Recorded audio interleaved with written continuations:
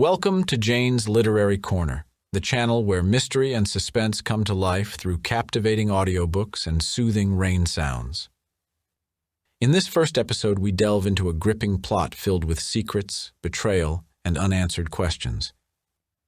Our story revolves around Liz, a lively neighbor whose life takes a turn for the worse when everything she knew and cherished starts to crumble. Among her group of friends is Smart Sammy, known for her quiet nature and trusted with their deepest secrets. However, not all is as it seems, and the secrets they entrusted to Sammy may have dire consequences.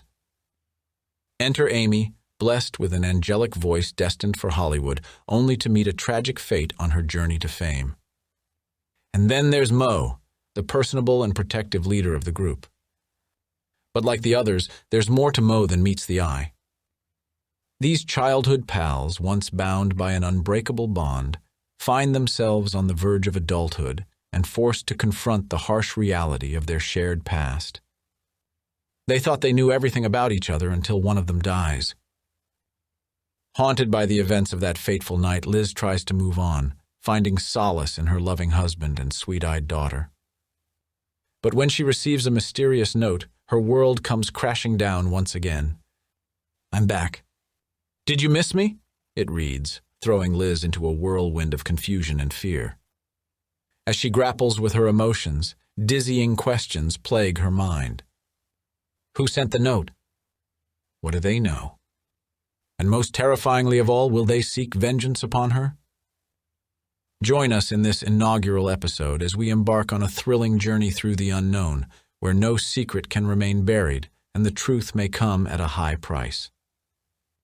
Get ready to be captivated, intrigued, and on the edge of your seat as Jane's Literary Corner brings you an unforgettable mystery audiobook and bedtime story for sleep experience. Prologue. It was supposed to be the best night of our lives. Just moments before, we crossed the backyard and entered the woods. The trees had held hands overhead, creating a cathedral. Moonbeams filtered through the leaves. Pine needles carpeted the land beneath our feet. Everything was cast in a magical glow. I had looked around at all my friends and laughed, lifted my face to the stars above and screamed into the night, "We're 18! Woo!" I closed my eyes, the gentle lull of my friends' voices a background noise that blended into the night, becoming a part of it, like the damp smell of earth and the chill that carried on the breeze. If I could have chosen one moment in my life to hit pause on and live in forever, it would have been that one.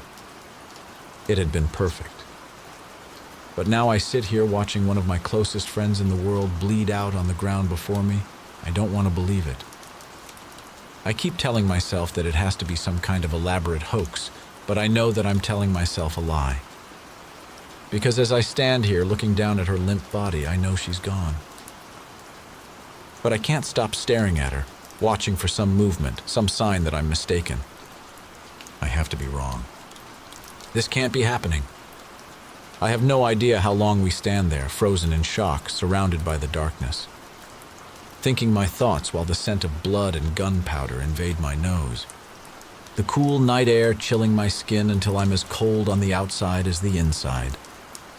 Then suddenly, I realize that there's a persistent tugging on my arm, a voice saying, "We need to call someone. We need help." Help sounds nice, but it could also be dangerous, bringing with it questions that are too hard and painful and shameful to answer.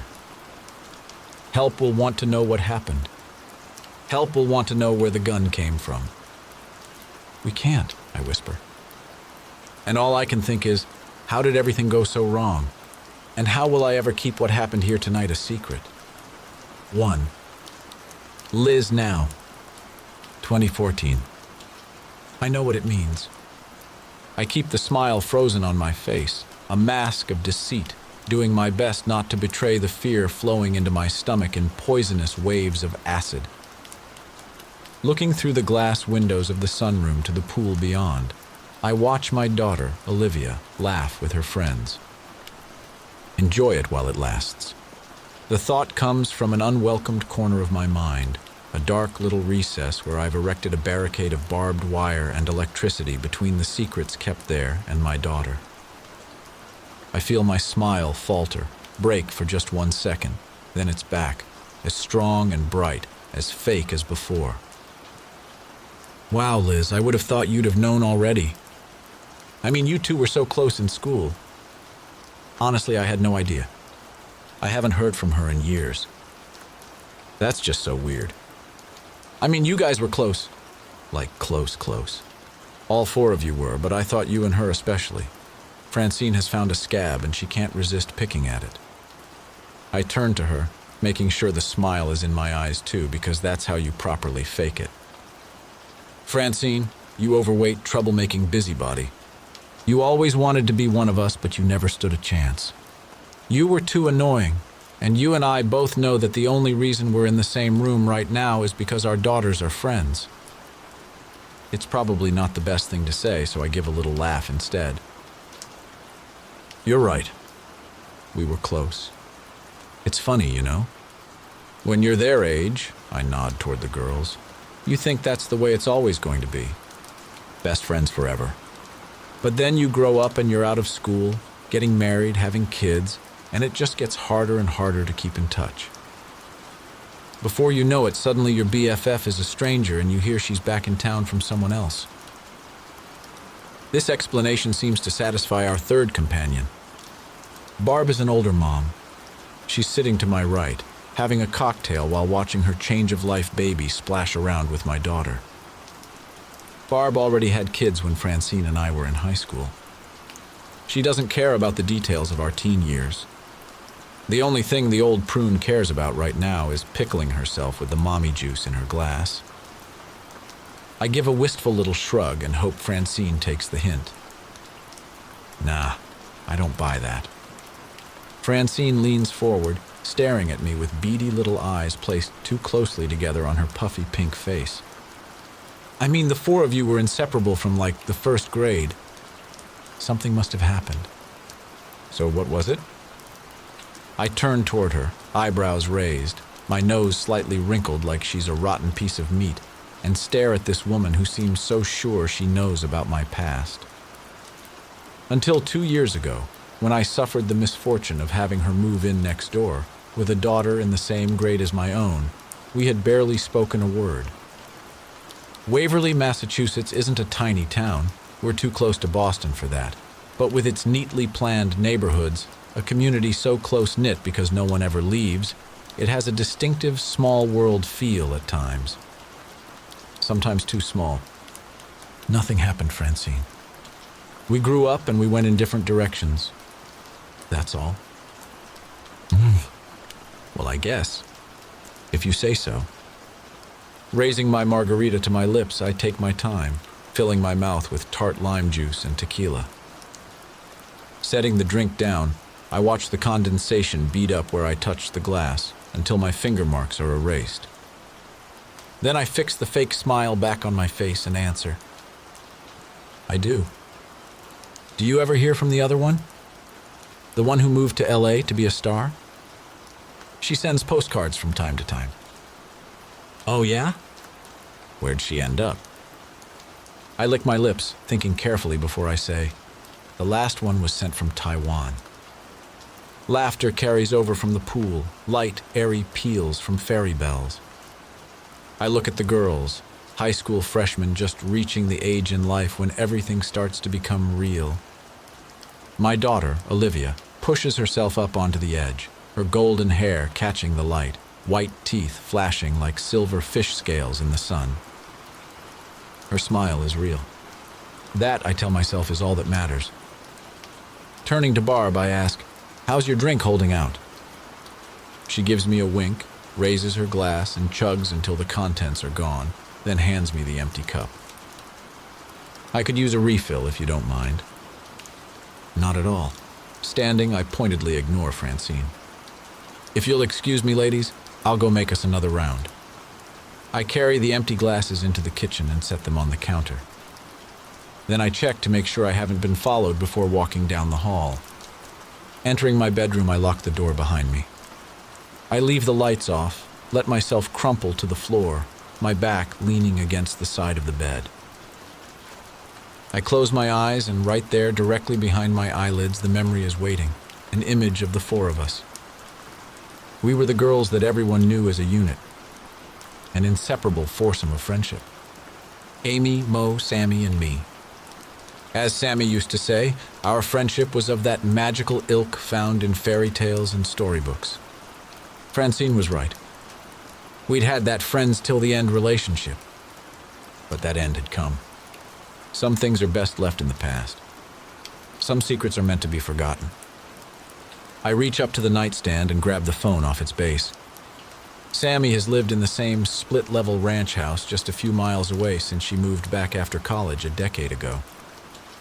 I haven't talked to her since she left 5 years before that. But I know her number. I looked it up once after I heard she had returned. I dial it now by memory, my fingers pushing the buttons like they're following a pattern they've pressed every single day, because in my heart, they have. The phone rings, once, twice, then the ringing stops, and I hear the vibrant tones of violins in the background, the teasing, sweet, cheery notes of Vivaldi. Hello? After all this time, after all these years, I should probably tell her who the voice on the other end of the line is, but I know I don't have to. What I say will tell her everything she needs to know. Taking a deep breath, I find my voice and say the two words I'd hoped I'd never have to say. She's back. Sammy and I met on the playground when we were 4 years old.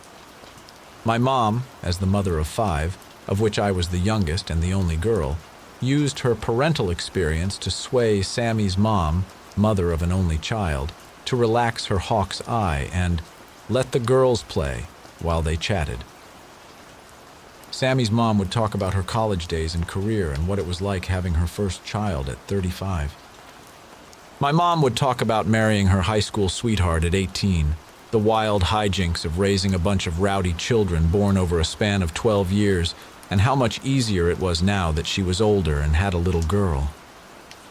While they talked, Sammy and I would work on the hole we were digging to China. Our moms became friends, so we became friends. I'd like to think that we still would have found and chosen each other somehow, but it's one of those what-ifs that I'll never know the answer to.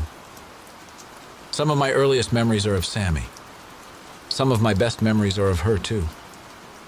I listen to the sounds on Sammy's end of the line. Her earring brushes against the phone. The music shuts off.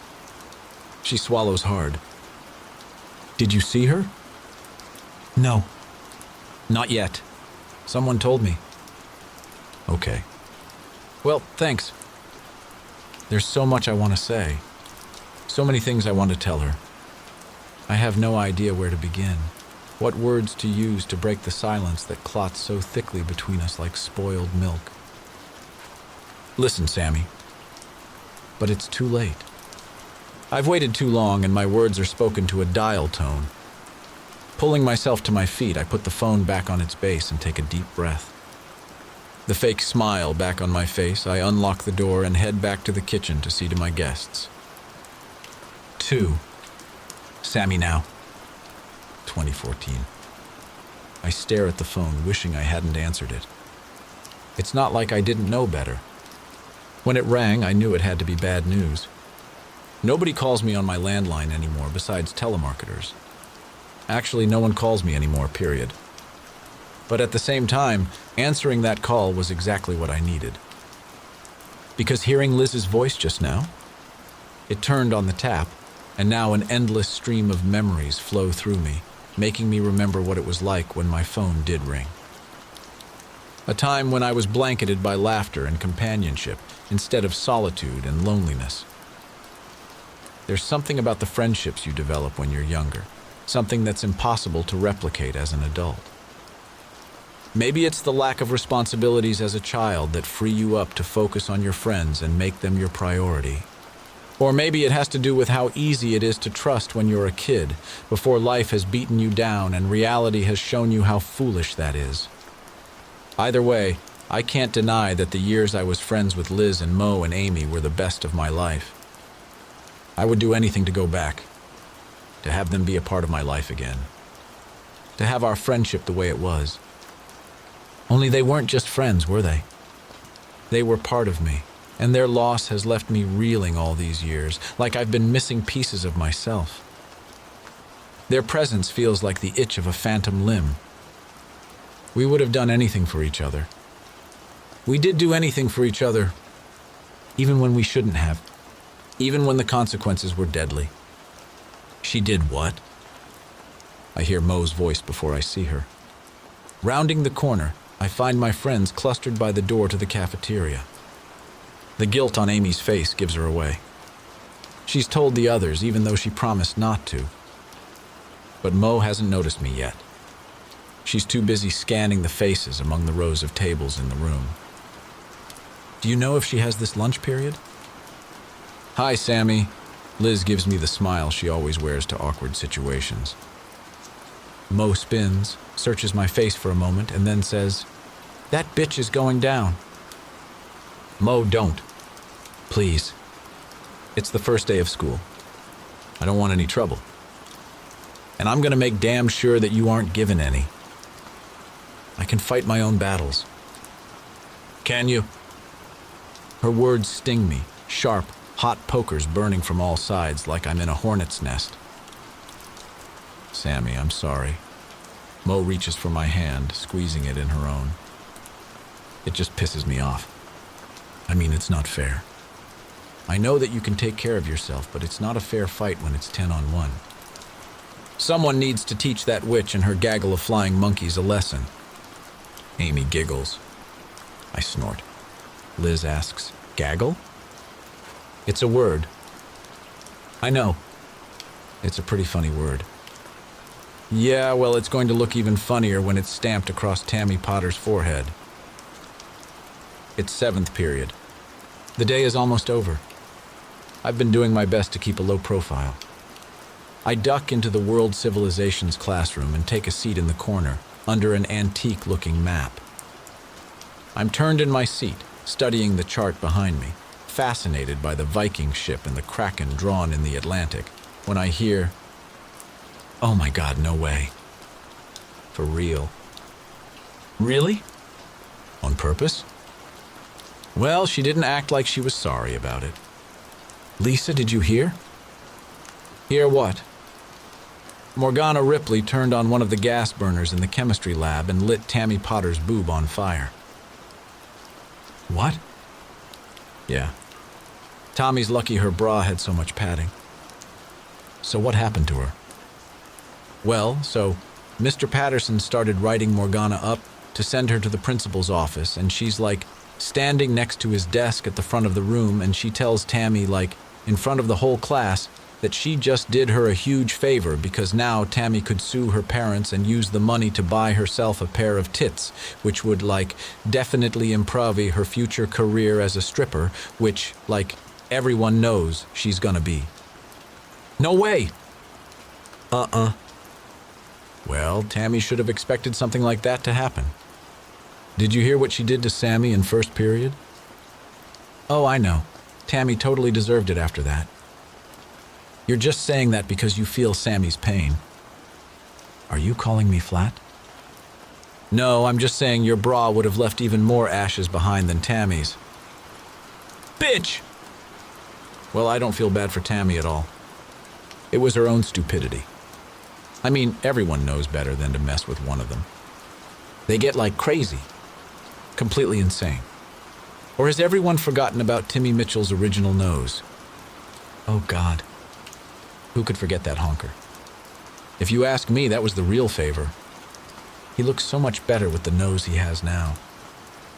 I feel myself sink lower in my seat, trying to disappear behind the book bag on my desk. Timmy Mitchell was my fault. Tammy suffered at Mo's hands. How many other kids have been hurt over the years because they had messed with one of us and was avenged by another?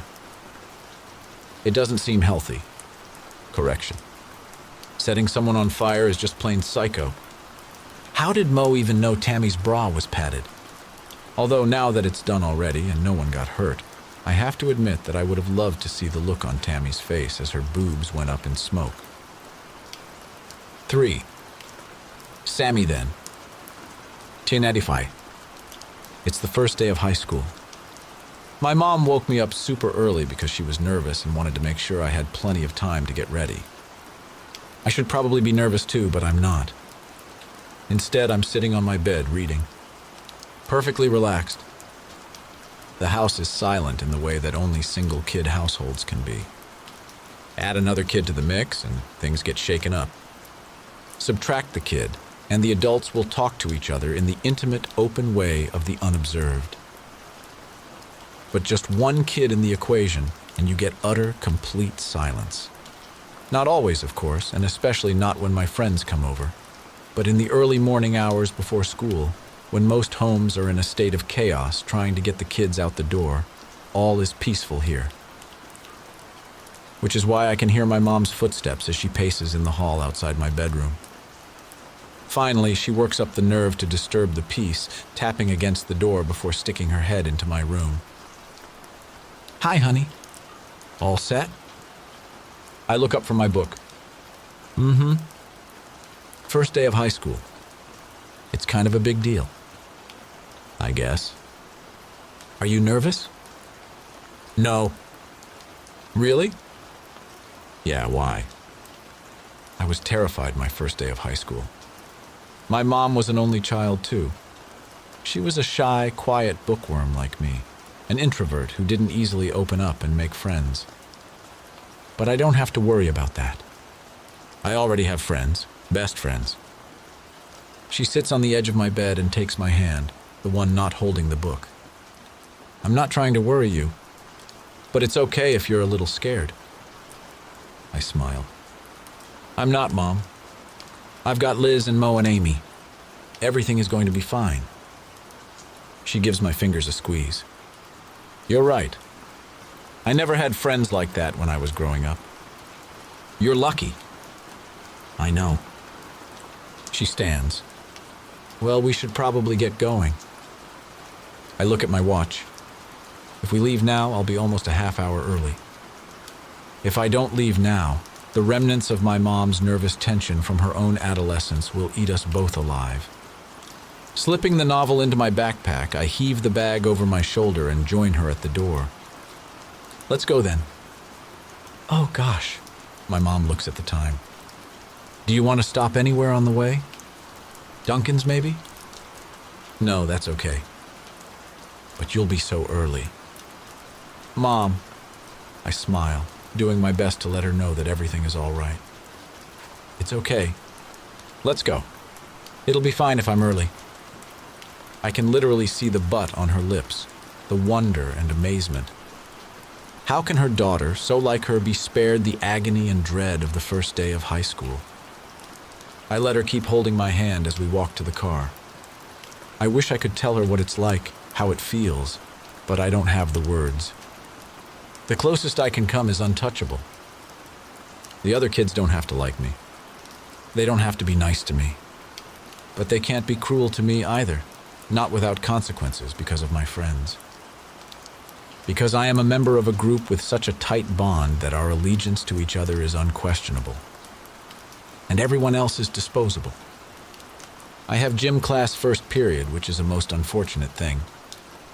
Who wants to get all dirty and sweaty at the beginning of the day, and then have to spend the next 6 periods like that? Yeah, there are a few showers in the locker room, but no one uses them. I don't think girls have taken showers after gym classes since like the 1970s, when that movie Carrie came out. There isn't enough time anyway, even if you wanted to try. The 3 minutes coach gives us to change from our gym clothes before the bell rings results in a mad dash that produces more sweat than the class itself did. As if this wasn't a bad enough way to start freshman year, all the other girls in the class are part of the IT clique. The group that somehow, despite their slightly different hair colors and features, manages to look like clones of each other in their stylish clothes and overdone makeup. I'm sure that as soon as tryouts are open, they'll all become cheerleaders with notes excusing them from participating in gym class, leaving me the only girl in a gym full of freshman boys. Then again, that may be a good thing. Not that I want to be alone with the boys. There are no it boys in the class, just gamers and Trekkies and booger eaters. But the way those girls are all clustered together, watching me like I'm a dying cockroach limping across the floor, well, I'm not looking forward to a year of their audience. Tugging my gym shirt over my head, I fold it and place it on the shelf for tomorrow. Hey, Sam. You're in the wrong locker room, you know that, right? It takes me a couple of seconds to realize that they're talking to me. I manage to choke out a huh, and then feel my cheeks burn. You're supposed to be in the other locker room. The one next door. The boys' locker room? Well, yeah. Tammy Potter is advancing on me, her coven of minions at her heels. Sam. It's Sammy. It's Sammy, she mimics in a falsetto. Yeah, and it's obviously a boy. I mean, there's not even anything for that little play bra to train. Her friends titter in the background. I glance down at my chest, or lack thereof. That is like the flattest chest I've ever seen. There's no way that you're possibly a girl. So why don't you go back to the right locker room, pervert? We're not going to change in front of you. We're like girls with like boobs, and I, for one, am not interested in putting on a show for some weirdo. Pulling my shirt on, I grab my book bag and run from the locker room before the tears in my eyes well over. Laughter stalks behind me, chasing me down the hall as I hurry toward the English wing for my next class. A sob escapes my lips as the bell rings. Suddenly, I'm adrift in a sea of bodies carried along the current. Fighting my way to the edge, I fling myself from the throng and through the classroom door.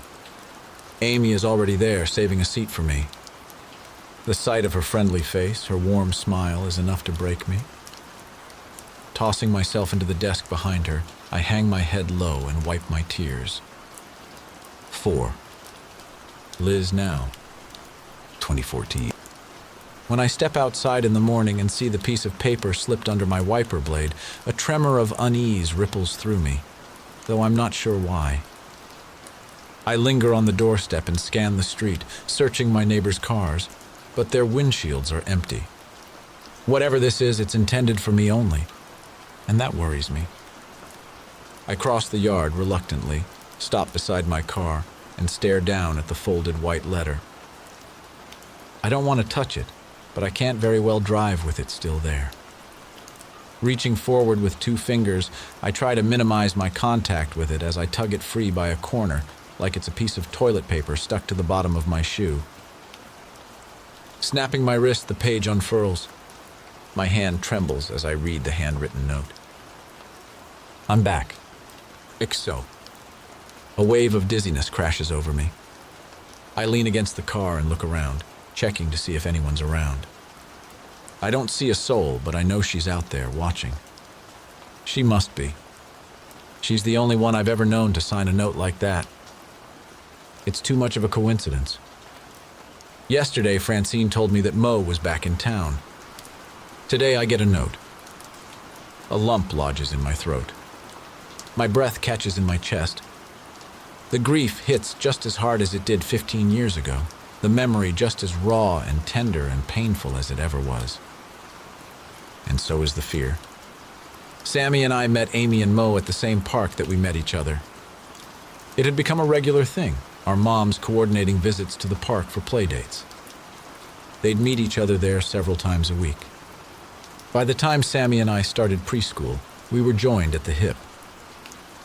It happened maybe a week after our kindergarten class started. Sammy and I were playing at the park. We had abandoned the hole to China and were now obsessed with guarding our fort, a little wooden platform on stilts, with a ladder on one side and a slide on the other.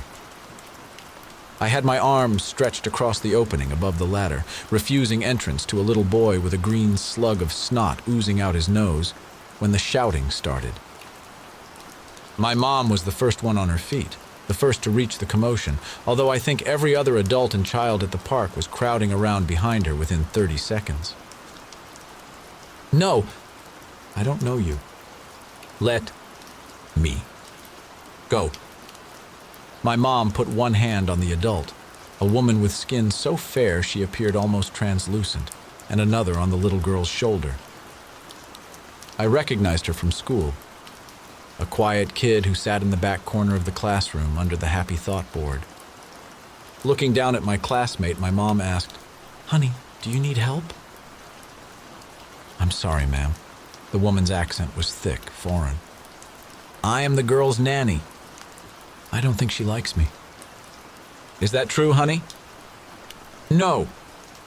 Sammy gripped my arm, her hand clammy against my skin. I sensed her interest in our classmate, and I felt an instant rush of jealousy. I was overcome with possessiveness. She was my Sammy. She was even called Sammy because I couldn't say Samantha when we met. "Morgan, please, come with me." And then there were two.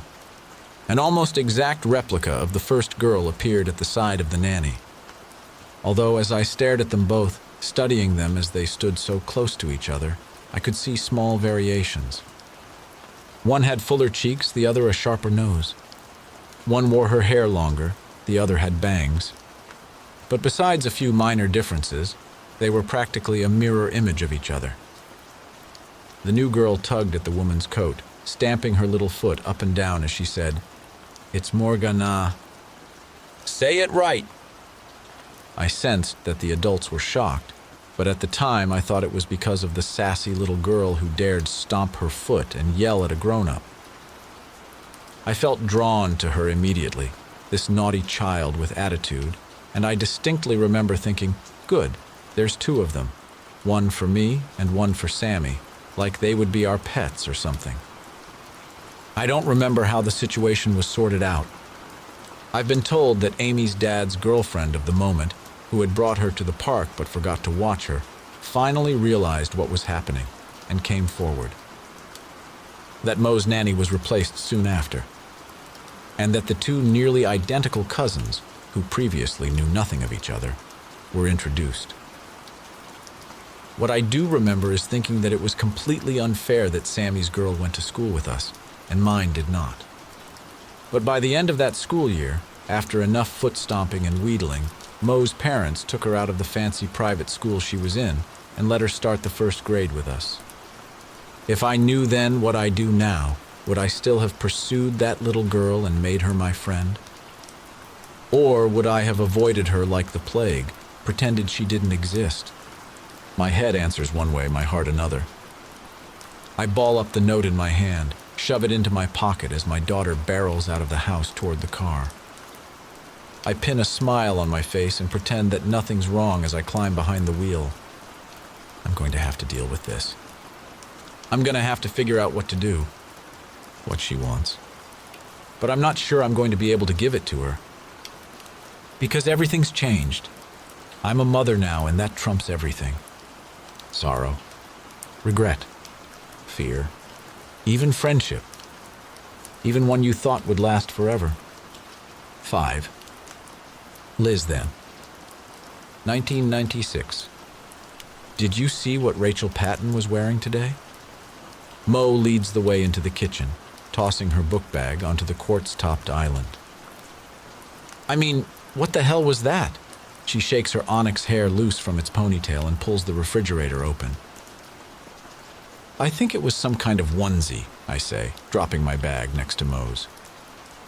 Sammy snorts. Ha! You're right. It was a onesie. Mo's muffled voice comes from inside the refrigerator.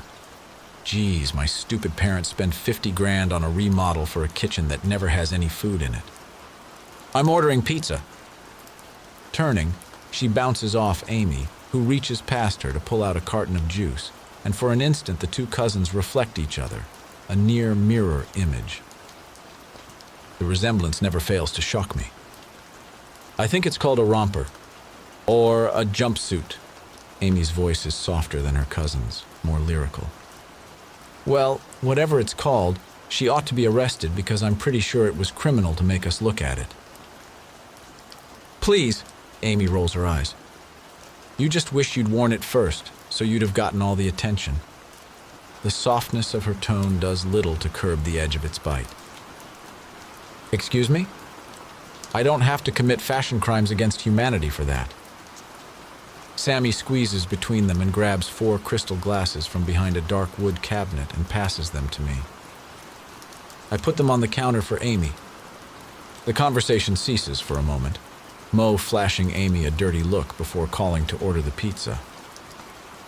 It's our new weekend ritual, flocking to Mo's empty, oversized house where everything is extravagant and overdone. Not one of us would ever mention how it would be easier to go to Sammy's house, where her mother fusses over us, or my house, which is overflowing with food and boys. It seems cruel somehow, the imbalance of things. Amy fills the glasses and puts the juice back in the fridge. Mo hangs up the phone. 50 minutes. Her eyes narrow and she huffs out a sigh. I forgot it was Friday. She catches my expression. None of us forgets when it's Friday. Ever. We spend all week looking forward to the weekend. Mo spends the entire week looking forward to the company. Okay, so I forgot about how impossible it is to get a pizza on a Friday. Mo grins. Well, what are we waiting for? Let's get this party started. We head into the living room, leaving a trail of teenage girl debris in our wake, an extravagant mess of sweatshirts, socks, and shoes. Sammy and I sprawl across the ivory leather couches while Mo grabs a remote and turns on some music. Amy perches on the end of a cushion, stiff and self-conscious, like she's sitting on top of an egg she's trying not to crush. She always looks so out of place here, nowhere else but here. Watching her, I can't help but wonder what I always wonder, if she's bitter at being dealt the worst hand out of all of us. Amy is a member of the Van Klein lineage, like Mo. A family of super-rich romantics that give their daughters names like Karami and Morgana, or Vivian, like Amy's mom. Only, Vivian's romantic notions extended beyond names to actual love. She turned her back on her family and fortune to marry the quintessential forbidden poor guy from the wrong side of the tracks. Then she died and left Amy alone with a man who was both broke and broken. A wealth like this could have been Amy's. Instead, the only things she really has in common with her cousin are a solitary home life and her stunning features. Still, even though we'd never say it in front of Amy, none of us could blame her mom. Her dad is gorgeous. His name is Sonny. You can't get much less Van Klein than that. But he's tall and has broad shoulders and muscled arms with veins popping out, dark hair and eyes the most incredible shade of green, so green that they seem inhuman, like a cat. You look at him and you think, only a cat could have eyes that green. A pillow bounces off my head, knocking me out of my thoughts. I retrieve it from the floor before I stick my tongue out at Mo because the damn thing probably costs a few $100s. As soon as she blinks, I launch it back at her. The atmosphere is festive, like a holiday, which for us it kind of is. Not just because it's the weekend, though. It's because of what we do during the weekend. We first discovered the little stone hut in the woods behind Mo's house when we were 8. It was completely round, like an igloo, with rocks layered in rings to form a corbelled dome roof. It would be years before we'd have a name to put to the structure, but we were 8. We didn't need anyone to tell us what to call it. To us, it was our castle, our lair, our clubhouse, our magical fortress where we were safe from harm and the disapproval of adults. Over the years, we've never tired of the place, seeming instead to grow even more enchanted by it. Last year, Mo's parents decided that since she was finally in high school, she didn't need them to pay for a nanny to watch her anymore. She hadn't really needed the supervision for years. It was the company she craved. Left on her own in the huge house with its cold corridors, she wasn't our Mo anymore. She changed, became withdrawn and sullen, and we knew it wasn't just a mood swing. It was depression. Not that any of us could blame her. Sure, as teenagers, we think about how great it would be to not have an adult peering over our shoulders all the time, that it would be nice to be left alone, but not like that. Not the total isolation that Mo was faced with. That's when we started spending the weekends at her place. Until then, we had always had slumber parties at either my house or Sammy's. None of us ever liked sleeping over at Moe's. Hanging out and parties, yes, but something about the hollowness of the halls, the chills and drafts and noises, made it an impossible place to sleep. It was like a creepy Victorian mansion from a horror story, where the ghosts would come to collect your soul if they found you there after dark. But Mo needed us. She needed our warmth to cheer the place and give the empty corners life. She needed the memories of our weekend shenanigans to keep her company during the long, lonely week. So we compromised. We spent our weekends at Moe's, and we sleep in our little stone igloo hidden in the woods out back. That night, it isn't the moonlight that wakes me, though it filters in through the cracks in the stone, a light so strong and white and pure that the entire room is cast in its glow. The forms of my sleeping friends are lit with this ghostly luminescence. I listen to the sounds outside, the soft scratching of a tree branch against the outer wall, the wind rushing through the leaves, the hoot of an owl, soft and hesitant through the bright night air. It isn't a noise that has woken me either.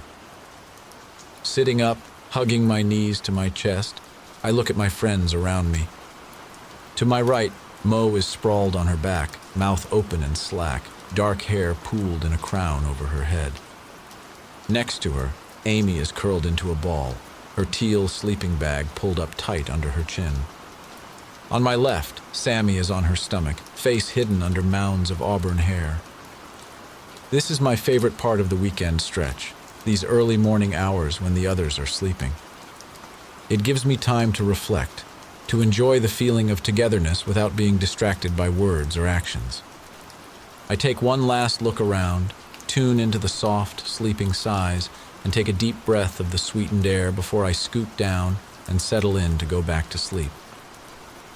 I know that one day, this is what I'm going to miss the most. 6. Liz now. 2014. Although it's after 11 when my husband comes home, he's earlier than usual. I'm in the living room, sitting on the couch in the dark, thinking. David comes in and flicks the lights on. Jesus Christ, Liz. You scared me half to death. He stares at me with his bright cerulean blue eyes from across the room, making no attempt to close the distance between us. It's been years since he's considered me worthy of that much effort. What are you doing? There is no concern in his tone. It's a question of annoyance. What are you doing sitting in the dark like some kind of weirdo? What if the neighbors see you? What would they think? Is this another one of your desperate cries for attention? Jesus, Liz, what the hell is wrong with you?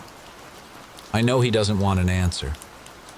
He just wants me to move, to leave and go to bed so he can tinker around the house until I'm asleep and it's safe for him to join me. So I give him what he wants. Wordlessly, I stand and cross the room. When I pause across from him in the doorway, he flattens himself back against the wall. I am a contagious disease, and even after 15 years of marriage, he fears infection. I shake my head as I continue past him. Walking down the hall, I enter the room we share, the last vestige of normalcy we maintain solely for Olivia's sake. I hear the relief in his sigh as I'm closing the door. The sheets are hot beneath me, damp with sweat. My mind has been in overdrive all day. My gears are spinning so fast that I'm producing heat like a furnace. I flip my pillow over, trying to find a bit of coolness. The sounds David makes in the kitchen fill the darkness around me. A cabinet thudding shut, the high suction pull of the refrigerator as it opens, a piece of stoneware clanging as it's set on the counter. Even though I'm roasting alive, I pull the covers over my ears to help drown the sounds out. Olivia was already born by the time I realized that I was 1,000,000 times lonelier with David right beside me than when he was away. My husband is like a vacuum. He sucks the air right out of me, drains the oxygen right out of the room, and lets the wind out of my sails. He makes my world uninhabitable. It's a horrible feeling, knowing that you made a mistake, that you're responsible for your own unhappiness. I'd like to think that there was a time when I loved David, and when he loved me, but the truth is, I'm not too sure there ever was. We were teenagers. It was easy to get caught up in each other, and I needed someone so badly after what happened. Needed love and companionship and someone to chase the shadows away when the lights got turned off at night. David was there, so I clung onto him like a life preserver, which is exactly what he was, and I'll always be grateful to him for that. But really, it was the baby. That's why he's here. That's why we're married. The only reason. Despite 2 years of dating in high school, I'm sure we would have gone our separate ways if it hadn't been for one careless, drunken mistake. We'd been together 2 years and had always played it safe. If it hadn't been for prom night, well, everything would have turned out differently if prom night hadn't happened. Everything. I might not have my husband, but I would have my friends instead. All of them. But prom night did happen, and now here I am, in a marriage where both parties are miserable, and even though I know I should just call it quits, and if I'm honest, I knew that even before Olivia was born, I'm still too scared to do it alone. Terrified, really, especially now that she's back. Although I probably would have found the strength to brave life as a single mother if I'd had to. The courage to step out of the comfort of my home, to face the menial jobs that I imagined would be available to me, a high school graduate with no work experience. But I've never been forced to make that decision. David's always been there for me and Olivia, and I'm grateful that he's in our lives, even if it means making certain sacrifices. My daughter is my everything, my heart, my soul, my reason to wake up and breathe every morning. I would do anything for her. Even sleep beside a man who doesn't want me. I've often wondered how Olivia would feel if I left her father. A part of me thinks that I would be setting a better example for her if I did. That I would be showing her how to be a strong, independent woman. The problem with that is I'm not strong or independent. I never have been. I've always needed someone to lean on, to hold my hand during the scary parts. And now that she's back, the scary parts are back too. 7. Francine now, 2014. Mo? She hurries to catch up with the other woman, her flip-flops sliding noisily across the sidewalk as she shuffles. Morgana Ripley, is that you? Hey Mo, wait up! The woman turns toward her with an irritated expression, her lip rising in a sneer as she looks Francine up and down. Francine doesn't notice, is too excited to have spotted the elusive socialite. I thought it was you, she pants, struggling to catch her breath. I'm sorry. Do we know each other? It's me. Francine. You know, from high school? Her ice blue eyes narrow as she gives Francine a closer inspection. We went to school together? Well, yeah. You and me and your cousin Amy and Sammy and Liz. You're going to think this is hilarious, but I actually live right next door to Liz now. Our daughters are besties, just like you two used to be. Is that so? Her expression softens as she takes a step closer. I think I do remember you now. We had that class together, didn't we? English? We had that together sophomore and junior year. Or did you mean algebra? Or Spanish? That's right. Wow, I haven't seen you in forever. Cupping a hand around Francine's elbow, she says, we should definitely catch up. Are you busy right now? Let me buy you a cup of coffee. Francine grins so widely her eyes almost disappear behind her cheeks. Really? Well, of course. It's not every day I get a chance to catch up with an old friend. That would be awesome. Just wait until I tell Liz. Actually, I'd rather you didn't. Francine frowns, her lower lip jutting out with disappointment. It's just that I've been so busy I haven't had a chance to give her a call yet. You know how it is, I'm sure. Oh, yeah. Sure. I wouldn't want her to get her feelings hurt. And it's been so long since we've seen each other. I want to plan something special. Like truly memorable. And you know what? I actually just had the best idea. Maybe you could help me plan something? A surprise for Liz? Oh my God. I'd love to. She stifles a wince as Francine squeals. Fantastic. Come on then. Let's grab that coffee. I can't wait to hear about what you've been up to all these years. Francine chatters happily as they walk toward the shop on the corner, not noticing as her companion glances around them, making sure that they're not being watched. 8. Sammy then. Night 97. Outside, the night is cold, an arctic chill making the leaves that still cling to their branches heavy and still.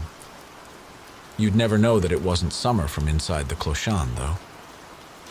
The stones seem to hold the warmth of our bodies as we lounge on top of our sleeping bags, eating potato chips and cookies.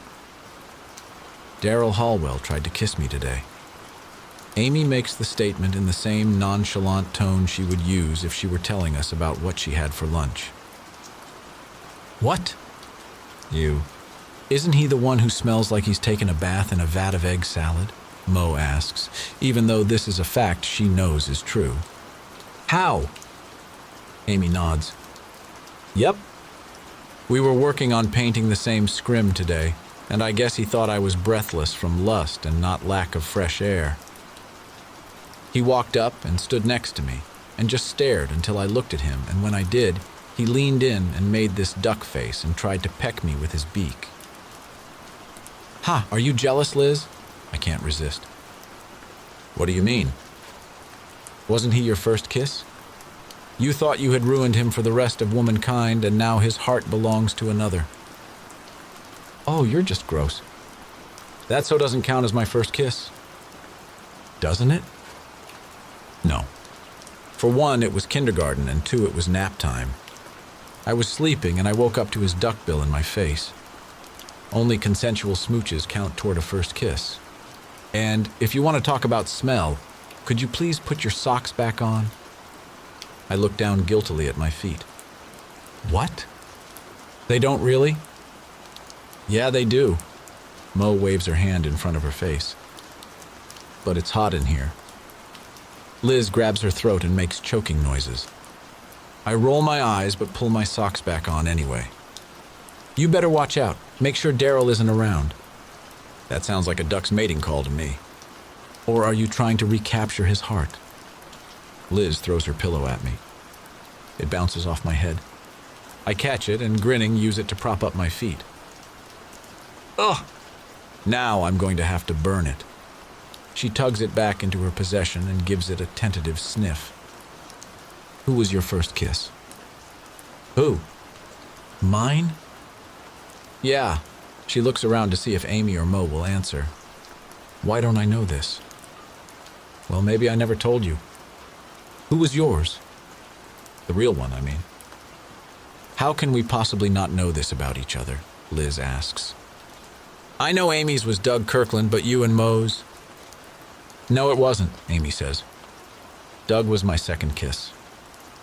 Then who was your first? I ask. You first. Fine, I say, pulling myself forward onto my knees. We'll all take turns, but if we're doing this, we're doing it right. Name, place, and how old you were. Mine was that kid Joe we met at the pool the summer we were 13, behind the snack stand. Remember the one who was visiting his grandmother and had that crappy little homemade tattoo he'd done with pen ink or something? We all nod. Oh yeah, I remember him. What was that thing of anyway? Wasn't it a cross? Amy asks. It was supposed to be a J. For his name. Who would have guessed that you'd go for the bad boy? She teases. Okay then. Who was yours, Amy? Eddie Montenegro. We were waiting for the bus in like 6th grade, only it was the day that old lady ran the stop sign and hit it, and they had to send another one out, so it was like an hour late. Well, he got bored, I guess, so he kissed me. He was cute. Whatever happened to him? His parents got divorced and he moved to another state. What about you, Liz? Who was yours? Her cheeks redden.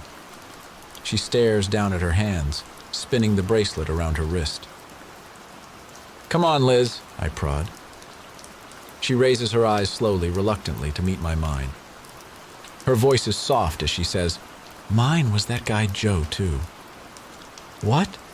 I hope they can't tell the genuine upset behind my shriek. "Was it the day that little kid crapped in the pool and we had to wait 3 hours until the chemical shock wore off so we could go back in?" "Yeah, how'd you know?" "Because when he kissed me, he tasted like that vanilla lip gloss you always used to wear. And I remember wondering if he had put on some kind of chapstick or something." "So he kissed me first then," she smirks. "I guess that made me his first choice." "Or his practice," I say. Amy and Mo are snickering. I round on them, half snarling. "Who was yours, Mo?" The smile drops from her face. "It doesn't matter." "Come on, Mo. It's only fair." Spill. Liz leans toward her like she's preparing to hear something juicy. Mo remains stone-faced. "Wasn't it Danny Tremont?" Amy asks. "Yes." "No, it wasn't." Liz shakes her head, trying to clear the confusion. "Danny kissed you. You didn't kiss him back, and that wasn't until 8th grade. By then, Gil Tuckerman and Ron Smith had thrown kisses at you already. So who was it? What are you hiding?" Mo looks like she's been burned by Liz's words. The color is gone from her face. "I'm not hiding anything. I just don't want to do this. It's private." She stands and walks out of the hut, leaving us staring, open-mouthed, behind her. 9. Liz now. 2014. I gape in horror at the TV. A moment ago, I'd been passing through the living room with a hamper of dirty laundry, wondering how I was going to get the marinara sauce stain out of Olivia's favorite wool sweater, when I happened to glance at the screen on my way by. What I saw froze me in place, the clothes slipping from my grasp and tumbling to the floor. I'd caught the broadcast in the middle, missing the newscaster's lead-in to the story, but I didn't need her to tell me the details to know what was going on. I'd recognize those ornate iron gates anywhere, penning in the small-scale replica of the Fountain of Trevi in front of the towering house. Ripley Manor, and the uniformed police officers milling about with people in white disposable suits behind a line of crime scene tape, can only mean one thing. They found the body. Is this why she's back? I sink onto the couch, legs suddenly weak and numb. Raising my fist to my mouth, I bite my knuckles to keep from screaming. I always knew there was a chance this could happen, but I never believed it would. We were the only ones who knew where our secret was buried. She was never supposed to let the house be sold. So what changed? The note I found under my windshield wiper flashes to mind. It had to have been from her. But why? What's she up to? Maybe she's lost it. But maybe I'm wrong. Maybe the body was discovered by accident. She has just as much to lose as the rest of us. But as an image of my daughter's face pops into my mind, I realize she doesn't. Not really. I have the most to lose, and I'll be damned if I'm going to give it up. The story ends and I grab the remote, intending to see if I can't use the rewind function, watch it from the start to see if I'd missed anything important, when I notice the time. Olivia's just about to get out of school. If I hurry, I can make it in time to pick her up.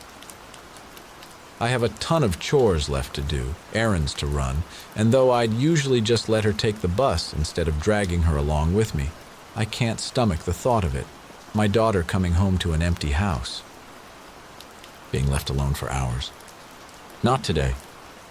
Not while she's out there somewhere up to God knows what. My mind is made in an instant.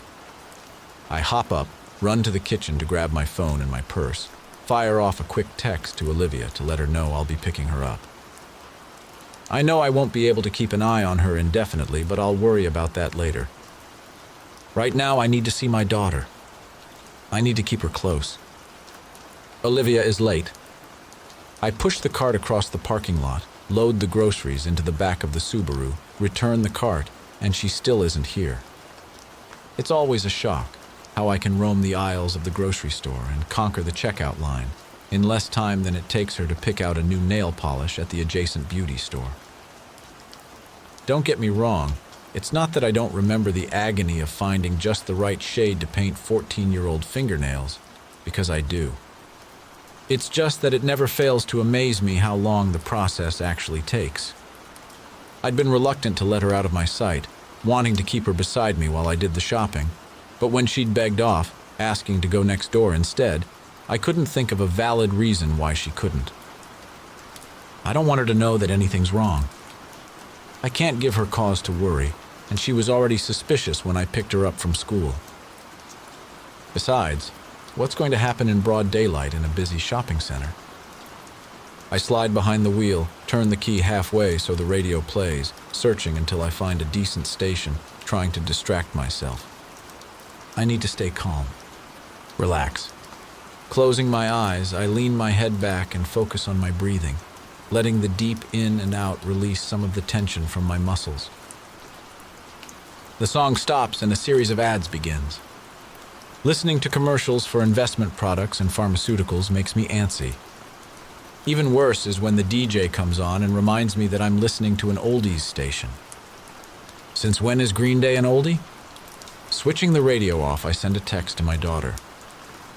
Where are you? I press my back deep into the leather seat, absorbing the warmth that's left. The heat feels good. Summer is a luxury in Massachusetts, and I'm always happy when our shortest season lingers, pushing fall back. But while I love the summer sun, that sun is currently frying my groceries. I think of the chicken I bought for dinner turning fetid. Come on, Olivia, hurry it up, or your stomach will face the wrath of Mama's chicken surprise. It's funny, but it's not. I'm tired of waiting. She hasn't replied to my text yet, and I'm starting to do the mom thing and worry.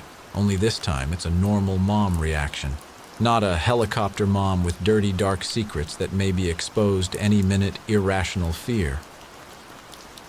I stare out the windshield, debating. A greasy-looking man walks by, scanning the parking lot with hungry eyes before he gets into his vehicle. Everything about him is suspicious, from his appearance to the way he seems to be casing the area, to his sketchy old van with the tin-foiled windows. As I watch him drive off, I wonder how much a blonde American teen goes for on the black market now. My feet are out of the car and on the pavement before I have the chance to think of an answer. I've worked myself up into a snit. I know I'm blowing this out of proportion, but it doesn't matter because I need to find my daughter. Now, I need to see her and make sure she's all right. Storming across the parking lot, I try to calm myself so I don't come down too hard on her. She doesn't really deserve it. It's not her fault I'm so on edge. It's that damn letter, and all that it entails. Being forced to play a dangerous game I have no interest in, with a playmate I'd rather avoid. I'm halfway across the lot when I spot Olivia standing outside of the beauty supply store, talking to a woman who has her back to me. See, I think it would be rude of her to be looking at her phone while in the middle of a conversation with an adult. You raised her right. Then my feet plant to the ground so suddenly that I almost lose my balance, my upper half lurching forward. It takes me a moment to recover. It takes me another for my thoughts to catch up to my brain. Something about the way the lady just tossed her hair. The manner in which she holds herself. The way her weight is balanced on her feet. I'd recognize the body language anywhere. It's her. Of course, she would recognize Olivia as my daughter. She looks like a taller version of me, from the blonde hair to the smile, the shape of the face to the set of her shoulders. And yet, I suspect it wasn't Olivia's similarities to me that caught her attention and made her take notice. I'm overcome with the urge to run forward, to defend my cub with all the wrath that a mama tiger can muster. But as I watch my daughter smile and nod, raising her hand in the half-wave thing she does whenever she says goodbye to someone, I realize I shouldn't play my hand. Not yet. Olivia's safe for now. She steps off the curb, heading toward me. Turning, I rush back to the car, get in the driver's seat, my sweaty hands clutching the steering wheel. I can't think about what this means right now. I can't question my daughter too much or she'll get suspicious. All I can do is focus on getting us home safely, and then on keeping us safe. I have been too comfortable for too long, which is funny, because I haven't been comfortable at all. I live my life feeling like I'm stuck in a damp bathing suit, sandy and crusty, with seams digging too deep into flesh that's a little too clammy and cold and soft, afraid to sit on the furniture and get things wet.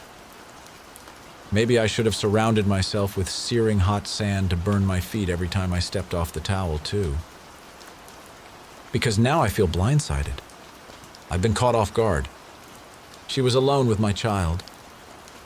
When I asked Olivia what kept her so long, she told me she'd been stopped by a nice lady who asked if I was her mother. Someone who said she was my friend growing up.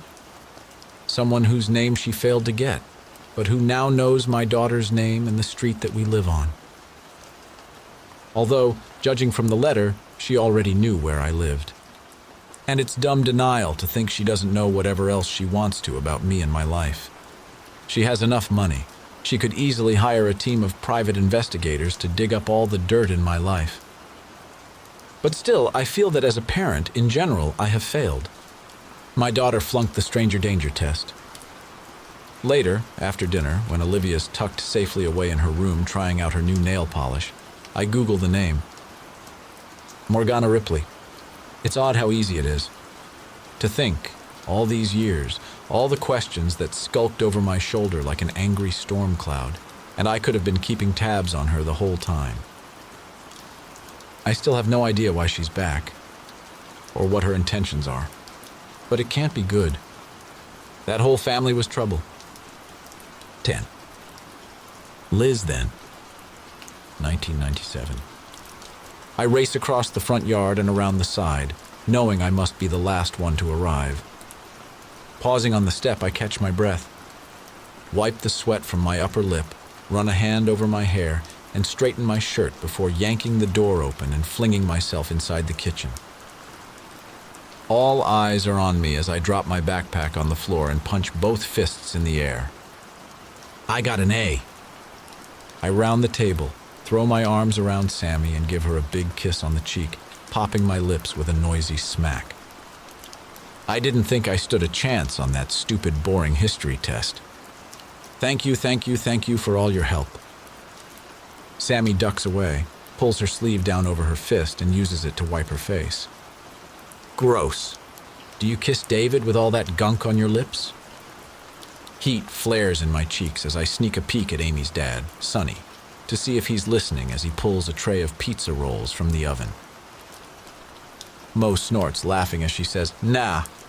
His mommy hasn't signed the permission slip for that yet." Sonny plates the snack and brings it over.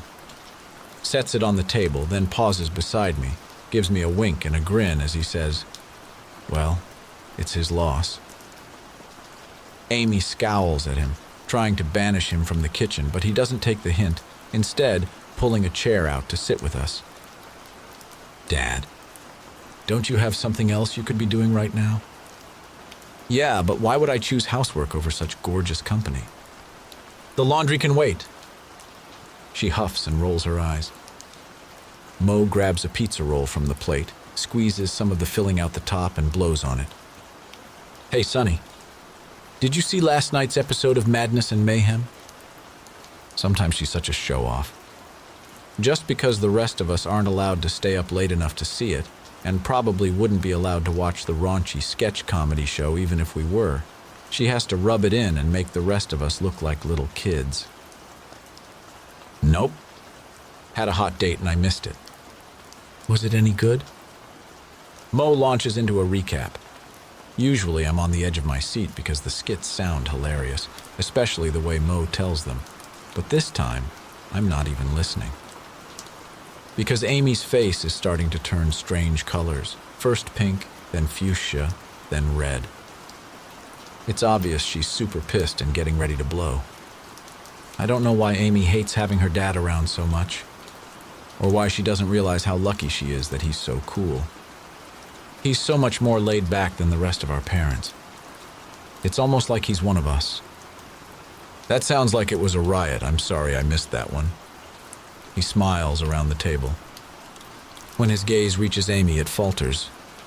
Well, he claps his hands together and stands. I'm going to stop distracting you ladies and let you get to it. I'll be in the dungeon doing laundry if anyone needs me. As soon as the sound of his boots clomping down the basement stairs fades, Amy releases an epic sigh. I wish you guys wouldn't encourage him so much. What do you mean? Mo asks. What did we do wrong? We were just talking. Just because you're desperate for attention doesn't mean you have to chat up my dad to try and get him to hang around. It's pathetic. Mo falls instantly silent. Her eyes narrow and her jaw hardens. I exchange looks with Sammy. She reaches for my hand under the table and holds it tightly.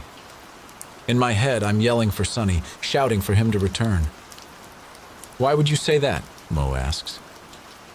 Because it's true, Amy blinks.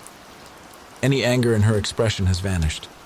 She leans her head against Mo's, gathers her in a one-armed hug.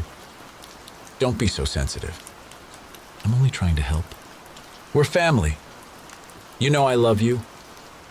Beside me, Sammy breathes a sigh of relief. Whatever storm was gathering has already passed, if it was ever actually there at all.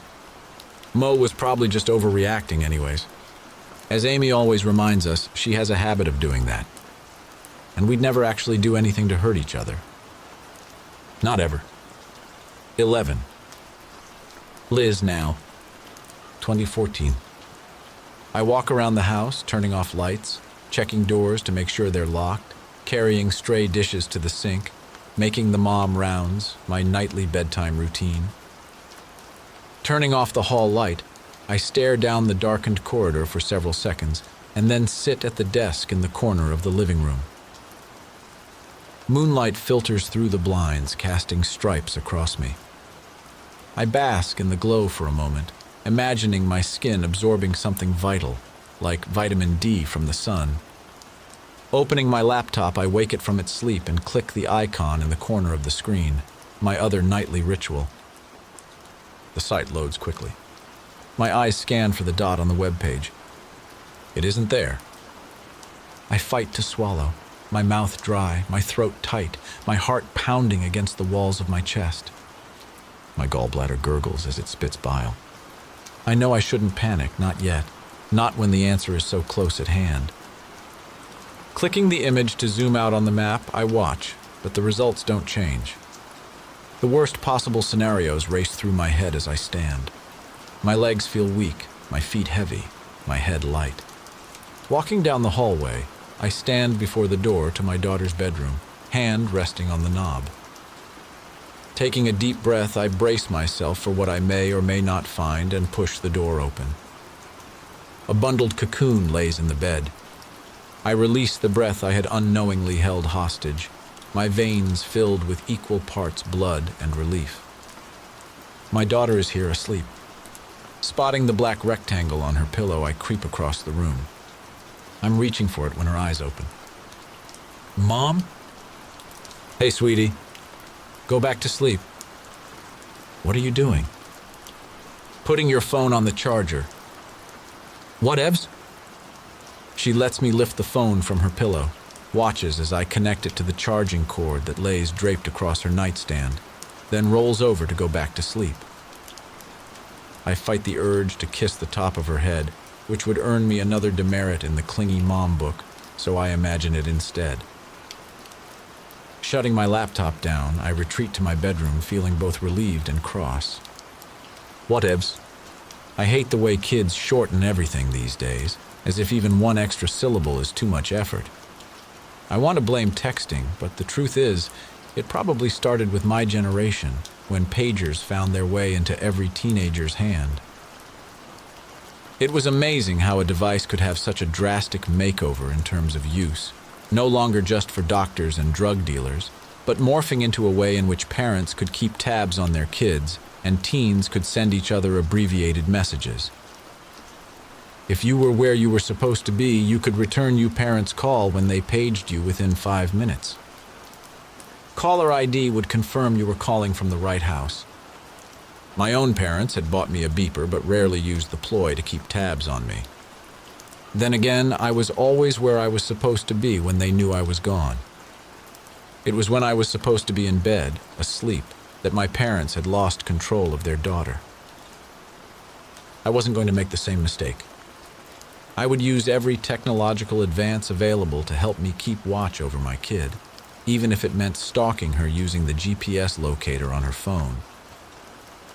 Perhaps if my parents had done the same, but I know that it's no use dwelling on what ifs.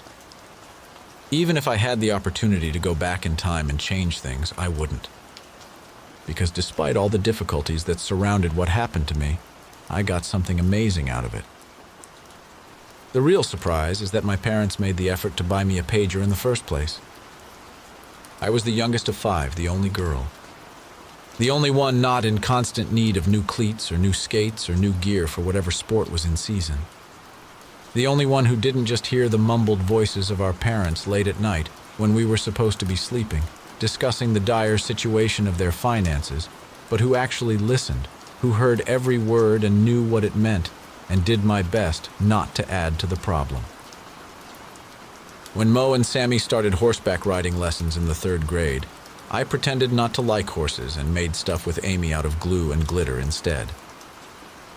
Billabong jackets, Ugg boots, CDs. There was an endless list of items I pretended not to like to spare my parents the worry of trying to find a way to afford buying them for me. I didn't really mind, not really, and it made me feel good to know that Amy wasn't the only one going without. It wasn't until I was grown that I discovered the resentment that had built up from all that sacrifice. That my self-imposed martyrdom had decimated my sense of self-worth. Of course, by that time I was in a loveless marriage caring for a baby, so I didn't have much need for it anyway. Except that maybe, if I had a little more confidence in myself, I would have spoken up and talked to David about his infidelities before the situation became what it currently is. But then again, maybe not. Who knows? I've never liked confrontation. I've always chosen to take the easy way out. Always opted for the path of least resistance. Pulling the blankets back, I get into bed. I lean across David's side and tap on the light that sits on his nightstand, so he'll be able to see when he finally gets home. It's the last thing I do every night. Snuggling down under the covers, my day is finally over. I wonder if my mom had any hopes and dreams for me. I suppose she must have, most moms do to some extent, but mine never shared hers with me. Maybe she somehow knew that I'd blow my future at a young age. But it didn't have to be that way.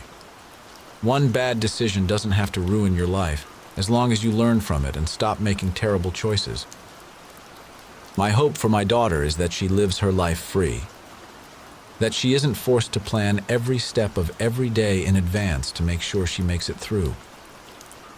That she doesn't have to constantly look over her shoulder, checking to make sure that she's staying ahead of the dark cloud that follows at her heels.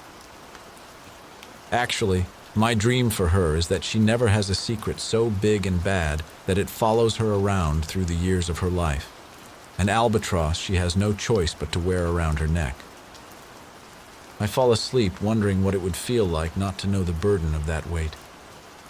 Or even just to have it removed. 12. Liz, then. 1997. Forcing myself forward, one step and then another, I focus on my breathing.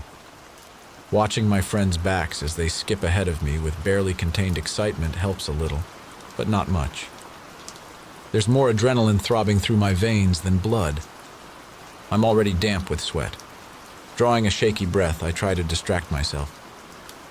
Sometimes when Mo walks, there's the tiniest little hitch to her step. Just the hint of a limp, a whisper left from when she broke her leg skiing years ago.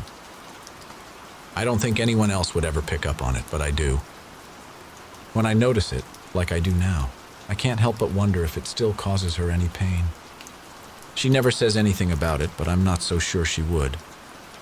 Mo's not the type to display any weakness, even among her best friends. On occasions like tonight, I wish I had that luxury.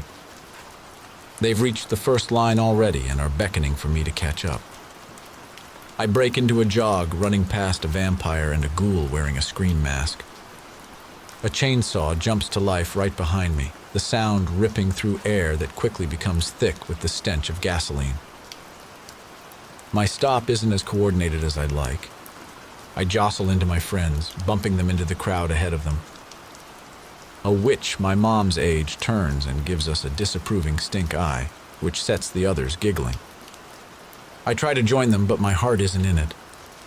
My fake laugh is too loud.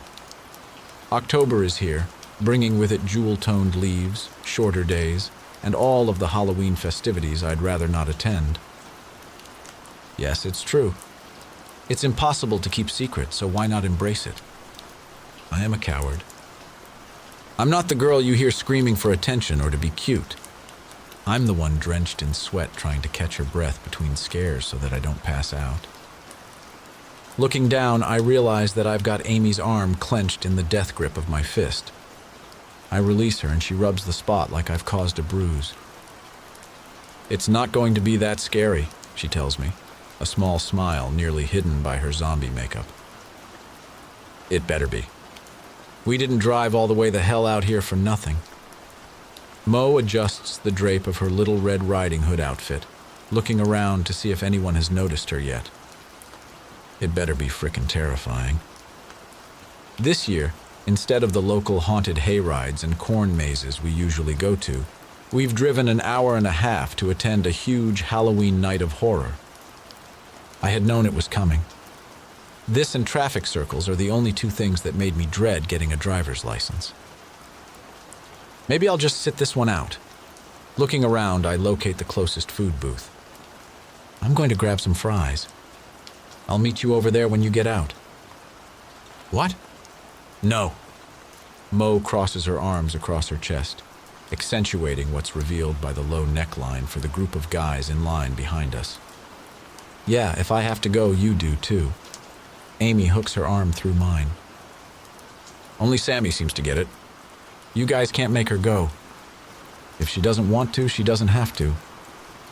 Mo looks at me, and I know she's judging the Joan of Arc costume I have on instead of the sexy Alice in Wonderland dress she wanted me to wear. I don't understand why you're acting like such a baby. It's just a haunted house. Not everyone is fearless like you, Mo. Some people get scared, and if Liz is one of them, you shouldn't try to make her go. I'll stay out here with her. Sammy tosses one long auburn braid over the shoulders of her Anne of Green Gables smock. I'm not fearless, Mo whispers. I can't think of a single time when Mo was afraid of anything. I remember in the 4th grade when we had chorus, and the teacher wanted to hear everyone sing on their own. Amy is shy, but she's always loved to sing. Even standing at the front of the room, all by herself, she managed to croon the melody in a voice that made the teacher swoon. I went up there and carried a tune. When it was Sammy's turn, she started sweating. I could feel the heat radiating off her as she turned a deep shade of tomato red with all those eyes staring at her. She didn't even go to the front, just stayed where she was on the carpeted semicircle of stairs and mouthed the words to the song. The teacher threw her hands up and then turned to Mo. I'd rather not. Morgana, that's why you're here. It's part of the class. I can't sing, Mo said. Just try your best, the teacher prodded. Okay, but you won't like it. Mo belted out the song as loud as she could, off-key and out of tune. When she was finished, she looked at the teacher, waiting for a response. Well, I guess the resemblance between you and Amy ends at appearances, dear. Mo spent the rest of the semester shouting whatever song we were given, making sure the monstrosity of her singing drowned out everyone else. You'd have to be fearless to do something like that. Yeah, right, you're totally fearless. I'm not fearless, Mo says again, her face pale beneath its many layers of makeup. I'm just not afraid of any of this silly pretend crap that's supposed to be scary. Then what are you afraid of? Life. It's one of those moments that changes the way you look at someone. I don't know how to respond. None of us do. The way she said the word, the look in her eyes, Her serious expression, I can feel it searing into my memory like a cattle brand. Sammy is the one to break the tension. Ugh, I know. I hate that game. I'm afraid that if I have to sit around that stupid board one more time, I'll puke all over those little pink peg kids. It isn't funny, but we all laugh anyways as we moved forward, closer to the gaping black clown's mouth that gives entrance to the haunted house before us. It's our turn. An evil joker hands us 3D glasses to put on. Stepping through over the jagged plywood teeth into the dark beyond, I feel a hand close over my own, enveloping it in a tight grip. It's Moe's. 7 haunted houses, 100 scare actors roaming the lanes of the Midway trying to give spooks, and 2 servings of greasy fair food later. We stumble across the rutted grass field that served as a parking lot back to the car. I survived it all. Do I feel stronger? Not really. Just more worn down and tired, like I've lost the battle and become more compliant. Driving home, my hands clench the wheel and I hunch forward, staring through the darkness for unseen hazards. When I check my rearview mirror, I can't help but let my glance linger over Mo and Sammy, their heads leaning against each other as they sleep in the back seat. That was kind of fun, right? My eyes dart beside me to Amy, then back to the road. I guess. Didn't you enjoy it at all? I did when you screamed in the dollhouse and decked that guy for scaring you. I didn't mean I wouldn't have. It was just a gut reaction, an accident. I couldn't help it. I take another peek at Amy, her cheeks now pink, eyes shining. I'm just teasing you. I know you wouldn't. Not like... I swallow the name and let the sentence fade, unfinished, into the surrounding night. Several minutes pass as we both battle our own thoughts. Sometimes I worry. Amy's confession rips through the silence that drapes between us. Yeah. I shift my weight, trying to get comfortable behind the wheel. Me too. 13. Liz now. 2014. The words snag my attention as I'm driving Olivia home from volleyball practice. After seeing the news report yesterday, I was waiting for this to happen. The other shoe to drop. I just never expected it to happen so quickly. I pull into our driveway and put the car in park, my body working on autopilot. Olivia hops out and grabs her bag out of the car. I hit the button clipped to my visor, watch the garage door rise to let her into the house, then turn the radio up and listen. It started. It won't be long now. This careful existence I've created is at risk of crashing down. Pulling myself out of the car, I find that my legs are weak. They wobble when I try to use them. I take a moment, balancing myself against the door, ordering my steps. Fix dinner, help with homework, watch some TV with my daughter, send her to bed, then large quantities of alcohol and some deep thinking for me. I can still salvage this. It's not too late. I just need to come up with a plan. Fast. Feeling slightly calmer, I slam the door shut and turn. Right into Francine's trap. She's watering the hedge of shrubs that runs along the property line between our 2 houses. I wish the damned things would hurry up and grow taller. I put my fake smile on and wave, trying to portray the image of a rushed mom with no time to stop and chat. Just go, go, go. She doesn't buy it. So, Liz, did you hear? Her voice is low and secretive, like she's got some juicy gossip. Hear what? Your old friend Morgana Ripley? The one we were talking about the other day? I nod, smile stretched tight. Actually, Francine, I'm super short on time right now. Would you mind if we talked later? Or, given that she obviously still hasn't gotten over the obsession she had over Mo when we were younger, never. She's one person I have no desire to discuss. Well, sure. I guess. I just thought you should know that she sold that gaudy old mansion she grew up in. And the new owners decided to have some work done. Francine stops, looking at me. It appears that she's waiting for me to comment. I'm not surprised. It's been empty for a long time. She grins and continues. Well, apparently they were doing some construction, something in the woods out back, and she looks from side to side, making sure no one else is within earshot. And they found a body. A body! I do my best to sound surprised. Like a dead person? Yep. Bones. Oh, now I try to sound disappointed. Those woods were full of ruins, old houses and stuff. They probably just dug up some poor pilgrim. Nope. My friend Cece says they've got forensics people over there right now. She says they've been there for days already. That's probably just routine. I bet they have to do that anytime they find human remains. Nope. It was definitely murder. I bite my tongue to stop from saying that the report I just heard on the radio said investigators believed it was a homicide. Believed. They don't know for sure. Not yet. And whatever they found, it's recent enough that the killer is probably still out there, like still alive. They have specialists that can tell things like that. They have specialists for all of it now. It's got to be near impossible to get away with something like that today, once the cops find out it's been done. Her words echo in my head. Well, that makes me feel safer. Thanks, Francine. I've got to go start dinner. I'll catch up with you later. She keeps squawking like a crow as I walk away. I can still hear her faintly after I've shut the door. But the only words in my head are the ones she's already said. That night, I'm still awake, pacing, stalking the halls as quietly as I can while Olivia sleeps, when David gets home. He looks surprised when he sees me, surprised and guilty.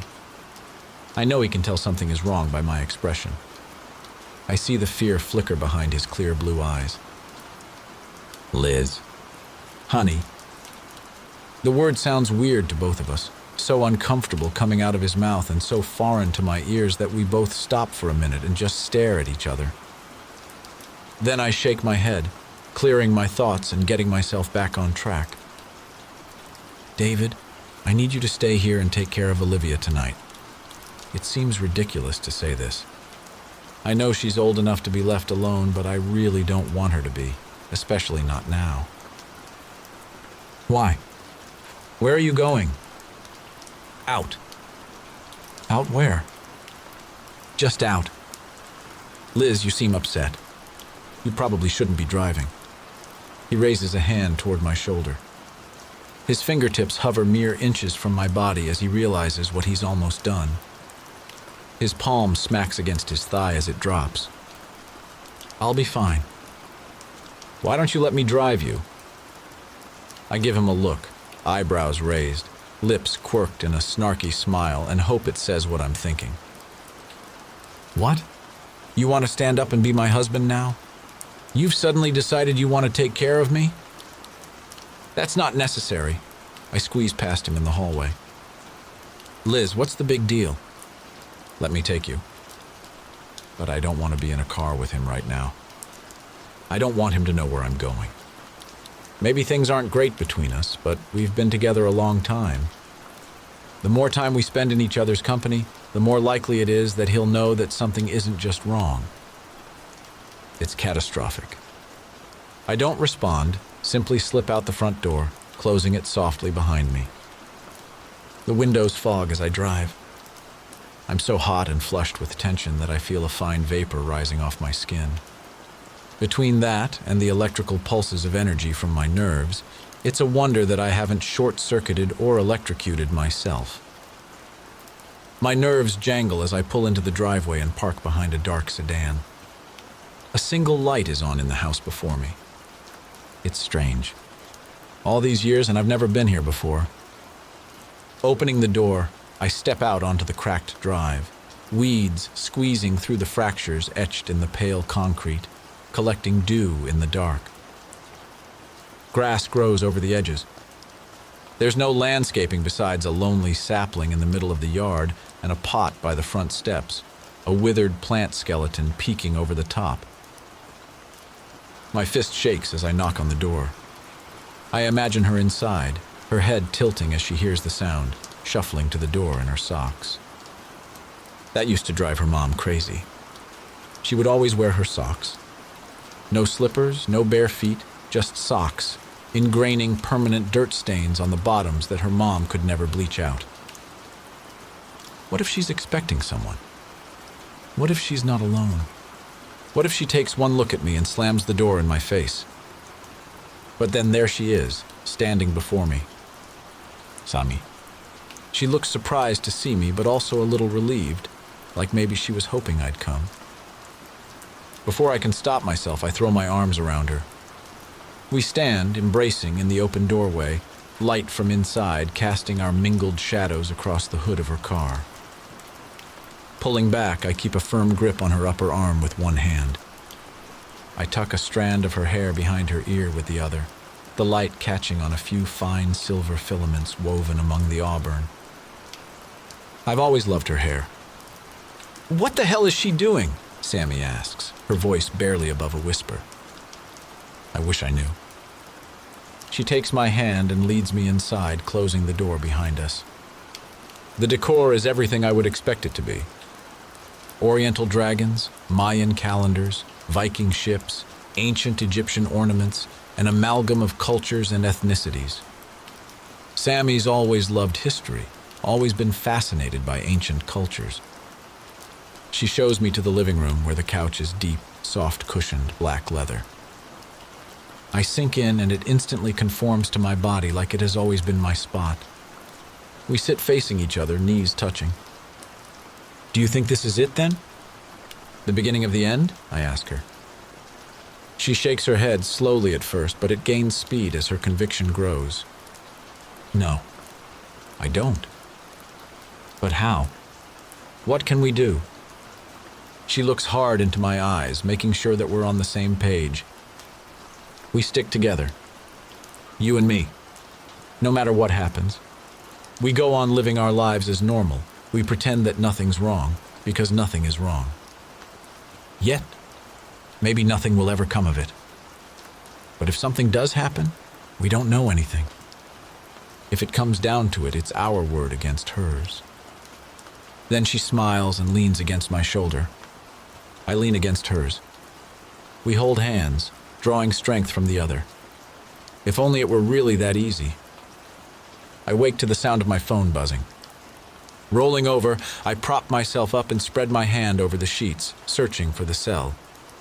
Sami yawns and flops onto her stomach. My fingers close around the phone and I swipe the screen to answer, padding into the kitchen to see if I can't figure out where things are to start some coffee. Sami and I got drunk and caught up on 15 years last night. It's going to be a rough morning. "Hello?" The sound of my voice sounds foreign. It's raspy from the drinking, but it also sounds younger, more girlish. Hi.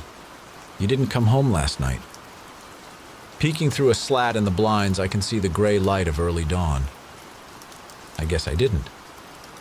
"Listen, Liz. Everything's fine, David. Tell Olivia that I forgot that I had to take your mother to an early doctor's appointment this morning. Set out some cereal, give her a few dollars to buy lunch, and I'll be home before she gets back from school this afternoon." "Okay. So you are coming home? That's good." "Uh-huh. If you can, try to make it home for dinner tonight." "Why?" "I'm having an old friend over." "Why do I have to be there if it's your friend?" "Because it's Sami, David. She used to be your friend, too. Or do you not remember?" The silence on the other end of the line stretches so long that I'm sure the call has dropped. I'm getting ready to hang up by the time he responds. "Sami? You mean like from high school?" "That's exactly who I mean. So will you be there or not?" I hear the gulp of air he always takes when he's preparing himself to say something I don't want to hear. I wonder what kind of lame excuse he's going to offer. But instead he surprises me. "Yeah," he sounds reluctant, subdued. Swallowing loudly, he says, "I'll be there." "Good. We still eat dinner at 6:30. just in case you forgot. I know it's been a while. I hang up because I have nothing more to say. I feel powerful, like I'm taking life by the wheel and steering it where I want it to go. I feel confident, like I'm finally in control. I feel terrified, like I have absolutely no idea what I'm doing. Probably because I don't. 14. Sammy then. 1997. It's Friday and everyone has something to do except me. Amy has a drama club meeting. She keeps trying to get me to join, saying that I could add authenticity to their set designs, but the idea of being stuck in a room full of big personalities competing with each other sounds like a nightmare to me. Not that Amy is like that. People can't help but notice her. She's just so striking. But still, totally not my thing. Liz has to stop by her house to meet the girl one of her brothers brought home from college. She's basically providing moral support for her mom, who thinks the girl may be the one, even though the last two weren't, and for her brother, who needs Liz to help take their mom's focus off the girl. It's the kind of intricate dance around feelings and boundaries that makes me thankful to be an only child. Mo has a workout scheduled with a personal trainer at a gym she joined after seeing the trainer through the glass while walking by. It's the kind of brazen thing that's classic Mo. She sees a hot guy, wants an excuse to spend time with him, so she hires him for his services, thus creating an awkward situation in which said guy would have to cross the lines of professionalism and ignore the fact that she's jailbait, therefore getting whatever attention she's after while ensuring nothing actually happens. It's the kind of confusing stunt that stems from her personal brand of issues. So I have a short window of time in which to occupy myself. It's like a gift from the heavens above. Don't get me wrong. I love my friends. I cherish the time we spend together. But I'm right at the end of this awesome novel that I can't wait to finish, and now I have the perfect opportunity to read the end without interruption before we all meet up later. I carry my night bag around the back of Mo's house and into the woods, following the winding path our feet have worn over the years to the stone hut nestled under the pine trees. We were 8 the day we found it, 4 ballsy little girls expanding their boundaries into the dark of the forest during a game of hide and seek. From the second we saw it, we fell in love with it. There was never a moment's doubt that it was our place. I was on a big Irish kick in 7th grade when I discovered what it was. Aclocan, a dry stone hut with a corbelled roof that looks like an igloo. We went on a mission that year to discover how a piece of Irish architecture found its way to the middle of the Massachusetts woods. We became obsessed with the mystery, spending hours at the local library, the land use office, public records hall, anywhere we thought there might be information that revealed the source of its existence. We daydreamed a million different romantic scenarios that only 12-year-old girls would imagine. We'd sleep in our clochon, lulled to sleep by the stories we'd tell each other. I'd love to say that we found out something amazing, a heart-rending story of sorrow, a magical tale of romance, even something lurid, but it was much simpler than that. The land that Ripley Manor was built on used to belong to an Irish immigrant who erected the hut for his kids to play in. But the lack of a spicy backstory didn't lessen our love for it. It's still our favorite place to be, and my #1 reading spot in the entire world. For a short snippet of time, I'll leave reality behind. I'll be someone else. Someone better. Happier. Less confused. Rolling my sleeping bag out on the floor, I lay on my back, book propped against my raised knees, and enter the story world of my novel. I must have fallen asleep. I wake, eyes tired and burning from a good cry. My nose feels crusty and my cheeks are stiff with dried tears. There's nothing like a book with an ending so tragic that it cripples you with a gut-wrenching sorrow. The late afternoon light filtering through the gaps in the stones makes my eyes ache. Reaching to rub them, I realize that someone has tucked their sleeping bag over me as a blanket. I take a deep breath, breathing in the scent lingering on the fabric. Mo! I spot her sitting by the door, staring blankly outside, chin propped on top of knees that are hugged to her chest. She jumps a little when she catches me watching her. Her lips twitch into a small smile. A sad smile. She crawls across the floor to me, cradles my head in her lap, and strokes my hair. Another good book? Mo isn't much of a reader herself. Besides schoolwork, she mostly just thumbs through magazines, but she likes to hear about the books I read. Brutal. I guess so. It looks like you had a good cry. She flashes me that sad smile again, then breaks eye contact, her gaze going back out the door. How does it feel? Her voice is a whisper. Even with our bodies so close, I can barely hear her. My head and my heart fill in the words I can't hear, like somehow I just know what she's asking. To have a good, hard cry fueled by something other than what's happening in your own life? I study the curves of her face, all highlights and shadows in the fading light. It feels, well, I know it sounds kind of weird, but it feels great. It's cathartic. To turn into a complete emotional wreck over something that's simply going to disappear when you're done. It's like power, control that you don't have when you're crying for other reasons. Real reasons. Her lips purse together. She swallows hard. I see her neck muscles bulge as she gulps down the lump in her throat. I can hear the sound of it. Maybe I should give it a try sometime. Just let me know when you're ready. I'll hook you up with some books that will absolutely destroy you. She makes a strange noise, one I've never heard before. Probably disbelief or amusement.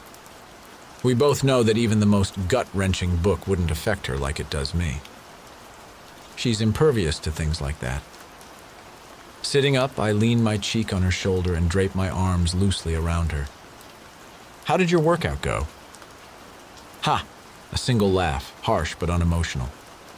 As soon as I saw the trainer up close, ugh. He was like almost 40 or something. I can't believe I made myself suffer through the whole thing. So, no love connection? I sense that the trainer fiasco is not what's bothering her. It's safe to tease. She pulls her shoulder from under me, distancing our faces enough so I can see her expression, her eyebrows raised, her nose wrinkled, one side of her mouth raised in a sneer. You know. The only reason to date a guy that old is if you need his money, and I have plenty of my own, thank you. She gets that faraway look again, staring into space, and says, money is the one thing that I do have. A part of me knows that I should speak up, that I should remind her of the other things she has, the friends who love her, but the rest of me wants her to hurt, even if I know it isn't the right thing, my feelings stinging from the blow she doesn't know she landed. 15. Francine now. 40. Francine's mouth drops open and her eyes grow wide when she sees the number that's calling. Her heart pounds in her chest, hands shaking so badly that she fumbles the phone when she goes to answer it. Mo! Oh my God, hi. I can't believe you actually called. She winces, pausing momentarily as she realizes how desperate she must sound. She quickly segues on, hoping Mo didn't notice. So, have you given any thought to how you want to surprise Liz? She laughs over the line, the same throaty, confident chuckle that she'd had in high school. Oh, I have a few ideas. Too many. I feel like I've been planning this for years already. Well, I'd be happy to hear them all out, help you choose the best ones. Thanks, Francine. I really appreciate that. Francine can feel herself glowing. It's finally happening. Morgana Ripley is finally becoming her friend. She'd tried so hard when they were teenagers, but for some reason she'd never made any headway. It was probably the other girls' faults. Liz and Sammy and Amy, they'd always seemed kind of cliquish. Liz still is, if she's being honest. She knows the snooty bitch doesn't like her, only puts up with her because their daughters are friends. It's a shame that the time she and Mo spend together will be wasted planning something nice for her. It's not like she deserves it, but still. She's talking to Morgana Ripley on the phone. And she was the one to call Francine. She squeals inside her head, trying to feign nonchalance. Actually, I was hoping you could tell me more about Liz's daughter.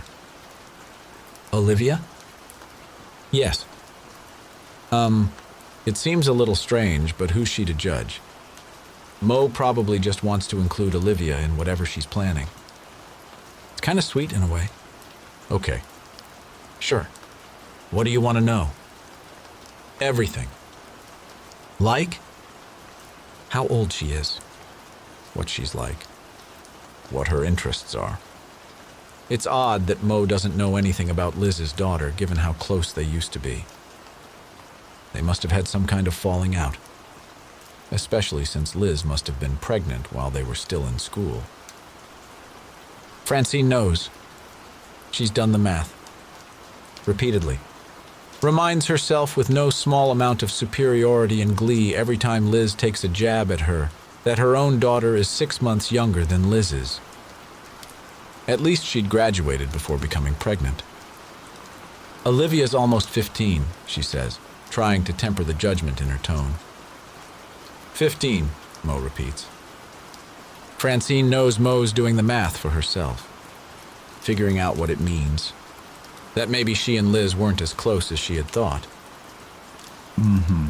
She's a very nice girl, a lot nicer than her mother ever was. My Gina is her very best friend. She says that Olivia is a natural at volleyball. Made the varsity team even though she's only a freshman. She racks her brain for something more to say, but the truth is, she doesn't know much about Olivia. Liz must be so proud. Mo sounds strange, almost choked up. Oh, she is. That girl means the world to her. It's the only thing Francine can't find fault with, the way Liz loves her daughter. I need to go. Huh? I'm sorry, Francine. I just remembered an appointment. I've been so overwhelmed with coming back to town, wrapping up the sale on my parents' old house, catching up with old friends like you. It just slipped my mind. I hope it'll be all right if we talk later. Of course, yeah, I totally understand. But the call has already ended. Francine hopes she didn't say anything wrong. More likely, Mo was just upset when she realized Liz had been keeping secrets. Guess their friendship wasn't as good as everyone thought. 16. Liz then. 1998. You'd think with as many brothers as I have that I would have learned to like sports, but I don't. At all. As far as I can see, there's only one positive thing about football season, and that's the homecoming dance. True, it's not as exciting or formal as the prom we've been fantasizing about since we were little, but it's good practice. By the time we're seniors, we'll have enough experience to make sure our prom is perfect. The four of us are squished in Sammy's tiny bathroom, vying for space in front of the mirror. I duck low, squeezing in beside Mo. Pull my eyelid taut as I uncap my new liquid eyeliner. No, not like that. Mo sighs as she snatches the pen from me. The truth is, I'd been hoping she would. I'm hopeless with the stuff, but Mo, she's an artist. Look up. Her mouth twists into a knot as she draws a series of short dashed lines around my eye. Now the other one.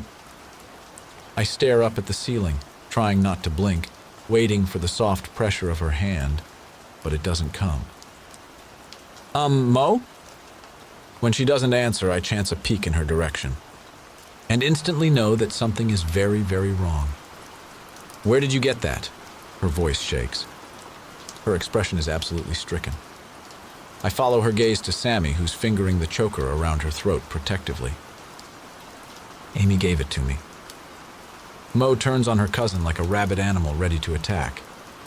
Amy shrugs, unconcerned.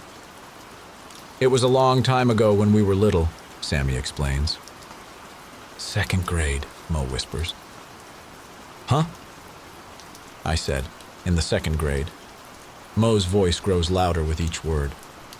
At least that's when it went missing. It was my mother's. A vein pops out from the middle of her forehead. She looks like she can't decide whether to cry or wage war. Her breathing becomes harder, more labored. Just when I think she's going to explode, she shoves her way out of the bathroom. "Mo, wait!" Sammy fumbles with the clasp, removes the necklace, and holds it out to her. "I'm sorry?" Mo stares at the choker like it's a rat carrying bubonic plague. Her face crumples, head shaking from side to side as she refuses to touch it. "No, keep it. It's way too late for that." "For what?" I ask, touching her shoulder gently. "To convince my mom that I wasn't the one who stole it." She swipes angrily at the lone tear that dares to trickle down her cheek. She insisted she saw me with it. Ransacked my room looking for it. Called me a wicked child when I wouldn't tell her where it was. All these years, it never even occurred to me. Her face hardens as she looks at Amy. "Why?" "It was my mom's first. I saw her wearing it in a picture." "Not that. Why didn't you tell me you took it? Why did you let her think it was me?" And then softer. "Is that why you wanted to dress like my doll?" A memory surfaces of a play date at Moe's. 4 little girls gathered excitedly around a doll that had been made to look exactly like her, down to the identical outfits they both wore. Of Amy, begging for Moe to swap clothes with her so that she could mirror the doll for a while. Of the 3 of us braiding Amy's hair into plaits until she was an exact match. And suddenly I'm sure that had to be the day it happened, the one Moe's talking about. Because things were different after that. She seemed harder, colder, sadder. I'd thought that it was because her parents were around a lot less, that she was just lonely because they were away so much. But maybe it was something else. Something more. "It was my mom's necklace," Amy says again. "Do you have any idea how much trouble that caused me? My mom never trusted me again after that." Amy's eyes look drawn and sad as she says, "I'm sorry, Mo. Really, I am. But it's not fair for you to blame me for your poor relationship with your parents. There were issues long before I took the necklace. Your mom didn't even realize that I wasn't you." Mo looks like Amy just spit in her face. "Hey!" I step between them, wincing as I do because I'm sure I'm going to get hit. "You guys, it happened a long time ago. There's no use getting upset over it now." Mo stares at me for a long minute, then grabs her overnight bag and starts shoving her stuff back inside. "Screw this. I'm out. I didn't want to go to some lame-ass dance anyways." She stomps down the stairs. I rush after her, knowing I shouldn't let her be by herself right now, knowing I should go with her. But when she storms out the front door, I stand frozen on the threshold, just gaping after her. I can't seem to make myself follow. Because I saw something behind Mo's eyes just a moment ago, something I can't quite name. But whatever it was, it's big and dark and scary. And somehow, I know it has the potential to change all of our lives forever. 17. Liz now. 2014. When I got home from the grocery store today, I found another note. This one was tucked under the handle of my front door. She's gotten bolder. She's coming closer. I have to find a way to put an end to this. The single sheet of paper caught in the wind, fluttering in my hand almost as violently as my heart in my chest as I read it. "The time has come. You need to tell them what you did." Exo. But it makes no sense. It wasn't just me. We all played a part in what happened that night. So then what is it exactly that she wants? I feel like I'm walking on glass. Just one wrong step and the floor beneath me will shatter, plunging me into the fathomless depths below. I can't let that happen. I have too much to lose. I'm in the kitchen chopping ingredients for dinner when Olivia comes home. She sits on a stool at the end of the island and watches. I go through the roster of mom questions, inquiring about her day, school, homework, and extracurricular activities. Her answers are short, with none of the details and embellishments she usually includes. "Are you feeling all right, honey?" "Yeah." Laying down the knife, I walk over and give her a kiss on the forehead for a surreptitious temperature check. It may be my imagination, I may be oversensitive, but I swear my daughter just flinched away from my kiss. I tell myself it's nothing. I go back to the chopping board at the other end of the island, cut the end off an onion. Peeling the onion, I slice it, first one direction and then the other before I start cutting slivers off the end. My eyes sting, tears welling to extinguish the burn. I peek at Olivia. Even through my blurred vision, I can see her watching me, staring intensely at my face, her nose slightly wrinkled. Olivia? Darling? Why are you staring at me like that? No reason. Her eyes dart away. I can see the gears turning inside her head. Ever since she was a little girl, she's worn her heart on her sleeve. Something is bothering her. I bite my tongue. Teenage Olivia is skittish. When she was younger, I could keep asking questions until she spilled her problems, dropping them into my lap one by one like a handful of jelly beans. But now, those questions set off the teenage alarm for prying, and the force field will drop, shutting all communication down. The key is to stay quiet and wait out her silence until she tells me on her own. It may sound easy, but it's impossibly hard. We're doing a section on genetics in biology class. She throws the statement out into the space between us. Punnett squares and stuff. You know anything about it? My heart rate returns to its normal speed.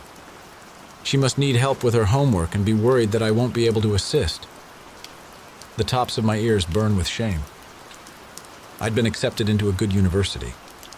I never would have been a rocket scientist, but I could have been something, found some kind of success.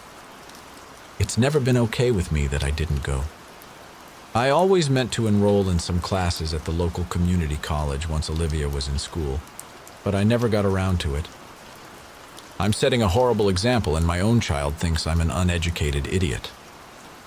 Sure, honey. Mendel and the pea plants, right? Uh-huh. The laws of genetic inheritance. Whatever relief I felt has vanished. I see where this is going. I really am an idiot. My daughter, however, is not. Oh. Yeah. Oh. I lay the knife down and face her. Her eyes are watery. She's too far from the onion for that to be the cause. I sit on the stool next to her and cover her hand with mine. She snatches it away like I've burned her. I deserve this. I have several genetic traits that can only be inherited if one of my parents has the dominant expression for the gene. Like my cleft chin. And I can roll my tongue. Neither you or Dad have a cleft chin or can roll your tongue. All these years I told myself there was no way to know for sure, not without a paternity test. But it turns out the answer was so simple that my 14-year-old figured it out for herself. Have I just been lying to myself this whole time? I look into her eyes and know that I have. I'm guessing you have questions. Yeah, I do. I'll do my best to answer them for you. I stare at the countertop, at the random sparkly spots in the granite. You can polish a piece of stone, you can make it shine, but you can't make it sparkle unless that special inclusion is already there. I wonder if there's any way that I can turn that thought into something that will make Olivia feel better right now. Probably not. Does Dad know? We've never discussed it. Her eyes harden against me. I was never actually sure if your father was your real father. Or if he was. I had hoped and prayed she was David's, even if a part of me had always suspected she wasn't. Olivia looks at me like I just drank out of the toilet. I don't think he does, I whisper. She nods, satisfied. She looks over her shoulder, making sure no one is behind her. I'm not going to say anything about this just yet. Thank you. Don't thank me. It's only because I realized you'd get full custody, and I don't want to be alone with you right now. It feels like someone ran my heart through a paper shredder. Every facet of my life has chosen the same moment to implode, but this my daughter looking at me with eyes full of shame and contempt. It easily tops the list as the worst. And it's not even the part that could land me in jail. Do you even know who my real dad is? Yes. Were you ever going to tell me about him? Give me the chance to meet him? Oh, honey. Just thinking about him makes hot tears run down my cheeks. I wish you could. This is a lie. Even if it were possible, I would never let that man in the same room with my child. I might not have realized it at the time, but he was a monster. Well, why can't I? Olivia. It's hard enough to have a conversation with your daughter about how the man who raised her for the last 14 years is not her real father. What I have to say now is even harder, but I have to do it. Because I need to squash any interest my daughter has in him. Taking a deep breath, I lie again. Olivia, your biological dad, wants nothing to do with either of us. Her head snaps back like I've slapped her. I was young, just a few years older than you. And I was stupid. And some men, they're only out for themselves. They don't care about anyone else. But your dad, David, he was there for me. For both of us. And we both love you so very, very much. Do you hate me now? No. Her head turns slowly from side to side. I don't. But I don't want to talk to you anymore right now either. I've always known this day might happen, and that if it did, it would be my cross to bear. I've spent the last 15 years looking down at the wooden crossbeam at my feet, just waiting for the day I'd have to pick it up and put it on. Now that its weight is across my shoulders, though, it's not that bad. Olivia stands, looking at the stool like she never wants to sit there again. She slowly pulls her eyes away from it and heads toward her room. In the doorway, she stops and turns. By the way, who's coming to dinner? One of my best friends from high school. High school? So she probably knew my real father then? I gulp hard, remembering the shock of discovering just how well Sammy knew him. I can't tell her the truth. I ignore it instead. I really think you're going to like her. She rolls her eyes. Sure I will. Her head shakes as she retreats to her room, shoulders high and hunched beneath her ears.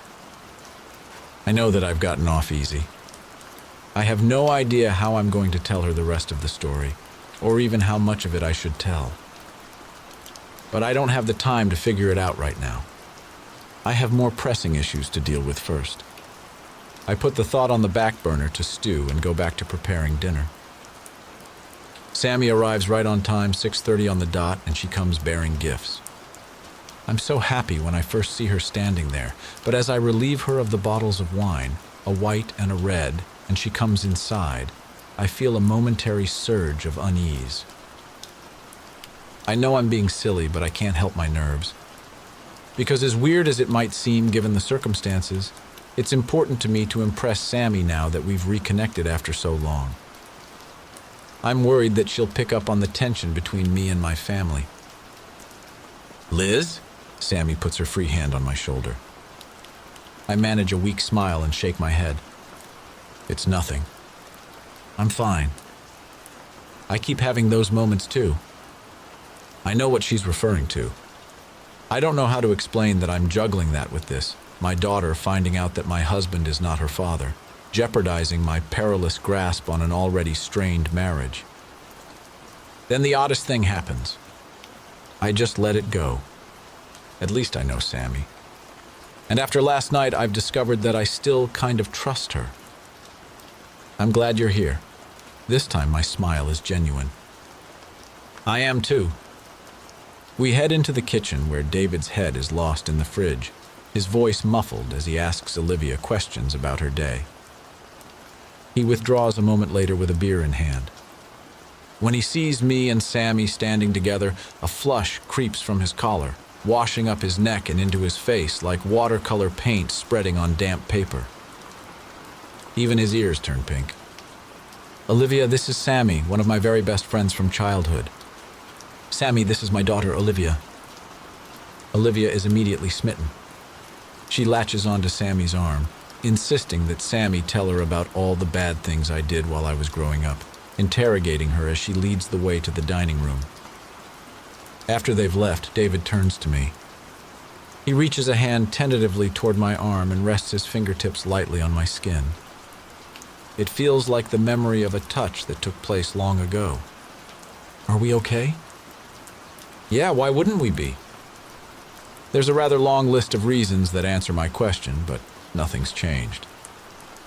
It's an odd time for him to decide to check on my feelings. But his confused expression is mixed with relief, and for the first time in a long while, I'm touched. Maybe I was wrong. Maybe he does care. I give his hand a soft pat. It's awkward and strange, the ghost of an intimacy that's long passed away. Will you please set the table? He nods, a sad smile settling on his lips. He grabs the silverware and follows Olivia and Sammy into the other room. I relish this moment. This fleeting sense of calmness just might be the closest thing I'll know to peace in a very long time to come. 18. Liz, then. 998. Things have been so tense with my friends lately that I spend most of my time walking on eggshells, barely able to breathe. But right now I'm tiptoeing for a different reason. An incredible, amazing, fantastic one. My heart thumps inside my chest. It's from the thrill of the risk, the excitement of waiting for that perfect opportunity to slip out unnoticed between my brother's late-night arrivals and departures. But mainly, it's the anticipation of seeing him. The only times I've ever snuck out have been to see him. I loop my fingers through the back straps of my sandals. The floor is cold and gritty beneath my bare feet. Bathed in the moonlight filtering through the window, the dark wood and red nail polish accentuate my pale skin. My back presses hard against the wall. I lean forward, risking another peek outside. My second oldest brother, Bert, is finally in his friend's ratty old Wrangler, the torn topper hanging from the roll bar in stalactite formations. The car idles at the end of the driveway. Get a move on already. Finally, with a dirty gray cloud puffing from the exhaust pipe, they're in motion. I watch the taillights fade down the street and disappear around the corner before I slide along the wall, the fingers of my outstretched hand closing around the doorknob. Then it's open, and I'm through, darting across the lawn, sprinting until I'm in the shadows of the empty lot across the street. I pause to catch my breath, slipping my sandals over feet damp with dew, plucking a blade of grass from between my toes. In case you didn't know, the world is completely different at night. Things you'd never notice under the light of the sun take center stage after nightfall, spotlighted by moonbeams, skulking in shadows. It's both ominous and innocent, restrictive and freeing. Even the scents and sounds are different. I keep to the side, walking along the tall hedge that outlines the boundaries of the lot until I'm through, the soles of my shoes slapping against the sidewalk as I hurry down the street. My arms cross over my body, rubbing at the rising goosebumps. The night is balmy, the heat from the summer day lingering, hovering over the ground. I'm not cold. It's thinking of him that makes me shiver. I see our meeting spot up ahead and my steps quicken, my breath catching in my chest. Just the thought of him makes my pulse race. He makes me feel alive in a way I've never felt before. Not like when I'm lost in the shuffle at home, the youngest, the only girl, the good one who behaves and can be trusted to do things on her own without being told. Not like at school, where I'm a good student who can be counted on to make good grades, who isn't a disruption or an active participant, and therefore is not a pupil the teachers need to pay attention to. Not even like my group of friends, where it seems more and more like everyone has an important role to play in the group except me. I'm just there fading into the background. But it's not like that with him. He sees me for me, sees me despite the others, and makes time for only me, just the two of us, one-on-one. To him, I'm special. It's obvious, or he wouldn't be waiting for me right now. I run the last few steps because I can't wait to have him all to myself. 19. Sammy now. 2014. I smile and laugh and make polite conversation, but on the inside I'm dying. This is so uncomfortable. It's clear that Liz and David are miserable together. They can barely even look at each other. I can't help but feel like it's my fault, even though I know it isn't. I'm always doing that, blaming myself. Liz was my best friend for so long. My ride or die. When we severed ties, it was hard to breathe, like I had lost a lung as well as a friend. But as much as I loved her, I could still see her faults. And this is one of them. She's always been good at sticking her head in the sand, ignoring the things she'd rather not face, no matter how obvious they are. Growing up, the four of us always had each other's backs. No one else could touch us. We'd defend each other till the end, sometimes crazy or violent in our loyalty. But we never hesitated to call each other out on our shit. And Liz needs to be called out loud and clear. Because it's obvious this situation is making everyone miserable, unnecessarily so. Real love might be hard and messy, but it's even more so when you try to force it. It's clear that her marriage has run its course. She's looking for love in the wrong place, and she's going to get hurt. But there will be time to deal with that later. In the grand scheme of things, she's not the one I have to worry about right now. But when this is all over, I'm going to fix this and make sure everything is as it should be. 20. Amy then. Nina. That first time I only did it because I wanted to know what all the fuss was about. Sex. It was something talked about in whispers, accompanied by giggles and the exchange of knowing looks. Only I didn't know, so I couldn't be in on any of the looks, could I? And I couldn't understand what all the fuss was about.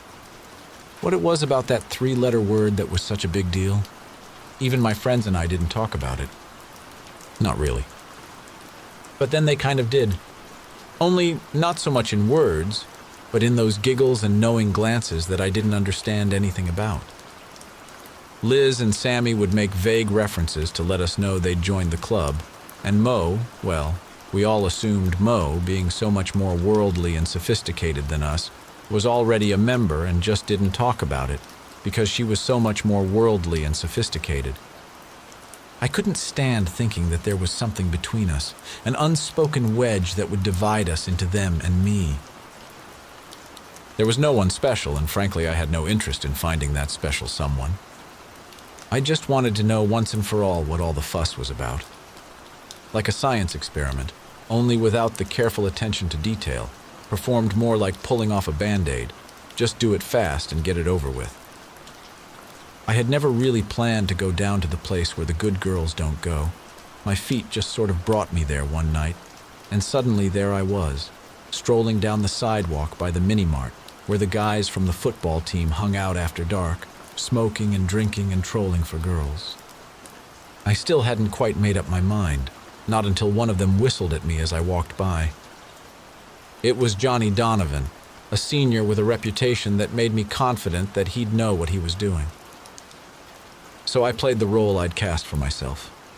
I hooked my eyes to his, held them for a long moment, and then gestured with my head for him to come over to me. The other boys hooted and hollered as he sauntered over with his best cool guy strut. "Hey, what you doing?" Not the best pickup line, but lucky for him, my expectations were low. "Looking for someplace better to go." "And where's that?" "I don't know. Where do you want to take me?" He slung an arm around my neck, tossed a glance over his shoulder to his cheering friends, and led me down the path. We walked side by side in silence, every nerve in my body on edge. He took me to a park. I followed him past the picnic tables and playground equipment, through a narrow break in the brush to a small knoll surrounded by trees. Then he answered all my questions. I wasn't really impressed. I still didn't see what all the fuss was about, but at least now I knew. Now I could be in on the looks and innuendos and not be left behind in the cold, while my friends went on light years down the road ahead of me. But then the next day at school, I overheard the rumor while using the restroom between classes. Oh my God, did you hear Morgana Ripley did it with Johnny Donovan in the park last night? Oh my God, she's such a slut. I should have said something right then. Should have burst out of the stall and defended Mo's honor. Should have taken credit for my own sins. But I didn't. I was frozen, rooted to the spot on that grimy floor, surrounded by graffiti on walls the color of aged Parmesan cheese, breathing that dirty water mingled with cigarette smoke stench school bathrooms always have. It had never occurred to me that I would be mistaken for Mo, that the dark would conceal the differences in our appearance, that such brazenness would be considered so out of character for the Amy people thought they knew, that they would assume it was her instead of me. I know that I should do something to squash the rumor, but I can't. What if Johnny only went with me because he thought I was her? What if all the guys felt that way? Because as much as I didn't see what all the fuss was about, I did want to do it again. Something about the intimacy, the closeness, filled a hole inside me that I hadn't known existed. Only now I did know, and I could feel it inside me, a huge, gaping emptiness surrounded by loneliness and hurt. There are already dozens of rumors swirling around about Mo. People love to hate her, they always have, and she never lets it bother her. So what's a few more? 21. Liz now. 2014. The house is empty when I wake. It's like the apocalypse came overnight and swept everyone else away. The effect is eerie, the sounds of my steps echoing down the hall, seeming louder than they ever have before. I pour coffee grounds into a filter, add water, and hit the brew button. Then I walk around the house, pulling curtains shut and drawing blinds. I have a headache that demands darkness. I feel hungover, which is strange. I didn't have much to drink last night, just a single glass of the white wine Sammy brought over. Maybe I'm just dehydrated, or it's all the drinking Sammy and I did the night before last finally catching up with me. Whatever the cause, the very roots of my eyes ache, and even though I just woke up, all I can think about is crawling back in bed. Maybe I should have had some of the red wine instead. Sammy and David finished the entire bottle last night, and I bet they're both feeling fine. At the side window in the living room, I catch sight of Francine. She waves at me. I wave back, mine a goodbye instead of a hello, and yank the thick drapery over the glass. I'm hyper-aware of my senses, the feeling as my feet leave the thick, plush carpet and slap against the rough hardwood floors. Then the tiles, cold and hard as I head back to the kitchen because the aroma of coffee has permeated the air. Filling a mug, I carry it to the couch and sit, curling my feet up beside me. The coffee tastes better than usual. Maybe there's hope that today will be a good day after all. But then a knock against the door carries from the front of the house and infiltrates the room around me, and I know I was mistaken. I felt relief too soon. As I'm on my way to answer it, my first thought is that it might be Francine, but it's not. I know it's not. There was something authoritative about the knock, a demanding quality. I take one more sip before I set my mug down, the coffee coating my tongue with a thick layer of sludge, and suddenly it doesn't taste too good after all. I sneak a look through the peephole and then dart away like the man on the other side of the door can see me. I have to remind myself that he can't. I glance down at the worn pair of jeans and booster shirt for the high school volleyball team that I'm wearing. I have no makeup on. My wedding ring is still on the soap dish next to the sink in the bathroom. None of that bothers me that much. What upsets me are my bare feet. If I could change one thing about the image I'm going to present when I open the door, that would be it. I'd be wearing shoes. Something about bare feet has always struck me as kind of intimate. It makes me feel vulnerable and exposed. It would take too long to run to my room in the back and slip a pair on. I consider not opening the door at all, but then I remember that Francine was lurking about outside. She knows I'm in the house and would no doubt revel in the opportunity to share that information with this stranger. I take a deep breath, tell myself that it's fortifying, and pull the door open. The man is tall and good-looking, his brown eyes the same color as his smooth, unlined skin. A tidy mustache highlights his full lips. His suit is impeccable, and he holds himself with an air of distinguished confidence. All this disturbs me in a way I can't quite describe. It's clear that this man has been around the block, that he's seasoned, that he has it together. Why couldn't it have been some slob or a kid? May I help you? Are you Mrs. Elizabeth Bentley? Formerly Williams? May I ask who wants to know? A badge appears with ridiculous speed and is opened with practiced efficiency. Detective Everett Johnson from the Waverly Police Department. I'm Liz Bentley. May I come inside, ma'am?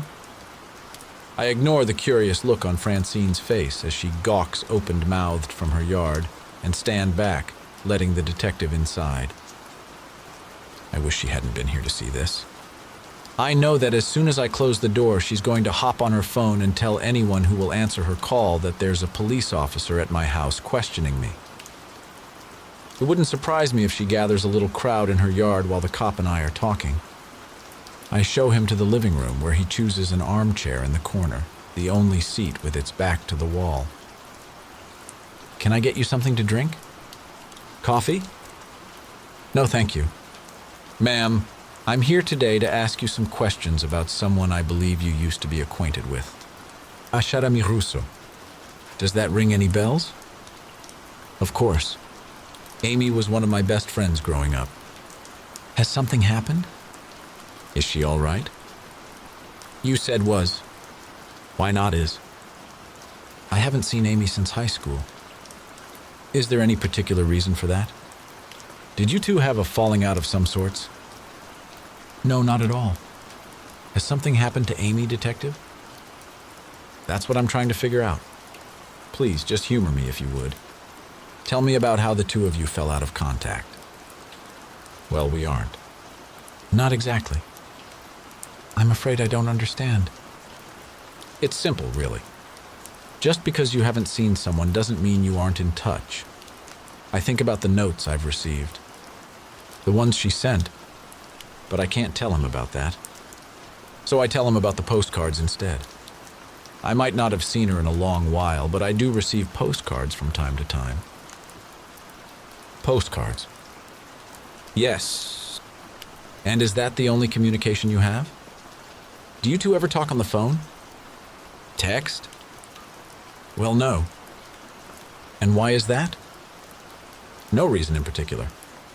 Just busy, I guess.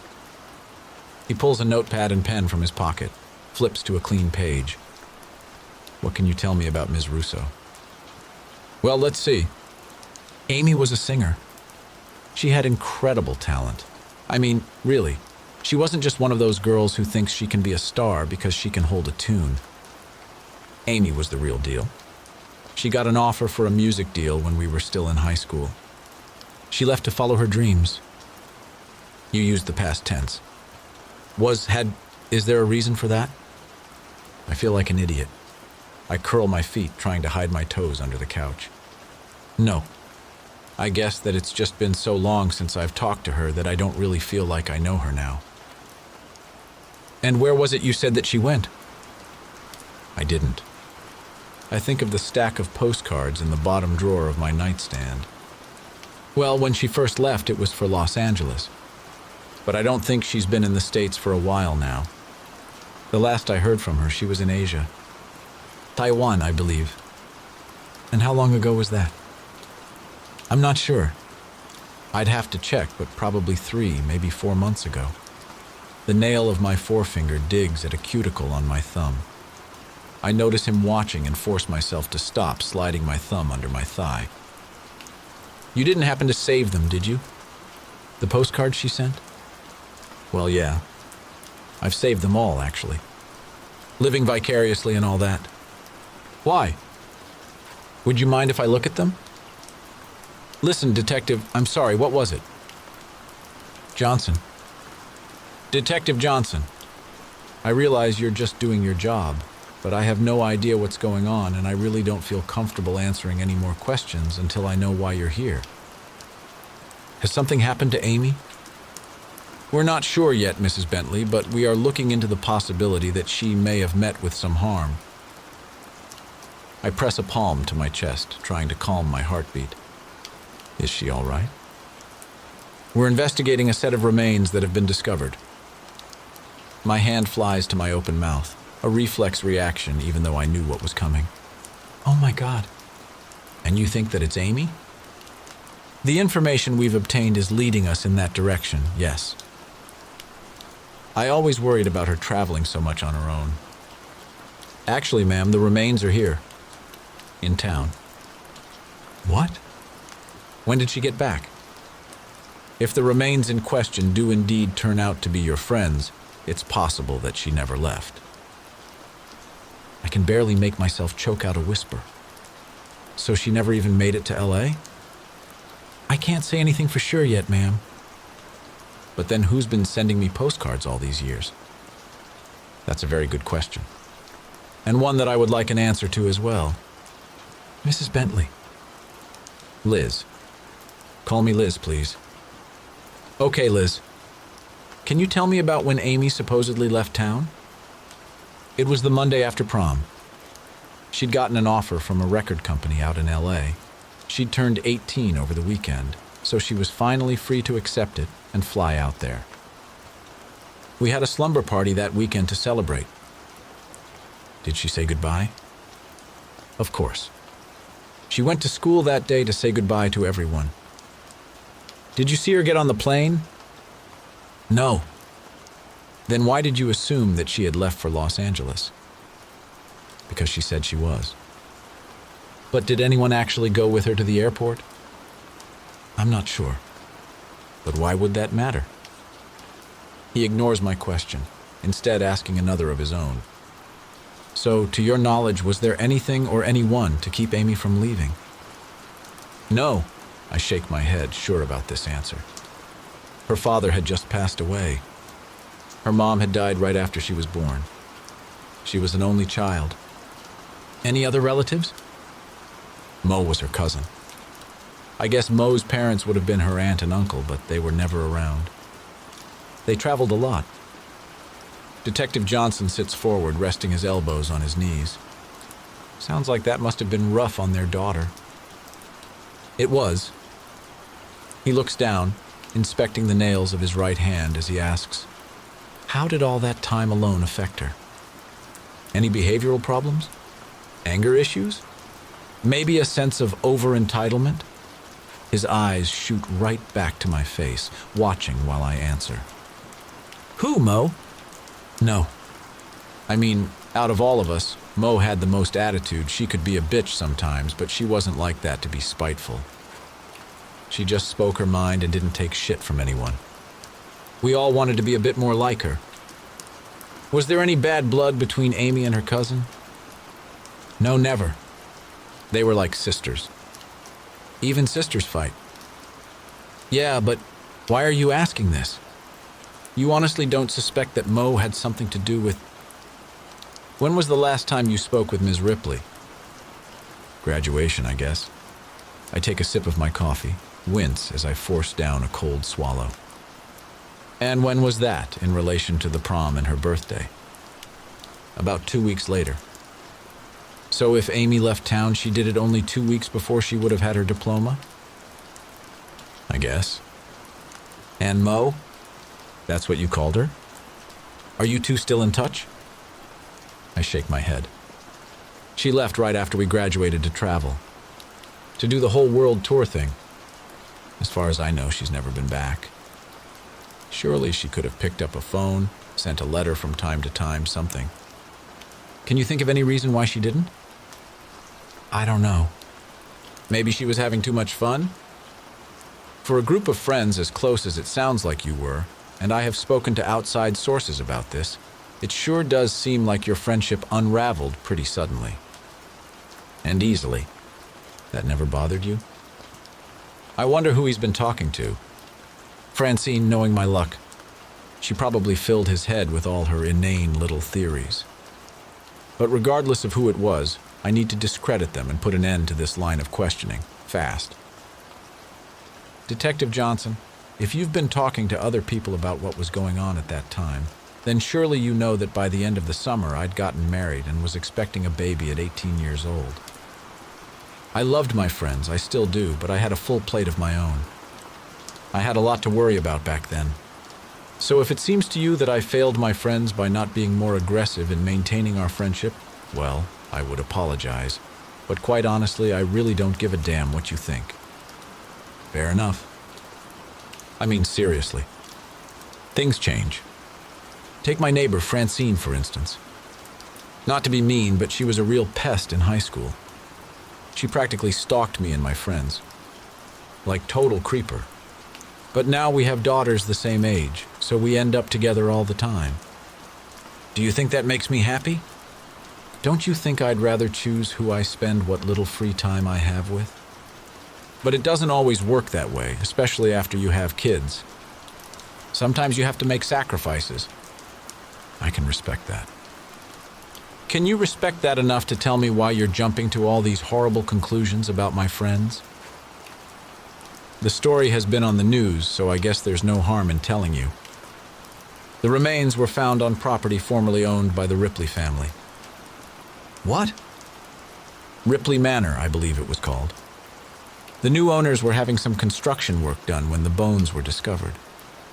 We still have a team out there working on recovering all of the remains, but we've found enough so far that both the pathologist and forensic anthropologist feel comfortable in their determination that the bones in our possession are those of a girl in her late teens to early 20s. My voice breaks, turning the word into several syllables as I ask, "Where?" Clearing my throat, I try again. Where was she found? Under a big heap of rocks, just within the edge of the woods. It looks like it might have been a structure at one time. Are you familiar with it? The Clochon. Excuse me? It was an Irish Clochon. It was our favorite place when we were little, kind of like our clubhouse where we spent most of our time. It's where we used to sleep when we spent the night at Moe's. Why would the new owners, they were having it torn down? No, it was already down. They were sourcing the stones for another project, building a retaining wall in the back garden when a worker discovered the skull.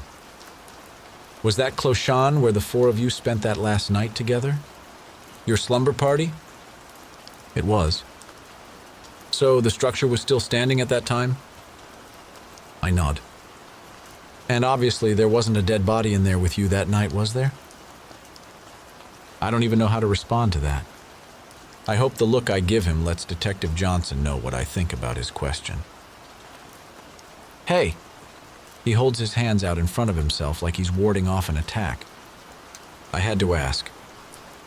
None of this makes any sense. It sounds like you suspect Mo, but she loved Amy. The only family they ever really had was each other. Mo's not really a suspect, is she? Well, ma'am, I have to be honest with you. The look he gives me sends a chill down my spine. It takes all my willpower not to shiver. At this time, she is. I'm sorry, Detective, but that's impossible. She would have never hurt Amy. Well, that's just one theory. What's another? As far as I've been able to tell, only a handful of people knew about that. What did you call it? A Clochon? And one of them is dead. Are you saying that I'm a suspect? No. No, ma'am, I'm not. But I am suggesting that you don't try to leave town while the investigation is underway. I sit still for a moment, stunned. When I find my voice, it has the sharp edge of anger. Then I'm going to suggest, Detective, that this conversation is over. Detective Johnson rises to his feet like he's been expecting me to ask him to leave for some time already. He nods. Very well. If I could get those postcards... I hurry down the hall and into my room, not wanting to leave him unsupervised for too long in my home. Yanking open my nightstand drawer, I grab the shoebox containing the postcards and rush back, handing them over without a word as I usher him toward the door. Halfway through, he stops. Like I said, I have no reason to leave and nowhere to go, I say, interrupting him. He nods, satisfied, and finally leaves. I lock the bolt behind him, press my back against the door, and breathe a sigh of relief to have him gone. I need to warn Sammy. Now. But self-preservation is a funny thing. Just as quickly as I make the decision to call her, I question it. As a parent, I have a duty to put my daughter, and by proxy, as her caregiver, myself first. I wonder if Sammy would do the same for me if the situation was reversed. Then a strange part of me I've never met before decides that it doesn't matter. That whole all for one and one for all thing? We tried it. If it had worked, there wouldn't have been a detective on my doorstep in the first place. 22. Sammy, then. 1998. I'm supposed to be studying, but I can't focus. I slam my textbook closed with a huff, earning a raised eyebrow from Mo sitting across the table from me. I hold her gaze, challenging her to make a comment, wanting to get in an argument, but not with her.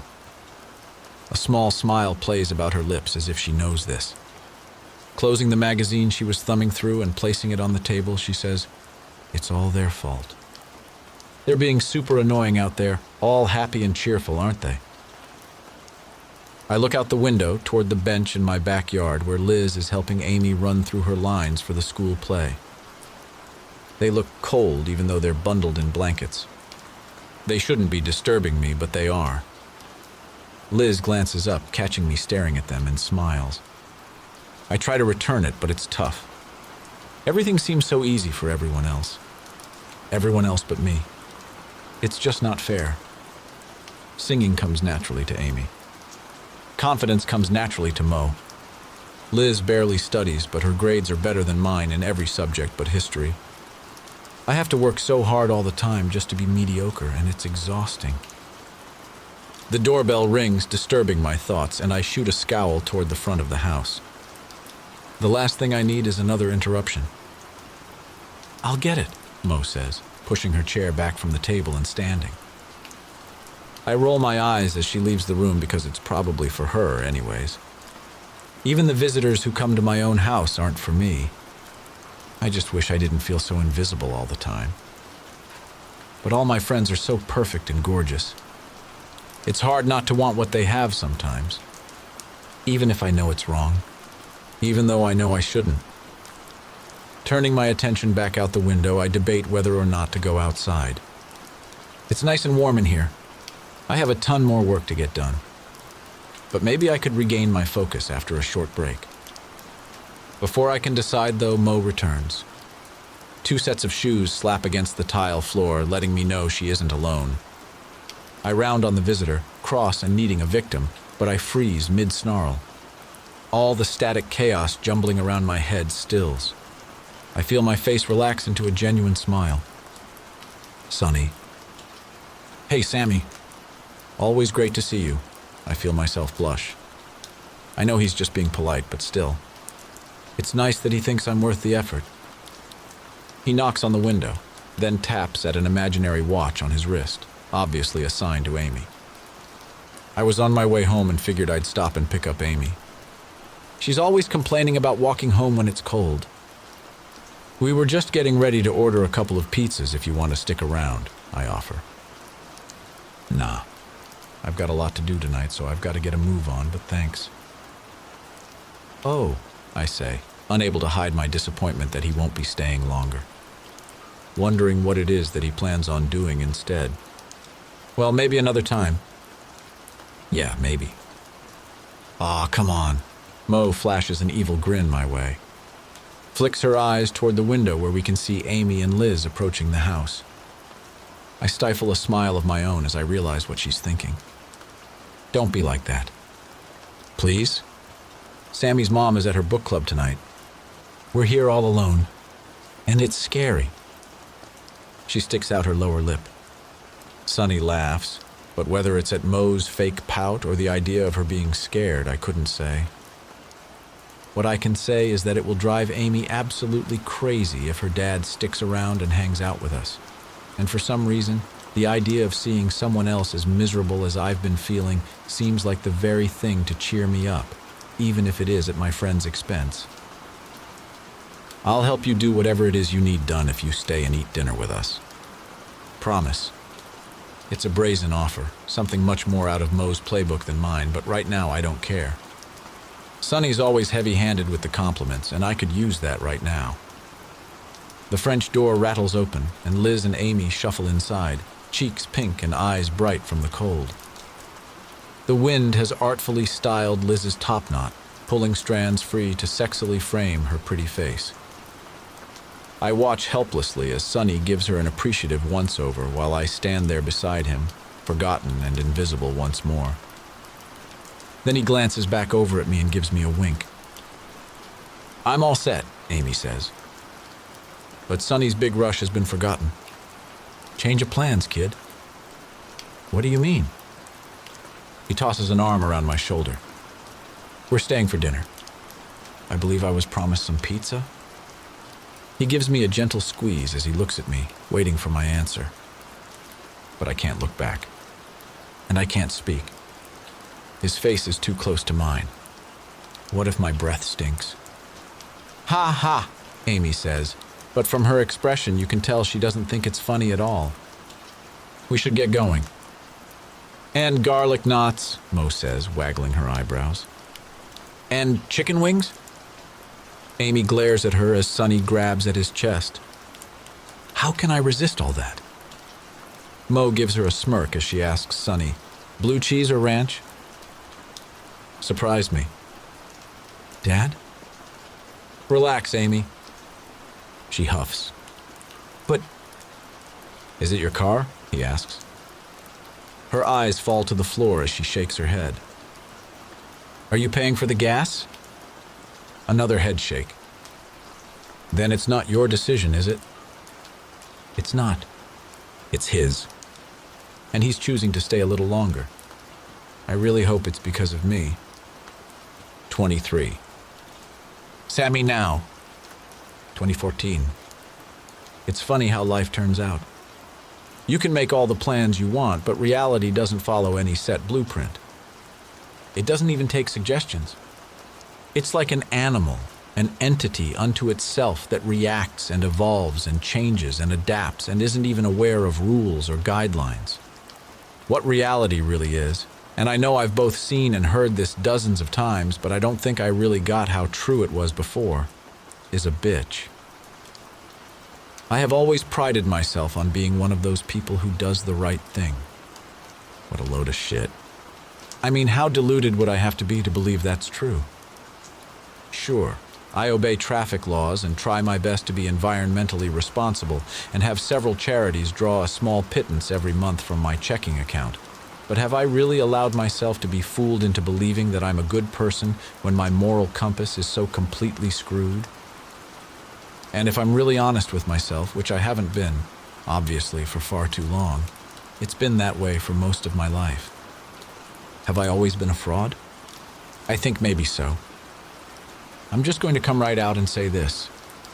I have never had a relationship with a man who was available.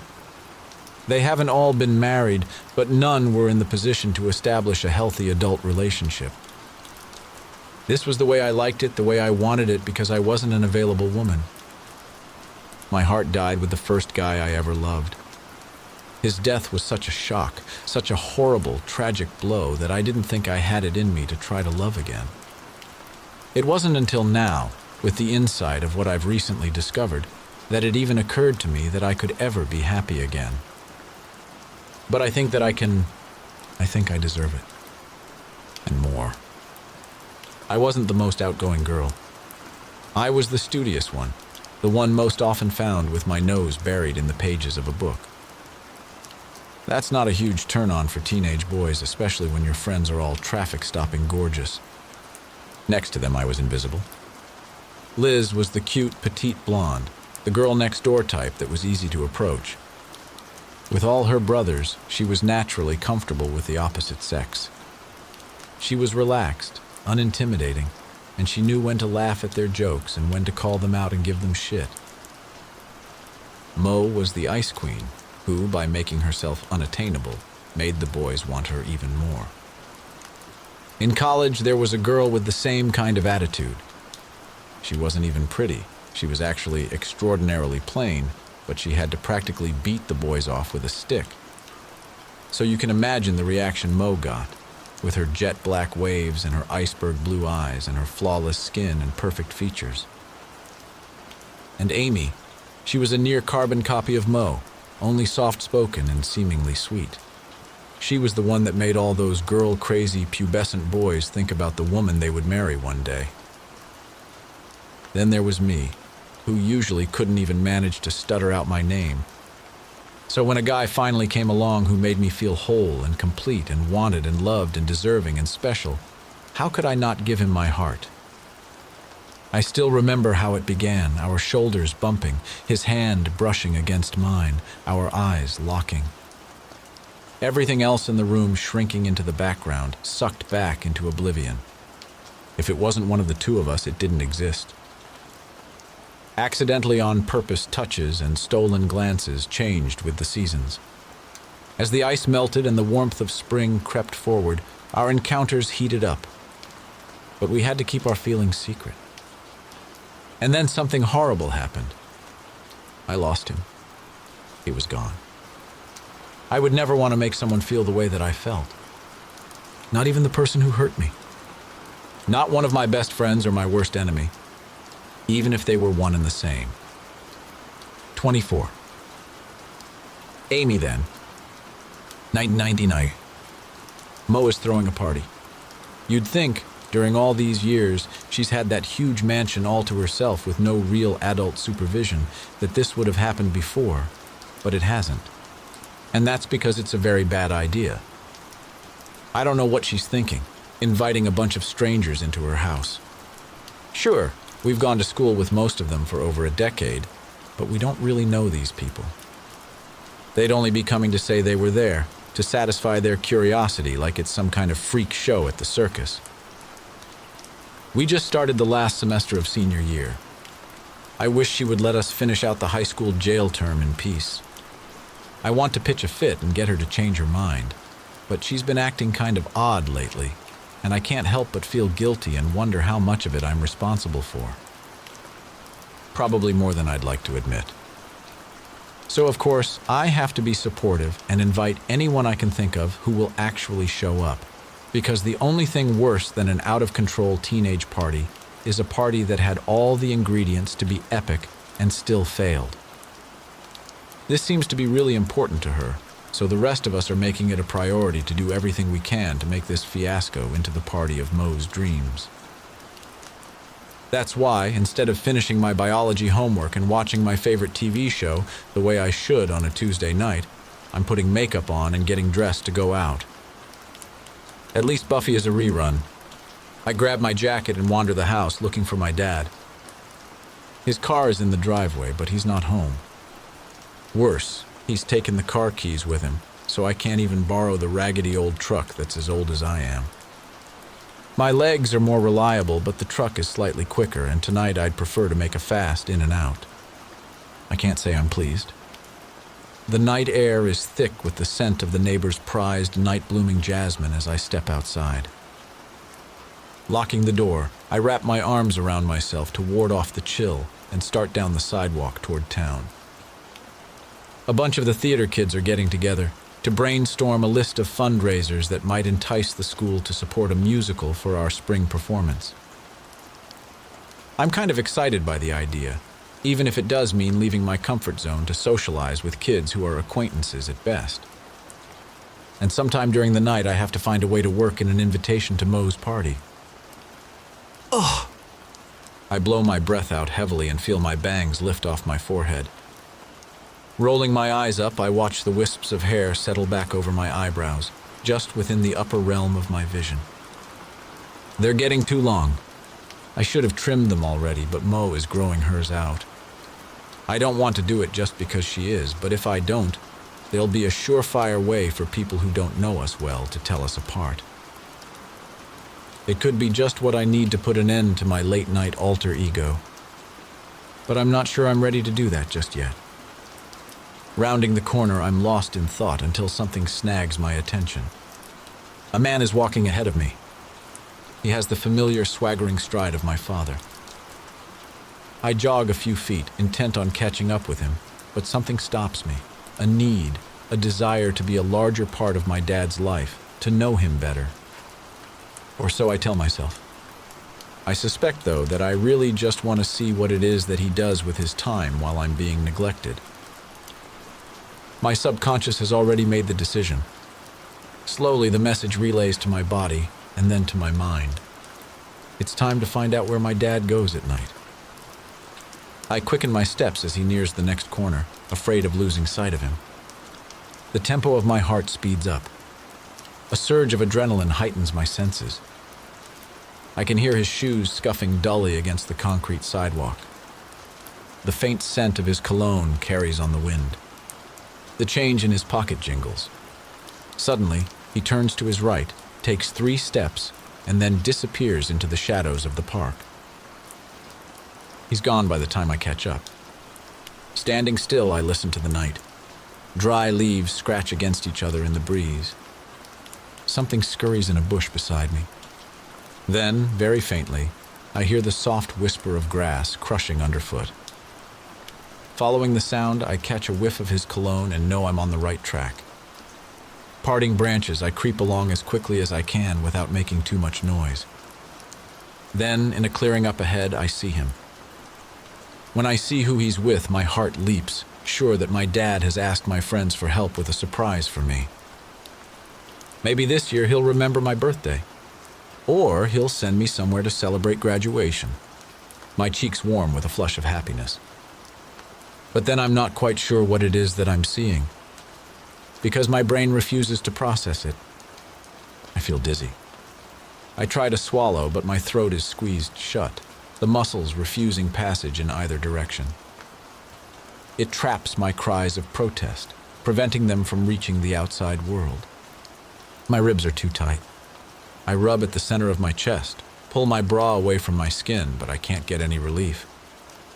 It feels like a snake has wrapped around my body and is squeezing, constricting my airway. I can't breathe. Tearing my eyes off the scene before me, I stumble away, branches scratching my arms and legs, thorns snagging at my clothes as I fight my way through the brush, making my own path to escape on. Then I'm running blindly through the park, not caring where I'm going as long as my feet carry me away. Muscle memory gets me home. My hands are shaking too bad to unlock the door. I keep dropping the keys. I decide to leave them, abandoning them in a heap on the doorstep as I wander around the side of the house. I trip over a rock, the same rock my dad cusses about every time he mows the yard. Bending, I pick it up, feel the weight of it in my palm, its surface both rough and smooth. It flings from my hand like a dart, straight through the living room window. I follow after it, breaking the rest of the glass with my bare fist. The cuts weep, crying blood, leaving a trail of dark teardrops across the carpet as I head toward the kitchen. Wrapping a dish towel around my fist, I sit down at the table and wait. The front door slams, drawing me away from the safe place I've created in my mind, back to the world of the living. After a few blinks, I'm able to focus my vision. My gaze lands on the towel still tightly wrapped around my hand. The bright red splotches have morphed into hard, rust-colored patches. Amy? I remain silent. Amy? There is no worry in the tone, only irritation. Jesus, Amy, you could have answered me. You left your keys on the front stoop. The keys land on the table next to the fingertips of my injured hand. Sonny whistles as he opens the refrigerator door, vanishing from view as he leans in to grab a beer. Straightening, he pops the top on the can and takes a long swig before shutting the door. He leaves the kitchen. I hear his feet crunch across the broken glass in the living room. What the hell? His head pops around the wall into the kitchen. What happened to the window? For the first time, he notices the blood-soaked towel on my hand. You need stitches? When I don't respond, he takes that as a no. Well then, clean it up. It's not like we've got a maid service around here. I snort. His eyes fly to mine, flashing with anger. Something he sees in my face quells it. What the hell has gotten under your skin? Has some boy done something to you? He enters the kitchen and slams his beer down on the table, liquid splashing over the aluminum mouth onto the cheap faux wood laminate. Well, what is it? Can't you speak? I try to set him on fire with my glare. When that doesn't work, I let the words spill out of my mouth in slow syllables. I saw you. I rise from the table so suddenly that my chair falls over backward, bouncing across the floor behind me. With her. I narrow my eyes to match his, tighten my jaw to the same taut-muscled tension, curl my fingers into fists, the skin over my wounds pulling tight. Square my feet until I'm mirroring his pugilistic stance. So, what's it to you? It's none of your business. She's my friend. Well, I guess she's my friend now, too. She's a minor. I haven't heard her complaining. You're using her. You used me to get to her. Maybe she used you to get to me. Did you ever think of that? You're a pedophile. A pervert. Stop it or I'll tell. I'm serious. Shut your fucking mouth before I shut it for you. And give me the respect I deserve.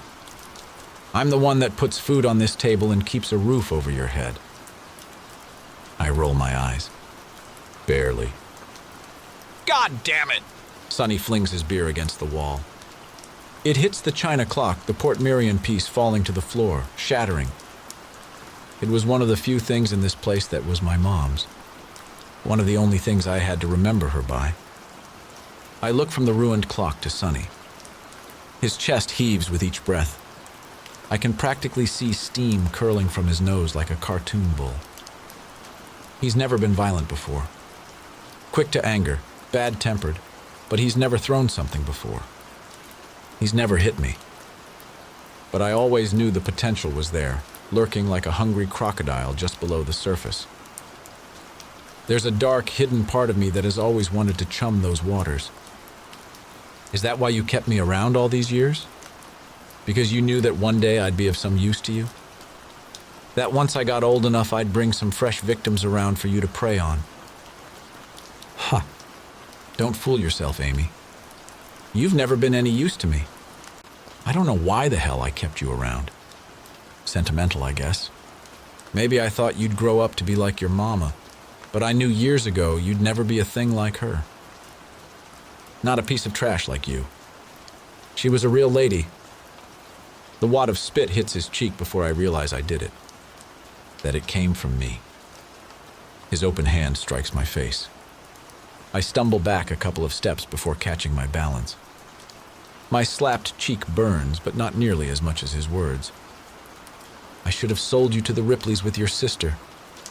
The money would have done me a world more good than having some cheap memento hanging around. His hand moves toward me again. I resist the urge to flinch. His palm cradles my chin. For a moment, I think this small bit of tenderness is his way of apologizing. Then he spits, a gob of saliva gluing my eyes shut. Now make yourself useful for once and clean this shit up. My one open eye stares at the scuffed toes of my worn sneakers. I stay motionless, waiting for him to leave. Once I hear the front door slam, the grumble of his old truck choked to life, I grab the towel from the table and use a clean corner to wipe my eye before I flush it with water at the sink. My mind is churning, my course of action plotting across an imaginary map. Most of all, though, my brain is turning one word over and over inside my head, like a globe spinning on its axis. Sister. He said I had a sister, that he sold my sister. Mo. There's no other explanation. We look so much alike. We even have the same birthday. Why the hell didn't he sell us together? Everything would have turned out different, better. Maybe she and I wouldn't be so damned screwed up if our whole lives hadn't been spent denying something that every cell in our body knew. A part of us was missing. A vital part. A twin. 25. Francine now. 2014.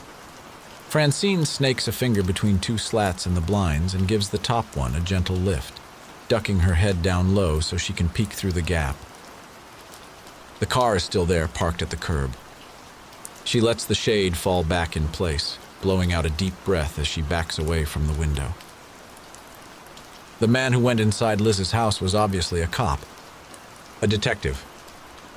She wipes her sweaty palms absent-mindedly across the thighs of her jeans, eyes her phone on the coffee table. Normally, she would have already called half her contacts to dish that she'd seen a detective go into her neighbor's house, but not this time. When she'd seen the suited man and realized what he was and what his presence most likely meant, her throat had grown tight and her stomach had clenched into knots.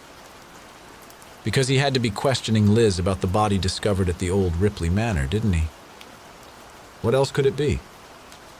Swallowing hard, she makes a decision. Francine grabs the phone, but instead of dialing, she shoves it into her purse and palms her keys.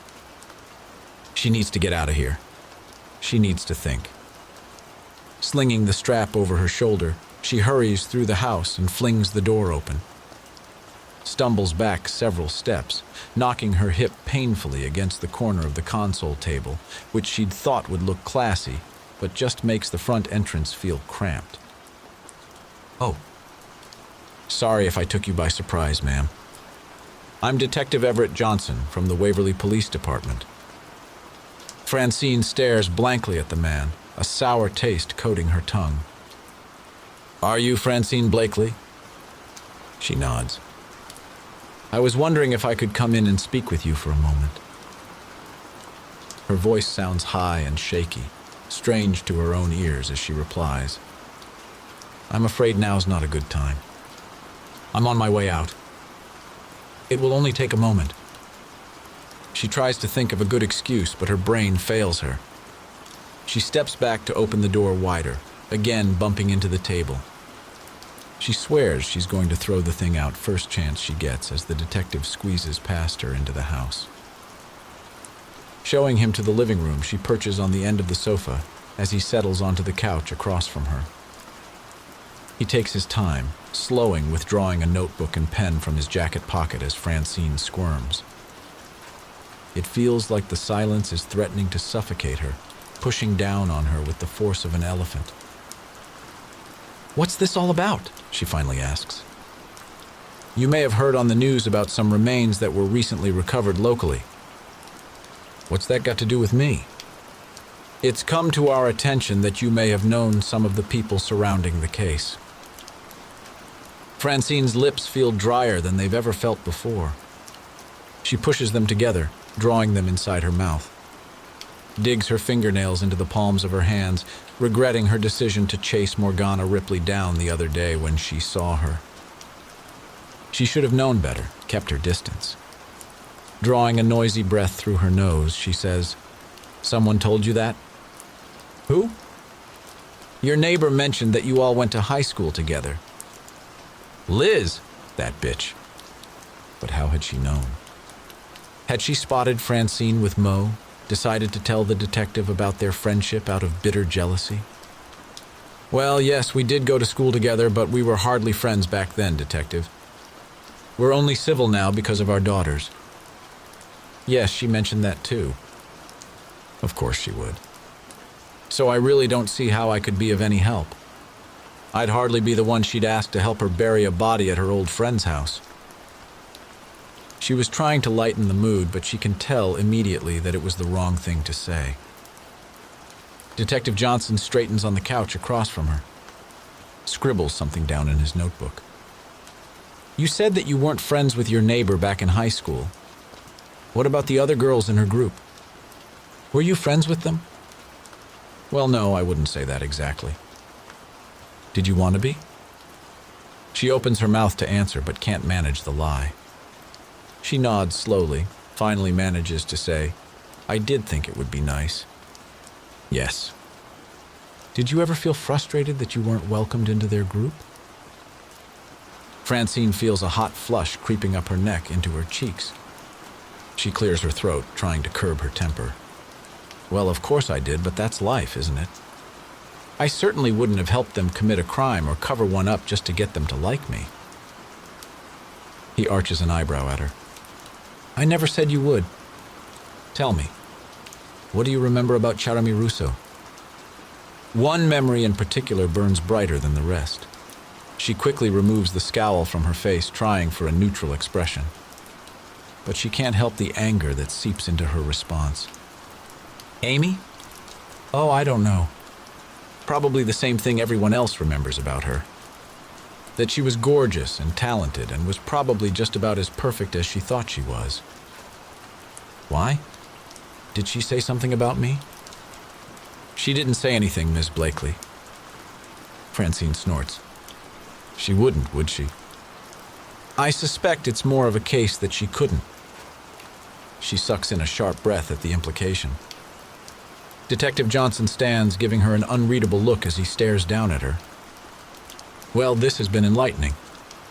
Thank you for your time, Ms. Blakely. And please. He draws a card from his pocket, sets it on the table in front of her when she fails to reach for it. Give us a call and let us know if you plan to leave town anytime soon. I'll be in touch. She's speechless as she watches him leave. But on the inside, she's screaming. 26. Liz then. 99. I'm sitting in the back row of the auditorium, slouched down so no one will see me. On stage, scenes are shifting, changing, a jumble of chaos that the crew will work out by opening night. I have my physics book open to kill the time, balanced on top of my book bag on my lap. Did I miss it? I look toward the stage as Sammy slips into the seat next to mine. Her whisper is louder and carries farther than her normal voice. Shaking my head, I close the textbook and slip it back into my bag. No, not yet. Where's Mo? Right here. Mo drops heavily into the seat behind me. Leaning forward, she props her chin on my shoulder, leaning her head against mine. I wasn't sure she would come. She and Amy have been arguing more and more lately, the battles getting nastier, more personal. Seeing my friends squaring off, out to draw blood from each other, it's made me look at our friendship in a new light. The horrible, unflattering kind that they use in dressing rooms. I'd thought that what we had between us was special, but now I'm not so sure. And if I was wrong about that, what else am I fooling myself about? But then there are times, like this, when I can't help but wonder if I'm not just being dramatic, because it all still feels so right. A crash up front draws our attention. The lights change from bright to dim. A spotlight appears center stage. Amy steps out from one of the wings, eyes wide, shoulders hunched, casting wary glances around the auditorium as she makes her way toward the circle of light. There she is! Sammy grabs my arm. Own it, Amy. Walk like you own the stage. The command booms from the front row, where the drama teacher sits, flanked by a pair of pale-faced lackeys dressed in black. Amy lifts her head, tilting her chin up. She tosses her hair, pushes her shoulders down and back. The transformation is immediate. It makes her look like Mo. The music starts low, barely audible over the background noise. The notes build, gaining strength and speed. When Amy starts singing, all other sounds in the room cease. The hair on my arms rises. Sammy's fingers tighten their grip, digging into my flesh, but I don't say anything. Like everyone else in the room, I'm enchanted. I don't process another thought until the song is over. Then I reach over and pry Sammy's fingers open. They latch onto my hand instead of my arm, our fingers threading together the way they have thousands of times over the years. Wow. This time her whisper counts as a whisper. She's incredible. I know, right? Mo sits back in her seat, bouncing up and down excitedly. She gives my shoulders a squeeze. On stage, Amy retreats to the wings. It's been years since our school has put on a musical. This year they're doing The Phantom of the Opera. Amy will star. We've always known that Amy would be famous. Now the rest of the school will too. Amy comes home with me after school. I invited her over under the pretense of needing her to help me study for a test, but really, I just want to make sure she eats a good dinner. She keeps skipping lunch because she's dieting. She's been looking a little skinnier every week, and I'm starting to worry. I know it's a lot of pressure, being up on stage in front of the entire school. And wanting to be a famous singer and actress, both professions where many of the people who aspire to succeed crash and burn. She wouldn't be the first teenage girl to deny herself food thinking it would help her achieve her goals. I need to see her consume a full meal with my own eyes for my peace of mind. Once we're settled in my room, she turns an expectant look on me. Well? Well, what? Your test. Did you want me to quiz you, or help you run through flashcards, or what? The truth is that there is no test. I don't even have any homework tonight. But I don't want to tell her that. Actually, I was doing the practice questions from the back of the book during 7th period, and it finally clicked. I give her an embarrassed smile. Oh, well, if you don't have anything else to do you want to help me run lines? Sure. I study her profile as she rummages around in her book bag for her copy of the play. Amy? Yeah? You know that you're gorgeous and uber talented and that you're going to be a huge success, don't you? Just as you are. She cocks an eyebrow at me. What brought all this on? I can't tell her that I've noticed how much weight she's lost. So instead, I say, well, I mean, you're perfect, and I was just wondering. I can't marry you, Liz. We're too young. I snort, then she snorts. Seriously, though, why do I feel like you're buttering me up? What gives? She asks. I guess I kind of just wanted to ask about acting. I mean, you're so good at it. And I feel like everything I think or feel is like completely obvious all the time. Well, it is. But that's one of the things everyone loves about you. Yeah, but what if I didn't want to be so obvious? I want you to give me some pointers about acting. Okay. Her eyes roll up in her head like she's searching for some piece of profound thespian wisdom to impart on me. The most important thing I can tell you about acting is to pretend. Catching my expression, she says, seriously. But there's like a butt-ton of bad actors out there. Yeah, but that's because they're trying to act. You lost me. The thing about acting is that you don't just do it when you're on stage. You've got to fake it all the time. Like in everyday life. Everyone else is. And if you learn to do it well enough, they'll never know that you are too. It makes a certain kind of sense. It's almost genius in its simplicity. But at the same time, I can't help wondering, what exactly is it that she's faking? And how much of the girl I know is pretend? 27. Sammy now. 2014. I stare wistfully at the door to my cage, the tiny wood-paneled box where I grade papers and hold my office hours at the local community college, wishing I could escape. Or at the very least, leave early. But knowing my luck, if I did, one of the students failing one of my classes would choose to stop by, then lodge a complaint against me when I wasn't there, use it to get their grade raised. No, I better just suck it up and stay here. God, I hate my job. Other than teaching, I also sell my soul by working for the local government as a cultural resource consultant, determining whether any archaeological sites uncovered in the area should be conserved and studied or bulldozed over for whatever road or strip mall some contractor wants to build over it. If it paid more, I wouldn't be sitting here right now.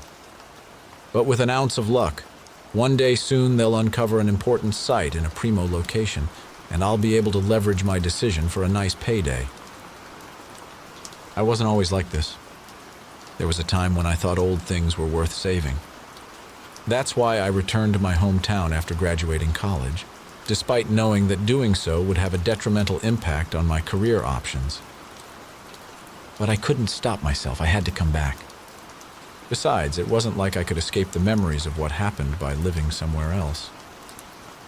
They were always there, lurking in my mind, haunting me. So I did it. I came home. And as a heavy fist bangs against my office door, and a man who is most definitely a cop enters the tiny room without waiting for an invitation, I regret, not for the first time, that decision. I should have stayed as far away as I could have and never come home. Detective Johnson sits across from me in the threadbare green corduroy armchair that I keep for students. He's fingering a worn spot on the arm, making it worse. His foot is tapping a rapid staccato against the floor. He's driving me absolutely crazy. Every ounce of willpower I have is focused on not asking him to stop. My body is literally vibrating with the urge to grab his hand and his knee and make him hold still. I catch him looking out the window, and I'm even more irritated that he's wasting my time. Then I realize that he's watching my reflection. He's trying to annoy me. He's trying to throw me off my game. And now I'm hot and panicked and paranoid because he obviously has a plan, and I have no idea what it is. Tell me about the group. Your friendship. He's already questioned me about the circumstances under which Amy left. I've told him about how talented she was, how she left for LA to pursue her singing career, leaving as soon as she'd turned 18. How I'd been hurt that she hadn't tried to keep in touch besides sending a random postcard here and there, but that I understood she was busy fulfilling her dreams.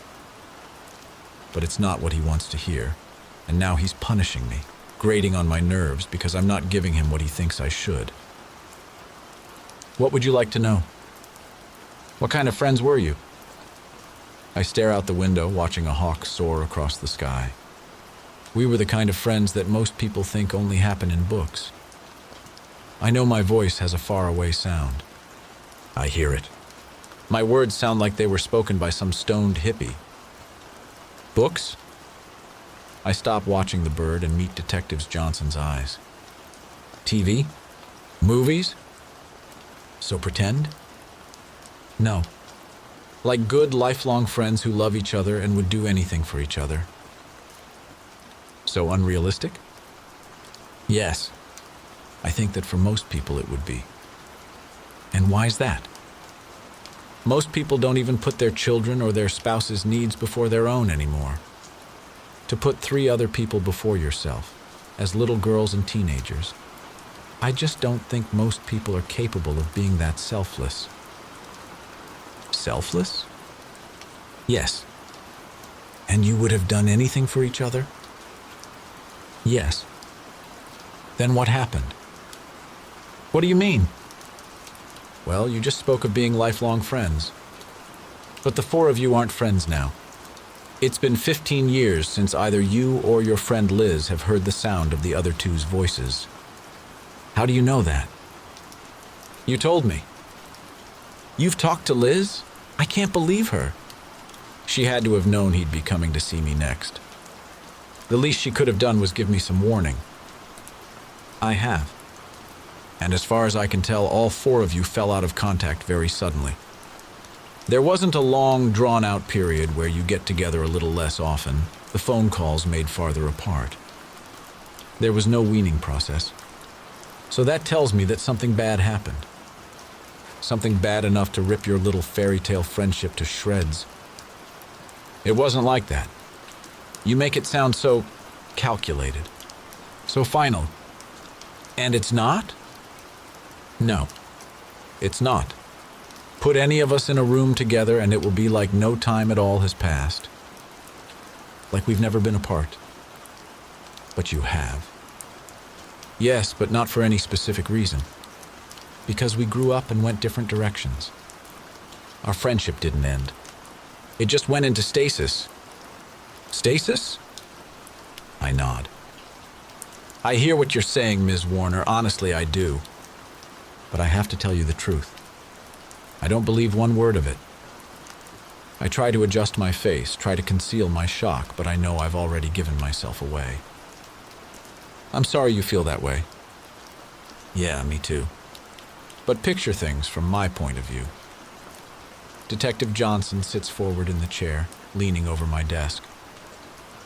You see, on the one hand, I have you sitting here telling me how close you all were, how much you loved each other. On the other hand, I have a set of remains with a bullet hole in the skull.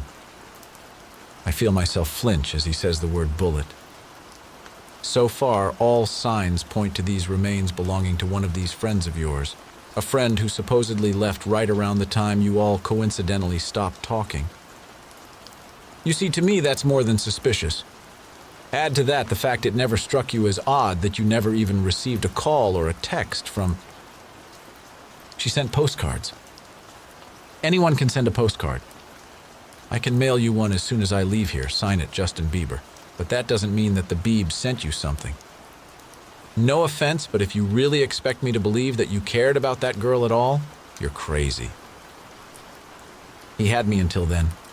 Detective Johnson could have gotten anything he wanted out of me, up until the moment when he questioned my love for my friends. Hatred flows through my veins, hardening them like ice, fortifying me. You're welcome to your opinion, Detective, as wrong as it may be. But since the truth isn't going to change, and you've decided not to believe it, I don't think there's anything left to say. He stands, using his height advantage to stare down at me, like I'm an ant under a microscope. I glare right back at him until he breaks eye contact and heads for the door. His hand on the knob, he pauses and looks back at me. I will find out what happened that night, Ms. Warner. I promise you that. With those words, he leaves, the door closing behind him with a small click. I bite my tongue to keep from yelling, to try and control my temper. I bite it harder as the tears come, teeth gripping into the flesh with a firm pressure, not hard enough to justify the pain I'm in. The man is a bully. How dare he question the strength of our bond just because he doesn't understand it? Everything we did that night was done out of love, even if it wasn't the right thing. 28. Amy, then. 1999. Even though it's mid-April, it's a bitterly cold day, winter hanging on with a vengeance that suggests spring will never come. I pull my thin sweater tighter, scowling at the gray sky as I continue the lonely climb up the steep hill. Lonely and dangerous. There's no sidewalk, and the cars take the winding road too fast, tires squealing as they veer around the curves, drifting over the line. I know the drivers see me, but no one stops. Why would they? I don't belong here, and they know it. Still, I dare to hope. There's a blister on my baby toe that makes each step painful. My skin is chapped from the icy wind, my runny nose stinging the raw flesh of my upper lip. The strap of my purse cuts deep into my shoulder. My burden felt too heavy to carry even before I started this journey. But it's too late to turn back. I'm almost there. I stop outside the fence and stare through the bars. A fountain depicting a scene from Greek mythology sits before a towering brick house, surrounded by lush perennial gardens coaxed into bloom despite the season. It seems like another world. But is it a better one? I wish I knew. Punching in the code, I stand back, waiting for the iron gate to swing open. Squeezing through as soon as the gap is large enough, I hurry up the drive, looking forward to getting out of the cold and off my feet. I still haven't thought of a good story, and I can't tell the truth. But I've always been good at winging it. Hopefully this time will be no different. My ankles complain as I haul myself up the front steps, my calves threatening to go into spasm. I wouldn't consider myself out of shape. I suspect the long hike, up what is practically a mountain in near-freezing conditions, would have sapped even an athlete's strength. Or maybe that's just a lie I'm telling myself. Obviously, I'm not that fit. There's no time to think about it as I ring the doorbell. I can't remember ever ringing the bell before, or even using the front door, but the side entrance doesn't have a ringer and she isn't expecting me. Maybe I should have called first. I probably should have, but she might have asked too many questions. She might have tried to talk me out of it, and I couldn't allow that to happen. Wrapping my arms tight around myself, I shift from foot to foot, wondering if maybe she's out, if this was all for nothing, if I'd be able to get up my nerve and my strength to do this again. I conclude that I wouldn't, that if this falls through, I'll use it as a sign to abandon the plan completely, and strangely, there's an odd kind of relief that comes with the decision. Then the door opens. "Amy!" Mo frowns at me, then leans forward, peering to look down the drive, obviously searching for the others. When she realizes it's just me, that I'm alone, her expression turns to one of concern. "Jesus. Did you walk all the way here?" I nod and try to say yes, but my teeth are chattering too hard to get the word out. She pulls me inside and ushers me into the living room. "Your sweater feels damp. We should get you out of it." She tugs on one of my cuffs, pulling the sleeve down my arm and over my wrist, and gasps. "What's that?" I jerk the sweater back up, covering the bruises. "What the hell was that?" I study the floor as I say, "It's nothing," but we both know it's not. There's no disguising the purple fingerprint still darkening my skin hours after the hand released me. Mo growls in disapproval and gathers a plush blanket off the back of the couch, draping it over my shoulders. "Is that nothing too?" she asks, running a fingertip lightly over my cheekbone where the concealer I applied obviously isn't doing its job. "Mo! Don't!" she cuts me off. "Don't try to tell me it's not a big deal. Don't tell me not to worry." I wasn't going to. Looking up, I catch her by the hand and hold it in my own. "Not this time. We should call the cops." I shake my head sadly. "That'll only make it worse." "But I only have to hold on a little bit longer. I'll be 18, we both will, in less than 6 weeks. The end is on the horizon." I don't understand how this happened. It wasn't always like this, was it? It wasn't. But I can't tell her why things changed, how bad they've been since I found out about what Sonny's done. I can't tell her that she's my sister. Not quite yet. Because as much as I've resented Mo, as many times as I've done horrible things that I let other people blame on her, she loves me. And she always has. I need to show that I deserve to be her twin. I need to earn it. If she knew exactly how difficult my life had become, or why, she'd go over there right now and kill him. And I can't let her do that. This is my mess to take care of. I owe her this. To solve this problem for both of us. Then we'll both be free. I need you to hold on to something for me." Reaching into my purse, I pull out the weapon, still wrapped in its oilcloth, and hand it to her. Her eyes widen when she feels the weight of it, nostrils flaring as the acrid odor hits her nose. "What is it?" A second later, she answers her own question. "A gun." "Jesus, Amy, what the hell are you doing with this?" She stares down at the firearm in her hand, seemingly unable to take her eyes off it. "I don't want this. I can't have it around." "Mo, please. Just for a little while. Just so I'm not tempted to use it on him. Just so he can't use it on me."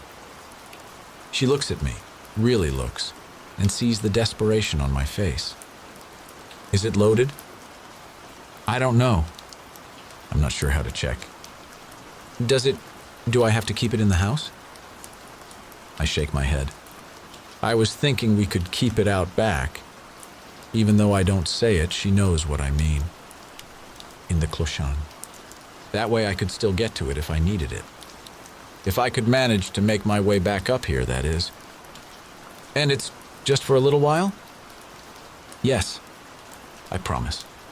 Just until we graduate and I can leave his house." Her lips blanch into a thin white line as she presses them together, thinking. "All right then," she agrees. Just like I knew she would. 29. Sammy now. 2014. That cop really did a number on my head. I've called in sick the last 3 days, unable to be surrounded by the naive faces of my students, or jail myself in that tiny little box of an office. But I can't make myself stay at home either.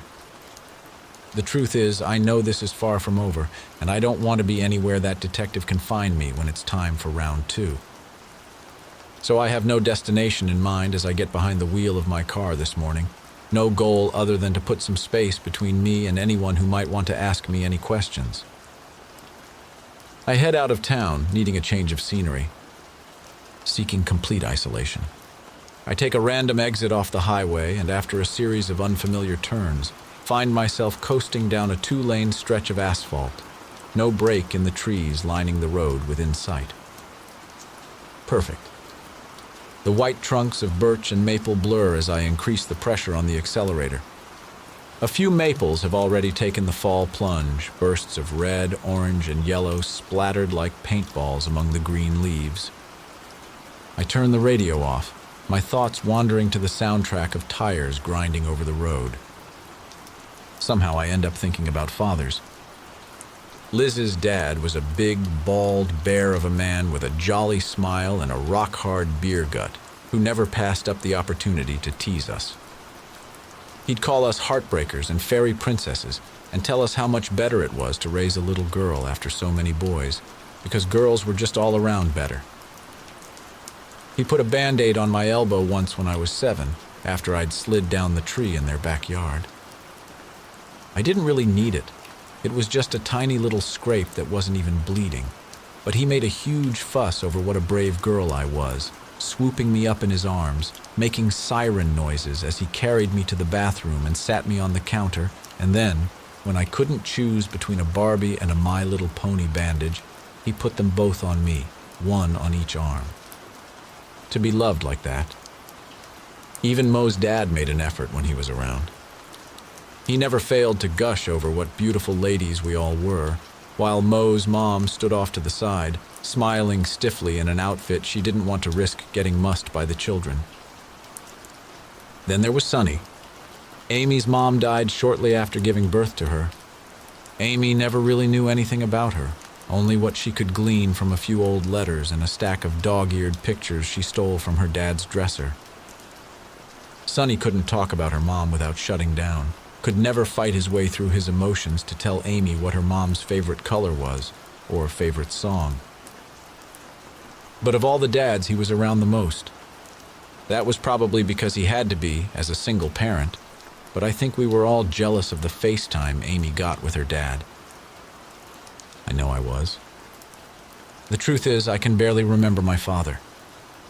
No matter how hard I try, his face is a blur, like when they try to protect a witness's identity on TV, which is strange because I was 28 when he died. I've seen pictures. I know what he's supposed to have looked like, but to me, he was never the smiling man from the photographs. At his funeral, someone came up and told me how much they were going to miss Carl.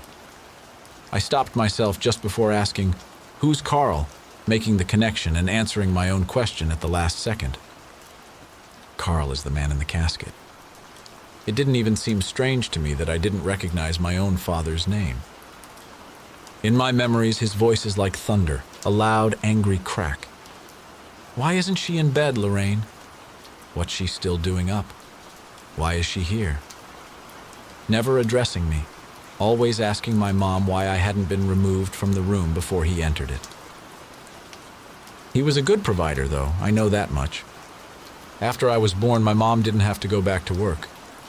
Once I was in school, she dabbled at the law firm where they had met, taking a case here and there, but it was clear that her main job was me. Mainly, making sure that my father never had to come in contact with me. No matter how good I tried to be, how sweet, how quiet, how smart, it never mattered. I wasn't wanted. My mom made endless excuses for him.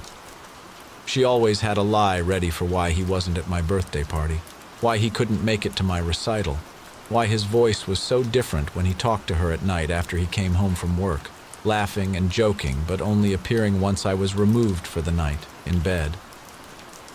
Why he couldn't be bothered to attend my high school or college graduations.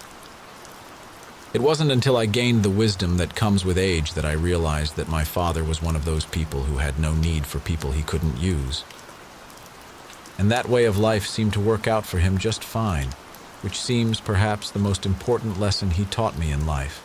Seek out those who can serve a purpose. So maybe he never told me I was smart or pretty or even a worthwhile human being. Never gave me a kiss or a hug. I know that there are a lot of worse things to experience than a parent's indifference, that I was fortunate to never know hunger or what it was like to be beaten. But I've also never known what it's like to have a normal, healthy relationship with a man. But now, for only the second time in my life, I feel like maybe I could. Like I actually want to. It took a long time for my heart to heal after losing my first love, and I'll never forget the man who made me feel so alive. But maybe it's time to finally move on. The more I think about it, the more excited I get. The man I've been seeing lately is actually kind of perfect for me. I'd never considered taking the next step and getting truly serious with him because of his family, but they're not a problem anymore. So what's stopping us? Absolutely nothing. I pull a U-turn in the middle of the road, eager to get back to town, to start my new life. Because suddenly I have a destination in mind after all. Happiness. 30. Liz, then. 1999. It happened the same week Amy was to make her debut in the Longfellow High School performance of The Phantom of the Opera. Her dad was at work, driving a forklift like he had done for the past 17 years, when his heart stopped beating. It was the day of his 39th birthday. He was dead on the spot. I just can't believe it. I'm still in shock. I'd been over there that very morning, helping Amy make him a special breakfast for his birthday, and he'd looked fine.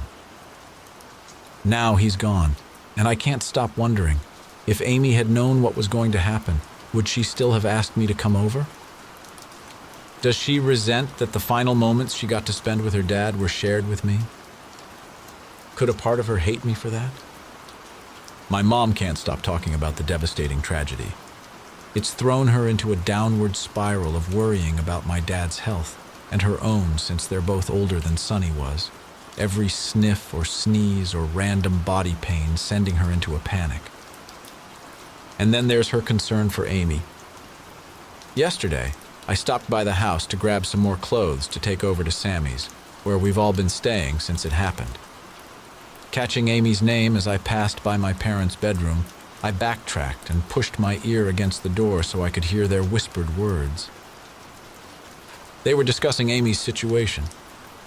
Our high school graduation is in 5 weeks.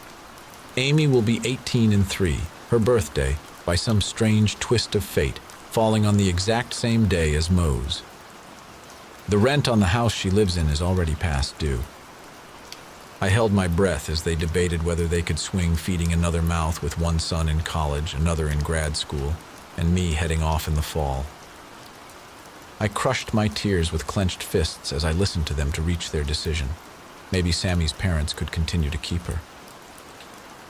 Now I'm standing beside a hole in the earth, a violent gash in the soil of reality, one link in a chain of teenaged girls dressed in black. With one arm hooked through Amy's and the other through Mo's. I feel the shudder that runs through Amy as the casket starts its journey into the ground. Can feel her weight sag against my shoulder as we prop each other up as it disappears from view. When the service is over, Sammy, Mo, and I stand off to the side, waiting for Amy while people offer her their condolences on their way out. My parents are talking to Sammy's over by the cars. I turn my back, not wanting to watch. Ugh! How much longer do you think this is going to take? Sammy and I both look at Mo in disbelief. What? I've got other things I'd like to do besides waste my whole day out here. I stare at her a moment while I find my voice. Jesus, Mo, Amy's dad just died. Can you maybe muster up a little sympathy? Why? Because her dad died? So what, it happens. It's not like he was dad of the year or anything. She didn't even like him. Mo! Seriously. I'm lucky if I see my parents once a year. You don't see me crying, do you? Your parents are still alive, Sammy says. No, Mo, you don't cry. We spend every single weekend of our lives babying you at your house just to keep that from happening. I regret the words as soon as they escape, but it's too late to rein them back in. You know what? Fuck you, Liz. Seriously. Like you're so perfect. Sammy and I stand side by side, watching Mo stomp off across the cemetery. The back of her hand brushes mine, and I know that she wants me to hold it, but I can't. I'm empty. I've nothing left to give. What should we do? Sammy knows, but she wants me to say it. So I do. What can we do? We let her go. That night, we squished together in Sammy's bed. We used to do this all the time, playing how many ways can 4 little girls fit in one bed, but it's been years since the last time. It's a much tighter fit now, and there's only 3 of us tonight.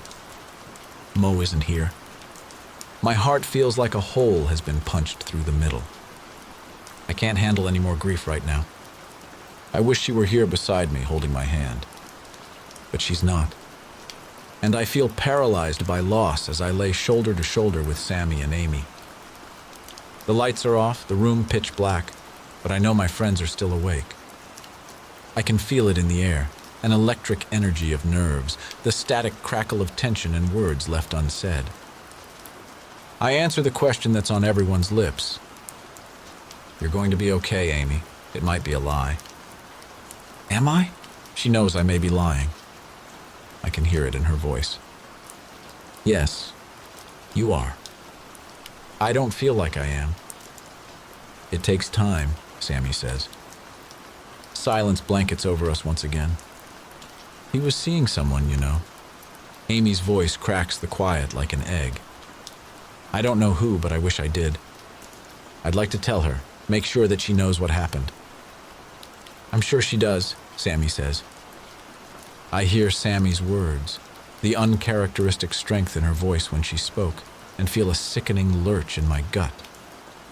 I hadn't realized before, but now I think I do.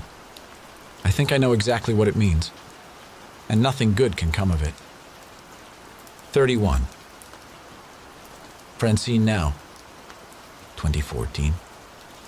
Francine frowns down at the cold cup of coffee on the table before her, lost in thought. Wishing she had told the detective that Liz was secretive, that Sammy was easily manipulated. Even that Mo, finally, at last her friend after all these years, had always had a wicked temper. That any of them could have been a killer. But instead, she'd taken the light of suspicion and shined it on herself. Stupid. One of them is probably talking to him right now, telling him about that night. It's not fair. A part of her had known better than to go to the party. Even her own mother had suggested that she not. She hadn't been invited, but who had?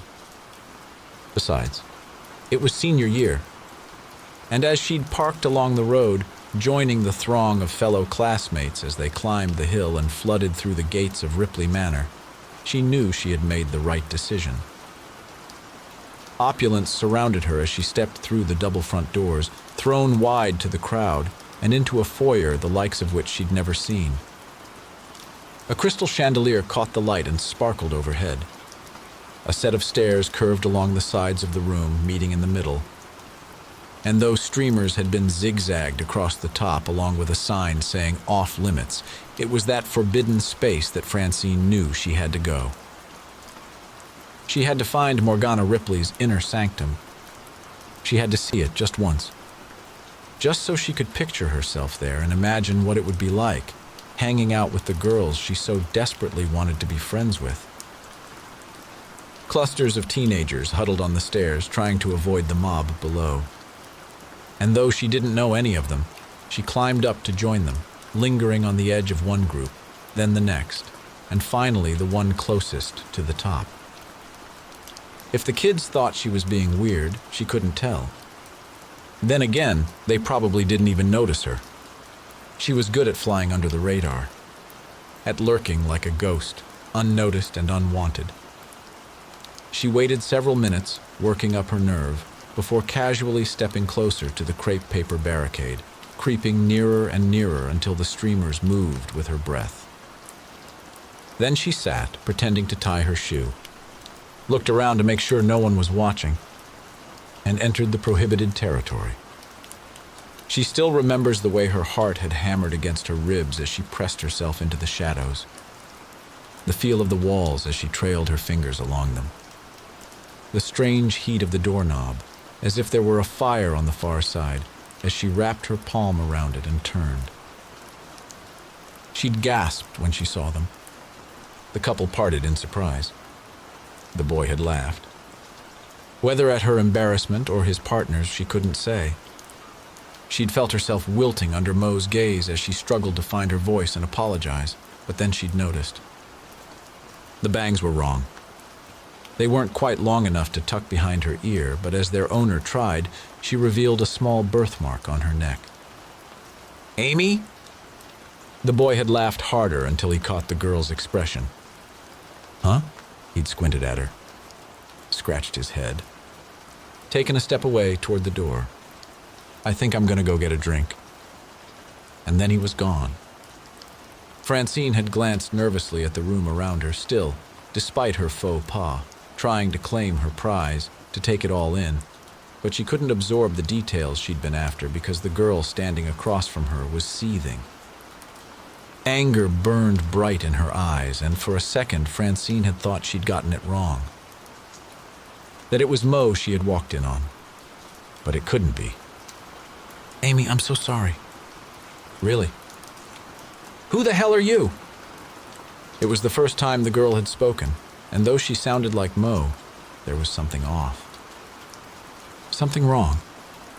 And that's when she realized Amy was trying to impersonate her cousin.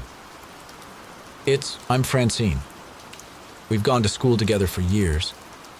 Listen, Amy, I won't tell anyone, I promise." "There's nothing to tell. Now get out of my room." Feeling suddenly emboldened, she'd said, "Oh, so you live here now, too."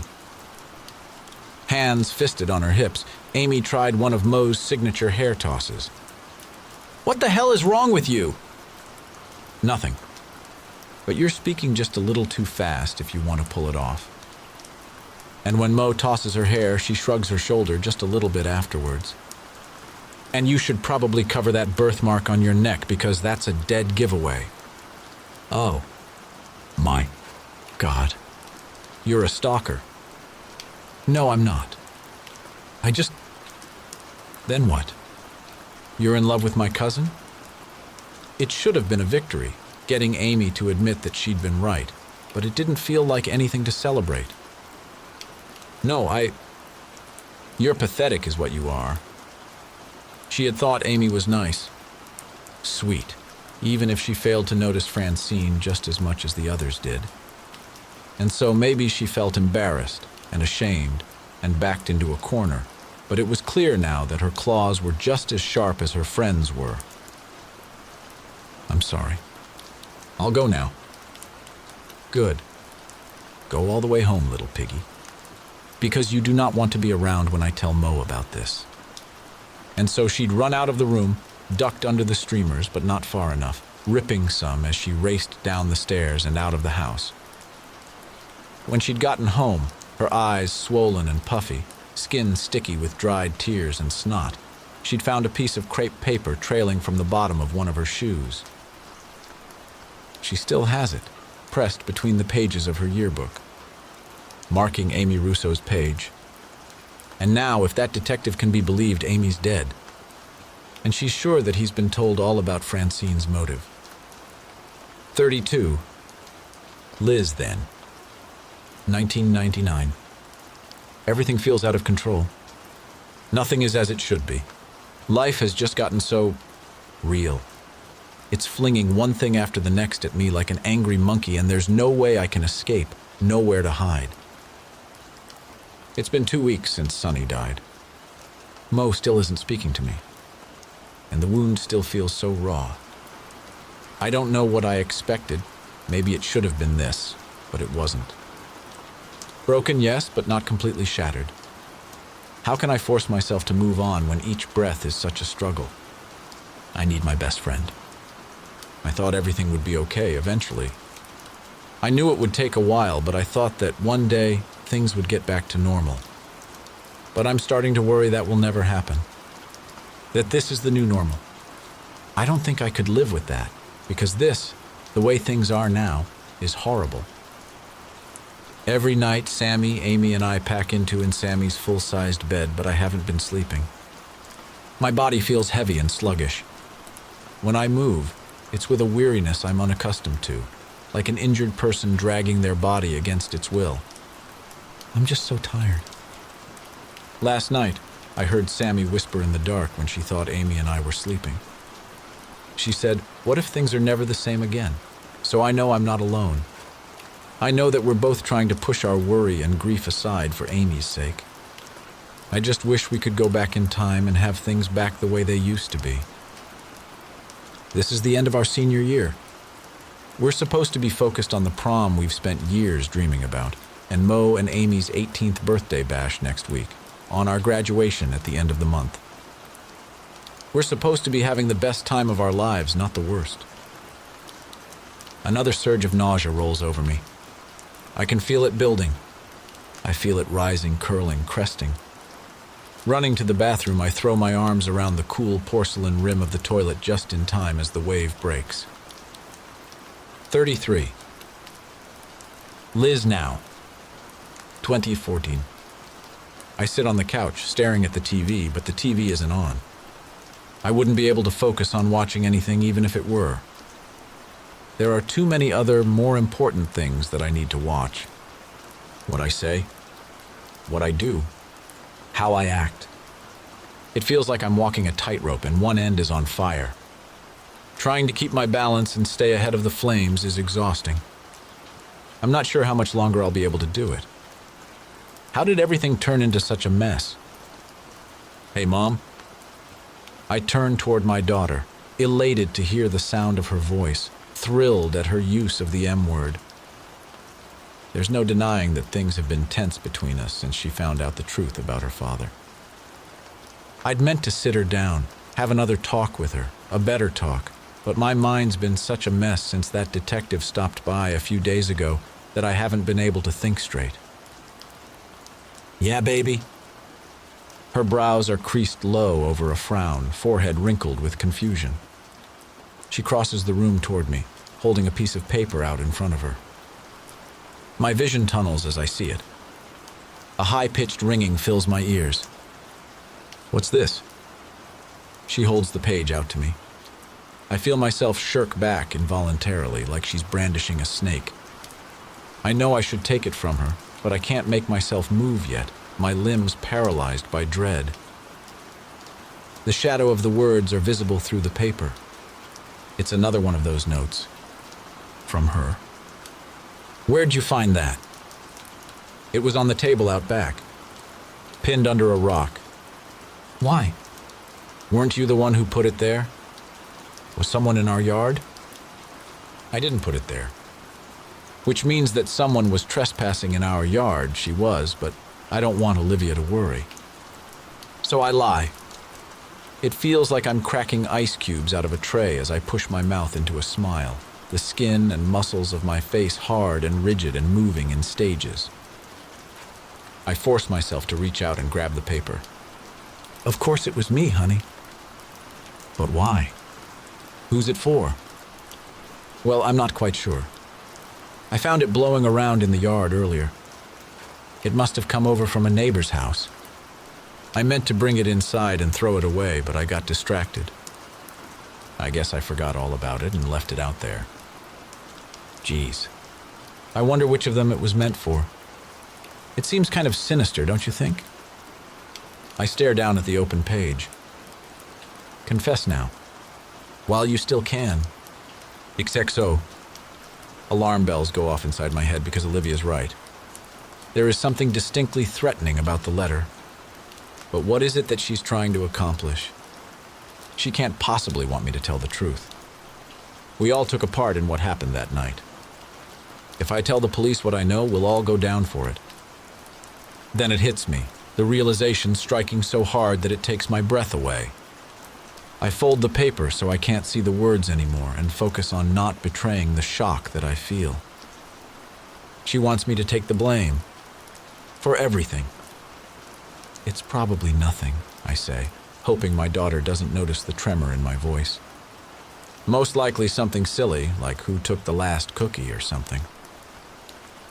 Olivia smiles, liking the idea. Bet you're right. Hey, is it okay if I go over to Gina's? Is your homework done? Yep. That's fine then. Her blonde ponytail swings from side to side as she skips out of the room. Oh, but Olivia? She stops at the threshold, turns reluctantly to face me, her expression tense, obviously expecting me to assign her a chore before she leaves. Do me a favor and don't say anything about the note to her, okay? You don't want to embarrass her if this is Francine's way of dealing with a cookie thief. A wide grin spreads across my daughter's face. Her eyes roll toward the ceiling, her head shaking from side to side as she chuckles. Yeah, right. You and I both know that would never happen. She spins on her heel, calling over her shoulder. We'd hear the firing squad all the way over here if they ever ran out of cookies in that house. The second the front door slams behind her, the smile vanishes from my face like water down a drain. I wipe at the sweat that's gathered at my hairline, then snatch up the note and tear it into tiny shreds, squeezing the scraps inside my damp fist. I should never have had to lie to my daughter like that. Thank God she believed me. But then again, you're supposed to be able to trust adults. That's what makes it so easy to get kids to believe what you want them to. Like Santa Claus, or the Easter Bunny, or that what you're doing is okay, even when it's clearly not. As I watched my daughter grow, as I saw the innocent way she viewed the world, how she looked at the adults around her for guidance, I realized how much I'd been wronged. How I just blindly believed what I was told. Like Olivia had so easily accepted my explanation just now. But I'm not manipulating her for my own selfish agenda. I'm just trying to keep my daughter safe. And no part of that includes taking the sole blame for a crime that is not my own. She's made a very bad mistake if she thinks I'm going to let that happen. I'm not the girl I used to be. I'm not the girl she used to know. I carry the letter to the bathroom and dump the pieces in the toilet. Watch as they circle the bowl before finally being sucked away. I've been scared plenty of times before. But it's been a long time since I let that stop me. 34. Liz, then. 9:99. I skip 7th period so I can wait for her outside of her class. Lingering just to the side of the classroom door, I keep my eyes peeled for any teachers or administrators roaming the hallways, a pilfered bathroom pass crumpled in my pocket. But no one comes, the corridor deathly silent, making me think of those movies Sammy likes where people wake up and find out that they're one of the last ones left on Earth. I don't like those films, never have. There's something too eerie about them, too depressing and lonely. I'm not sure I'd want to struggle and fight to stay alive if everyone else was gone. What would be the point? But the solitude gives me plenty of time to think. There has to be a way to patch things up. I have to make things better. This is the first time there's been a rift in our friendship like this, and we're all suffering from it. The bell rings and the door slams open. I take a step back, watching, waiting, falling into step beside Mo as she exits the classroom. She glances over at me, and for a brief second I see it. She's as hopeful as I am. Then it passes, her face hardening into a stony expression. "What do you want?" she asks, quickening her pace like she's trying to lose me. I jog a couple of steps to keep up. World peace. But I'd settle for having my best friend back. Her throat stretches as she swallows hard. She keeps her gaze focused straight ahead. "Mo, I am so sorry that I upset you. You have to believe me." "Fine. And forgive me?" She ignores me as we reach her locker. Her tapered fingers deftly spin the lock. She jerks the door open, narrowly missing my face. I watch her through the vents as she shoves her books inside. Her porcelain skin has turned a soft shade of pink. Her usually full, naturally rose-colored lips are pressed into a thin white line. Slamming the metal slab shut, she finally looks at me. You really hurt my feelings. I know. You were way harsh. I didn't deserve that. I know that too. I wish there was a way to make her understand. But I can't. Because I've vowed to take that deep, dark secret with me to the grave. Her mouth screws up into a knot as she studies my face. Then her granite facade crumbles. Her lower lip quivers and her eyes turn shiny. You made me feel like I was all alone. No matter how bad things have ever gotten before, I've never felt like that. Abandoned by you. Oh, Mo. I wrap my arms around her. Her body is rigid against mine. I would never abandon you. Not ever. Even when we're old and gray and senile, I'll be the stranger sitting beside you, holding your hand. You'll never be rid of me. Promise? I tighten my hug. Try to ignore the weird girl standing by the lockers directly across from us, watching. I swear it. Mo relaxes in my embrace, returns it, sniffs loudly in my ear. I'm going to wipe my snotty nose on you, okay? I can't help smiling. It would be an honor. Then I feel the pressure on my shoulder, the dampness on my shirt, and I jump back, squealing. I didn't think you were actually going to do it.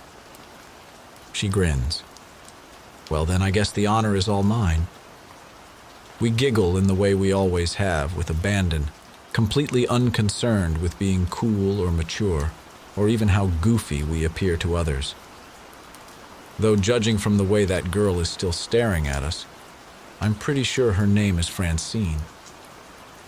I've seen her hanging around us before on the fringe, but she's never been so obvious about it. It's kind of creepy. Our eyes meet and she takes a step forward toward us. Uh-oh. I think we have a fan club, I mutter to Mo under my breath. Huh? Who? She turns just as Francine reaches us. Eyeing her with a haughty look and using her bitchiest tone, she says, hello. May we help you? Francine's face turns an unflattering shade of red, accentuating the puffiness of her cheeks. Her small, beady eyes appear black, like they're all pupil. Her tongue darts nervously out of her mouth, giving her a reptilian quality. But I have to give her credit. Her voice is bright and perky as she says, Hey guys, I was just wondering if you wanted to go grab a coffee. Or we could get milkshakes, that would be fun. My treat. I put a hand on Mo's arm, signaling her to be nice. Or at least not to completely annihilate the poor girl. I don't know why, but she has a tendency to get downright hostile to other people who want to be our friend, as if they pose some kind of threat. It's almost like she's defending her territory. With you? Mo asks. Well, yeah. Why? Well, I tell you what. You think about it. Mo loops her arm through mine and pulls me off down the hall, muttering loud enough for Francine to hear us. God, some people. Stalker much? A microsecond later, Mo's moved on, the other girl completely forgotten. As she happily chatters about how far behind we are on prom preparations and all the ideas she has, I glance over my shoulder and spot Francine still standing where we left her, watching us with an anguished expression on her face. And I feel bad. I really do. But guilt is something that I've already become accustomed to. 35. Sammy now. 2014. I watch him get dressed, his back to me as he pulls on his pants, buttons his shirt. I wish he could stay. I don't want to be alone right now. Are you sure you have to go? I ask. We could order some takeout. Watch a movie? David turns to face me, a sad smile on his lips. I should really get back. He rounds the bed, leans down to give me a kiss. It's brief, just a peck, with none of the lingering, bittersweet goodbye that I've become used to. It's not just my imagination. Something has changed between us. Well, tomorrow maybe. Actually, Olivia has a volleyball game tomorrow. I don't see what that has to do with anything. Olivia's had plenty of volleyball games. The season's almost over, and as far as I know, he hasn't bothered going to a single one of them. Oh. He's pulling away. I knew accepting Liz's dinner invitation was a mistake, but I couldn't resist. Going into their home, seeing the way they interacted together, or didn't. All my life, she's been there right in front of me, just a step ahead. Always beating me out.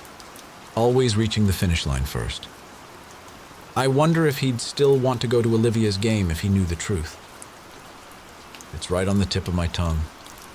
I'm dying to say it. 5 little words that carry such weight that they could change everything. But I can't be the bad guy here. I'll walk you out. I reach for my robe. He puts his hand on my wrist to stop me. Draws my hand up to his lips, kisses my palm. You should stay. He gives my fingers a gentle squeeze before releasing them. I chew the inside of my cheek, debating, trying to keep my mouth shut. But I can't do it. He's halfway through the door when my resolve crumbles. I didn't say anything about us. To Liz, I mean. I wouldn't. He stops, but he doesn't turn to look at me. He sounds regretful as he says, I know. I blame myself for that. And then he's gone. I strain my ears, listening to the soft click of the front door behind him, the tumbling of the bolt as he uses his key to lock it. And then I cry. Liz had always been my closest friend. And growing up, I thought it would be that way forever. It's just that keeping in touch would have been too painful, a constant reminder of what had happened. But even after all that time had passed, 15 years, 5 months, and 6 days, without a word spoken between us, all it took was us meeting face to face for everything to feel normal, for us to pick up right where we left off, like it had been minutes and not years between us. But here's the thing. I had made my choice already. I chose him over her, and all it took was an instant. When my eyes met David's across the crowded bar and I decided to approach him, it was with one thing in mind. Though our conversation started with Liz in high school and how everyone was doing, I saw that he was open to more. I was the one who changed topics. I'm the one who flirted first. I wanted to make him mine. And now I want to keep him. David and I had never been big fans of each other back in school. I resented the time Liz spent with him. Didn't think he deserved her. Never understood what she saw in him. But once she was removed from the equation and we reconnected that night, there's no denying that sparks flew. He breached the barbed wire barrier around my heart, the one other men had caught on, like it wasn't even there. And for the first time in years, I felt hope. Maybe I could have my happily ever after. It seemed fitting, though, so fitting, that it would be with David. Liz and I, we have that childhood bond that knows no bounds. And growing up, we always swore that no man could ever come between us. But the truth is, that's all that ever has. 36. Amy then. 1999. I wait in the wings for my cue. On stage, the lights are dim. The scene is colorless and simple, an auctioneer standing on a platform auctioning off a musical monkey doll. In a minute, the chandelier will crash from above and we'll all spring into motion, bringing new sets and colors and life to the performance. No one thinks I should be here, not with my father so freshly dead and buried. The timing is horrible, I'll admit, but I'm not going to let it stop me. I'm not going to let anything stop me, not now. I'm hoping most people will think it's just my way of grieving, to stay busy and keep my mind off what happened, to throw myself into my performance, and if I seem different, if I seem happier now, that it's just an act. But the truth is, I am happier now. I've never felt so liberated. Everything, every little thing in life is sweeter. Better. Colors are more vibrant, foods are more flavorful, even each breath I take is deeper, the air cleaner. And it's all because he's gone. And her, my sister. I gaze out into the crowd, blinking against the lights, almost blinded, but still I find her. Mo, here to see me, watch me perform, to provide me with support in my time of need. I wonder what she'll say, how she'll feel about mourning Sunny when she finds out the truth. I wonder how she'll feel about me too. We've both heard the rumors over the years, of course, but I don't think either one of us ever dared to believe them. But they were true, and now that hole inside me, that drafty, lonely spot I felt when I was little that ballooned into a vast, huge, frozen emptiness over the years, that missing piece that's left me feeling cored out and hollow, is sitting right out there in the audience. I've found myself finding reasons to spend more time with her, stand closer to her, look at her more deeply these last few days. Every moment it gets more physically painful not to scream it from the rooftops, Morgana Ripley. You are my twin sister. The words are burning on my lips. I have to say them, and I'm afraid that if I don't tell her soon, I'll let it slip to someone else. I have to tell Mo first. The chandelier crashes against the floor. The lights go out on stage.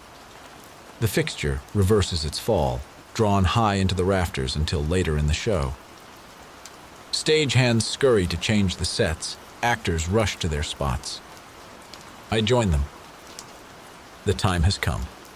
I'm telling her tonight after the show. The streetlights in the school parking lot seem dim after spending so much time under the harsh glare on stage. Teenagers cluster here and there in tiny groups, clinging to the dark spaces. I take the final step through the side door of the auditorium and let it shut behind me, abandoning myself to the night. Sammy and Liz come rushing over, Mo trailing behind them. Sammy places a bouquet of flowers into my arms, roses mixed with peonies, my favorites. You were fantastic. Liz sets a tiara on my head. It's one of the fake little kid ones from an accessories store, but the oversized rhinestones still catch what little light there is and sparkle. She kisses me on each cheek, European style, and then gives me a wide grin. Seriously, Amy, your singing was amazing. I look to Mo, still hanging back a few feet, head hanging. As if she senses my eyes on her, she looks up at me with a small smile. Good job. I close the space between us and hook my arm through hers. Hey, would you guys mind if we caught up with you later? I can feel Mo tense next to me. Sammy and Liz exchange confused looks. Me and Liz have been staying at Sammy's since my dad died. It's late, it's a school night, and we've only got one car with us. Mo and I will walk. Okay. Sammy smiles, but I can tell by the way her forehead crinkles that her feelings are hurt. I'll tell her later that Mo and I were talking over birthday ideas. She'll be fine. You two be safe. We will. Mo and I stand side by side, watching as they get in the car and pull away. The taillights become smaller, until they're 2 cigarettes burning in the distance, finally winking out to nothing at all. Then Mo pulls her arm from mine. What the hell was that about? What? Brushing them off like that? Volunteering me for a 2-mile walk back in the dark? Any of it? We were supposed to finalize our plans for prom. I feel my lips tremble. I push them firmly together, folding them into my mouth to stop it. Mo's face softens. I'm sorry. I know you're upset. Is this about your dad? Yes and no. Liz and Sammy would want to be here for you too, you know. But I know what it's like. Not wanting to discuss family with people who actually have one. She draws me into a side hug and starts pulling me down the street beside her. But that's just it, Mo. You're my family. We're all your family. You know that. Yeah, I know what you're saying, but this is different. You're my blood family, not just my cousin. My sister. Mo freezes next to me mid-step. She lowers her raised foot back to the ground and turns to face me. There's something feral in her face, a wildness threatening to break free. I rush to finish. Sonny told me. I don't think he meant to, but he did. What did he say? He was yelling at me and he said, I should have gotten rid of you and sold you to the Ripleys like your sister. Sold? Her voice is so fragile it brings to mind a snowflake. So delicate, so beautiful that you want to touch it. You have to, if only to better admire it, but you ruin it in the process. I watch as something breaks behind her eyes. Then she blinks and it's gone. Any emotion that was there vanished, replaced with an expressionless mask. That doesn't matter, Mo. That's just what some asshole did. That's easy for you to say. You're the one he kept. The chosen one. She starts moving, marching ahead of me down the road. I run to catch up. Grabbing her arm, I make her stop. Mo, that's ridiculous. I'm not the chosen one. The one chosen for what? To be his maid and his cook and his punching bag? Listen, you're missing the point. The point is that you're my sister. My twin. The blood that flows through our veins. It's the same, yours and mine. I've always felt that something was wrong, was missing, and now I know why. Haven't you felt that way too? Sadness flashes over her face and is gone in an instant like a lightning strike. I have. Don't you realize what a good thing this is? Believe me, Mo, you didn't miss out on anything by not growing up in that house. Really, we don't need him. We're better off without him, both of us. I know she wants to believe me. I can feel her heart reaching out, tugging on mine. I can feel her sadness. I want nothing more than to take it from her, make it my own, and replace it with love and happiness and warmth. I mean, doesn't it strike you as just a little bit odd that I grew up with the man and I'm not the least bit saddened by his death? Her head cocks to the side, her arms crossing over her chest. The muscles in her neck stand out like cords. Her jaw is slung forward, tense. You know, I thought you were different. I thought you were like me. But you're just like everyone else out there in fairy tale land who thinks they have it so rough. But you know what's really rough? Not having anyone want you. Ever. But that's not true. Mo, the man, was evil. He took us from each other. He was more concerned with getting laid than with either of us. Mo laughs, an empty, hollow noise. So the bastard wanted everyone except me. I get it. No, that's not it at all. But don't you see? It is. That's exactly it, Amy. That's always it, the story of my damn godforsaken life. If he'd sold you and not me, my parents would probably have stuck around and raised you. Because it's not you. It wasn't him. It's not any of them. It's me. I'm the one with something wrong with me. I'm the one who's filthy inside, the bad apple with the rotten core. He got rid of me because he could sense it, like everyone else does. That's not true. She gives me a pitying look. But it is. But no, Amy. Here's the simple truth. I'm like a hot potato. Getting tossed around because no one wants to keep me. Because they don't want to get burned.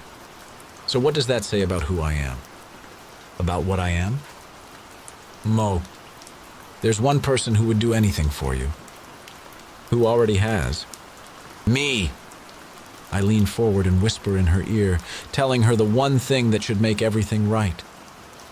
But it doesn't. She moves away, mouth twisted in a knot of disgust. And you're still the good one. Then she turns her back on me and takes off, running down the street. I want to go after her, but my feet are rooted to the spot. I watch her leave, my mouth hanging open, muscles slack, not sure what just happened. I thought I'd be my sister's salvation. I might just be her ruin instead. 37. Liz now. 2014. I startle awake, the oven timer stirring me from a dreamless sleep. I scramble dazedly to my feet only to discover that my left leg is numb. I stumble when I try to put weight on it, gasping as the movement pulls a stiff muscle in my neck. I rub at the crick, pins and needles stabbing my foot, as I limp through the dark house toward the kitchen to silence the buzzer. I turn the oven off, and with it, the incessant beeping. Wrinkle my nose against the odor of burning cheese.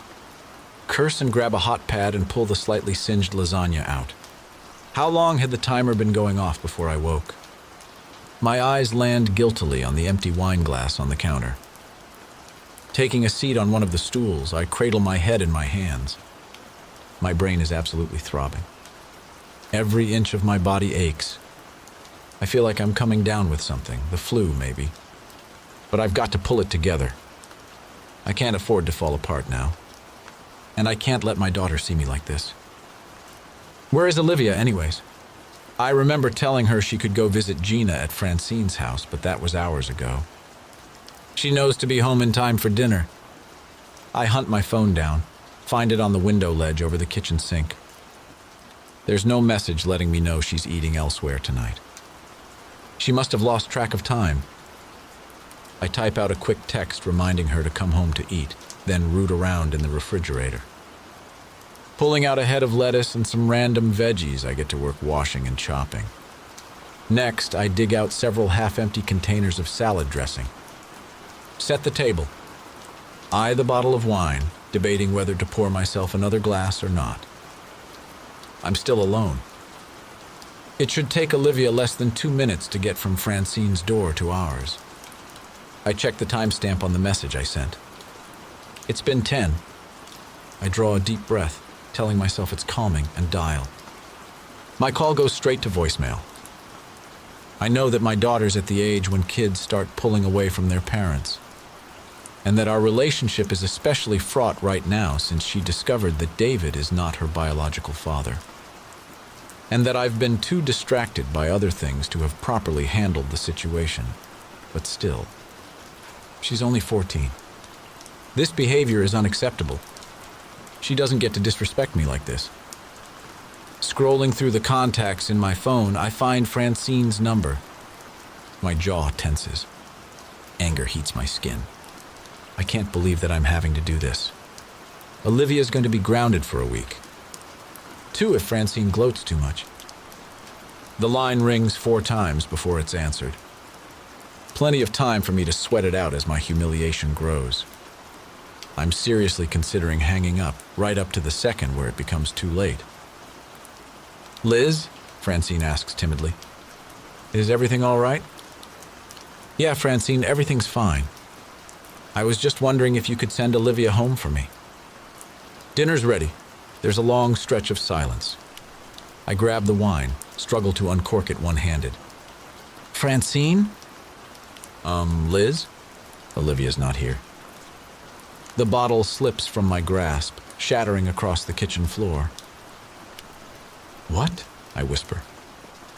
I don't know what to tell you. Are you sure she told you she was coming over here? I nod, then realize she can't hear me. Yes, I'm sure. Positive. Hold on for a second. I hear her calling for Gina. Can hear their muffled conversation in the background. Hey, was Olivia supposed to come over today? She said she'd ask if she could. I never heard back, so I figured her mom said no. Do you have any idea where she could be? No. Gina Marie, I'm serious. God, Mom, so am I. No. Has she been hanging around anyone new at school lately? Has she been talking to any boys? Not like that. Do me a favor, honey. Call your friends and see when the last time someone heard from her was, okay? Suddenly, I'm very grateful to this woman I've been so hostile toward. She comes back on the line a moment later, her voice calm and soothing. Liz? Gina hasn't heard from her, but I have her calling around. Don't worry, I'm sure this is all just a misunderstanding. Do you want me to come over? I'm already heading toward the front door. Yes, I want her to come over. I want her to take charge. I want any help she can give me because I'm lost, and I'm panicking, and I don't know what to do. The word is on my lips, and dies there. I stare at the folded slip of paper that's been shoved through my mail slot, not wanting to touch it. knowing that I have to, even though I can feel the evil radiating off of it. The heat of her hatred is so strong that my fingers feel blistered as I open the note. I've got something precious of yours. If you want it back, you know what you have to do. Tell the cops anything but your confession, and I'll keep it forever. XXO. I can't breathe. I shove my fist into my mouth, biting down until I feel the skin split and the copper tang of blood taints my tongue, but I can still feel the scream building, wanting to erupt. Liz? Squeezing my eyes shut, I knock the back of my head against the wall 1, 2, 3 times. Draw a deep breath. Clear my throat. Steady my voice. You know what? Francine, I'm so sorry. I feel ridiculous. You do? Why? I do. David just texted. I forgot that Olivia was staying with her grandparents this weekend. Oh, okay. But I can tell by her tone that it's not. That I've just become the type of person who doesn't know where their 14-year-old daughter is. That whatever she might have thought of me before, from now on, in her eyes, I'll always be a bad mother. Which is fine. Let her think whatever she wants. I don't care. The only thing that matters is that I remain a mother, which means doing whatever it is I have to do to bring my daughter home safely. 38. Sammy now. 2014. I'm carrying a pizza box out for recycling when my cell rings. I wrestle the cardboard in half and shove it in the bin before pulling my phone out of my pocket. Check the screen to see who's calling before I answer. Hey, Liz. What's up? Sammy, she took her. What? Who? My daughter. That psycho bitch took my daughter. She sounds crazed, manic, her words firing too fast from between her lips. Liz, calm down. Don't tell me to calm down. I glance around, checking to see if anyone's close enough to overhear my end of the conversation, but I'm alone. I lean against the side of the house and take a deep breath. I keep my tone low as I say, I know you're upset, but just slow down for a minute. Are you sure? Yes, I'm sure. But why would she do that? It doesn't make sense. Why has she done any of this? What part of anything that she's done has ever made sense? She's crazy, plain and simple. And now she has my daughter. Her voice shakes. She must be crying, not that I blame her. I have to get Olivia back. She has to be okay. She will be, I'm sure of it. But Liz, maybe you're jumping to conclusions. I mean, Olivia's a teenager. Sometimes they... She left another note. A threatening one. Wait, what? What do you mean, another? It's not the first. Haven't you gotten any? I would have told you if I had. The implication of my statement is clear. What else has she chosen to keep from me? Have you called the police? I can't. But if she has, she'll hurt Olivia if I tell the cops she took her. I can't risk it. Then what are you going to do? Her voice is a whisper as she says, I have to give her what she wants. I'll confess. What choice do I have? Liz, you can't, Not the truth, obviously. I doubt she's doing this because she wants to share a cell with me. I'll tell them it was me. That I was the only one. I swallow hard, wet my lips. Where are you now? Home. Where's David? I don't know. Do you want me to come over? No. I don't think so. Then what can I do? There's a long stretch of silence that leaves me wondering if she's hung up. Liz? I don't think there's anything any of us can do. Well, are you going now? Where? I try to keep the impatience out of my tone as I say, to the police? To confess. There's something I need to do first.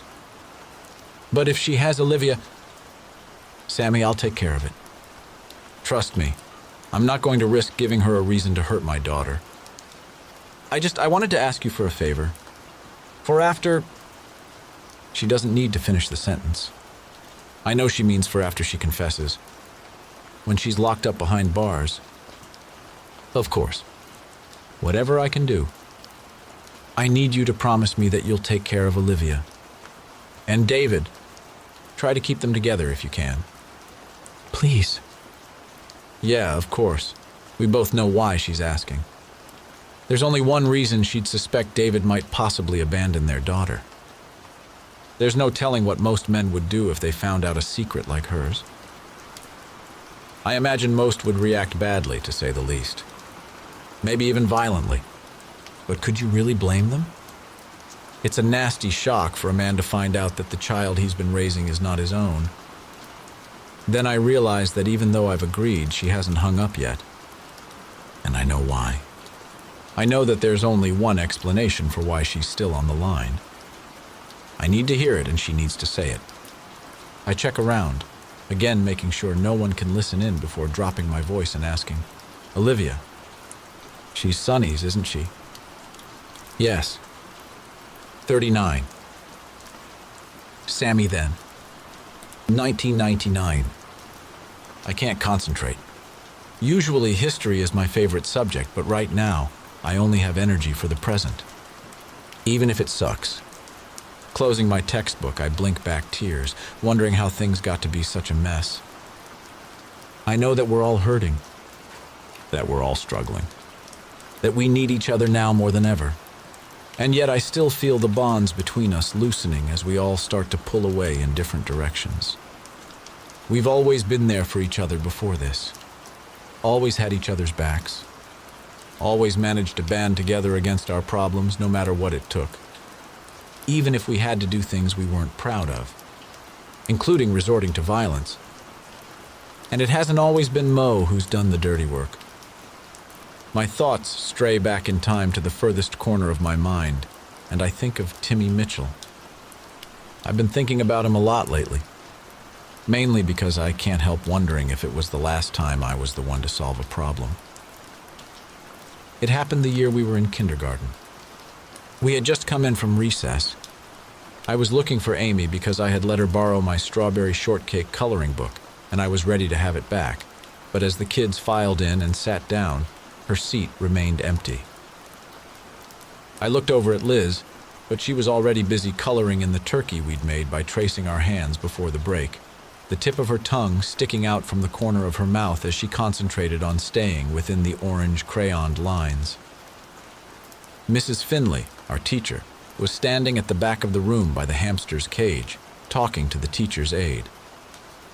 They were laughing. Neither of them had noticed Amy's absence either. I'm sure it was probably only a minute, but I got tired of waiting and marched right out the door unnoticed, back outside to the playground to find Amy and my coloring book. I caught sight of her black hair shining through the metal bars of the jungle gym near the back fence. It wasn't until I got closer that I noticed she wasn't alone.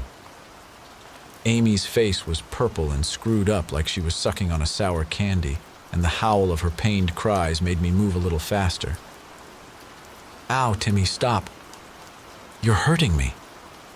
Then I saw him, Timmy Mitchell, with Amy's arm grasped between his hands as he twisted her skin, which shone bright red and angry. Stop, Timmy. I felt anger like I had never felt before, my body pulsing with rage and indignation. That was my friend he was hurting. My friend he was making cry. Stop. I was a shy kid, a quiet, only child, but I shouted the word with the force my mom had made me practice using in case a stranger ever tried to take me. I shouted so loud that the sound of my own voice echoed in my ears. Timmy Mitchell looked at me, held my eyes for a long minute, then smiled before his grubby hands went back to work on Amy's tender flesh, and her cries rose like a winter wind. I didn't even think. Couldn't even see, if I'm honest. The next thing I knew, my fist smashed into Timmy's nose. Blood burst from his nostrils like a popped water balloon, tiny splats covering us all. Then Amy was beside me, and together we watched Timmy wail, backing away from us as he held his nose, crying and stumbling as he ran inside to tell the teacher. "Thanks." Amy smiled at me, tears still swimming in her reddened eyes. "I kept your book safe." The arm without red welts came out from behind her back, Strawberry Shortcake's freckled face grinning from the shiny cover of the coloring book. "Hey, thanks. Do you think you'll get in trouble?" I looked down at Amy's thin arm, a dark shade of maroon speckled with red dots, and shrugged. "It doesn't matter. I'd do it again." Moving to my other side, she laced her good arm through mine, and we went inside to face whatever punishment lay ahead together. Because that's what friends should do. Stick together. Share the consequences. Good or bad. 40. Liz now. 2014. If I'm going to do this, if I'm going to sacrifice everything, I need to make sure that my daughter's okay. And that she remains that way. I'll do anything as long as that's true, and she must know it. After all, isn't that why she chose me? She wasn't sending letters to Sammy. No, it was me and me alone who was her target. I'm the one who's vulnerable. The one who's weak because my heart lives outside my body, walking around on her own two legs. And while motherhood hasn't been all tea parties and rainbows and kisses, I wouldn't give up a single second of it. Not the sleepless nights or the tummy aches, the dirty diapers or the projectile vomit. Not even when she threw fits or called me names or got old enough to be embarrassed by me. My daughter single-handedly took the biggest mistake of my life and made it into the best thing I've ever done. But that doesn't mean I want her to follow in my footsteps. I want more for her, so much more than falling in love with a sexual predator, a man who knew me from the time I was a small child, who groomed me for the day I'd be useful to him. And I know that he hurt her too, maybe even more than he hurt me. But that still doesn't excuse what she's done. There was a time when I would have trusted her with my life. Now I wouldn't even trust her to take out my trash. There is no honor among thieves, or co-conspirators as the case may be. I can't think of that night, of all the mistakes leading up to it, of the many more that came after without blaming myself. There was so much I missed, so many times where I could have tried harder, done more. Maybe if I had, things would have gone differently. Maybe we'd all still be friends. Maybe we'd all still be alive. So I guess it seems fitting that I'm the one who's going to take responsibility for what happened. It kind of was my fault in a way. But I have one last hope, one final straw left to grasp at. I wake my computer from its sleep, holding my breath as I bring up the browser window and search for Olivia's phone. Nothing. It's as if she never even existed. So it's true. I'm going to lose everything. The fragile ice castle I've managed to build is about to come crashing down, shattering into a million jagged pieces that I won't be able to escape. I'll be left alone, bleeding out, cold and alone and dying. And I deserve it. Every last cut. I feel sick and queasy, slick with nervous sweat. I get up and grab my keys and purse. I can't put this off any longer. Not when my daughter's waiting. Especially since this is something that I should have done a long time ago. 41. Liz, then. 1999. I watch the limo pull up through my bedroom window. The long, sleek body is silver. Gunmetal with metallic flake, to be exact. Mo's favorite. A chauffeur in a gray suit with matching cap emerges from the front, circles the vehicle, and opens the door to the back. I turn before I can see who steps out first. It's here. Liz, the limo's here. My mom is so excited that her voice sounds 10 years younger than usual. It's as if she's been looking forward to this night more than I have. She's stocked up on enough rolls of film for an entire year of pictures, leaving no doubt that tonight will be immortalized for eternity. But what if it turns out to be a night I'd rather forget? I pause to check myself in the mirror. Passing a hand over my hair, I run a fingertip over the edge of my mouth to check for stray lipstick and try to steady my nerves before heading down the stairs. Mo had the driver pick up our dates first, then her. Now she's holding court in the center of the living room. She looks gorgeous. Her dress is exquisite. The ivory silk flows over her skin like milk. The neckline plunges almost to her navel, iridescent sequins lining the dip, drawing your attention to the luminous skin of her chest. The gown is full length, slit high up her thigh on each side. She has one leg jutting out, her tiny foot arched in a super high stiletto with beadwork matching the dress, her toes a pale shade of pink. My mom circles her like a professional photographer, capturing her from all angles. The guys have gathered in the corner where my father is showing off his new semi-automatic handgun. It's meant to be a subtle warning, but the intention is lost, instead resulting in him being Mr. Cool Dad. I linger in the shadows on the stairs, watching until David glances up and notices me. Something's different. Something's changed, but I couldn't for the life of me say what.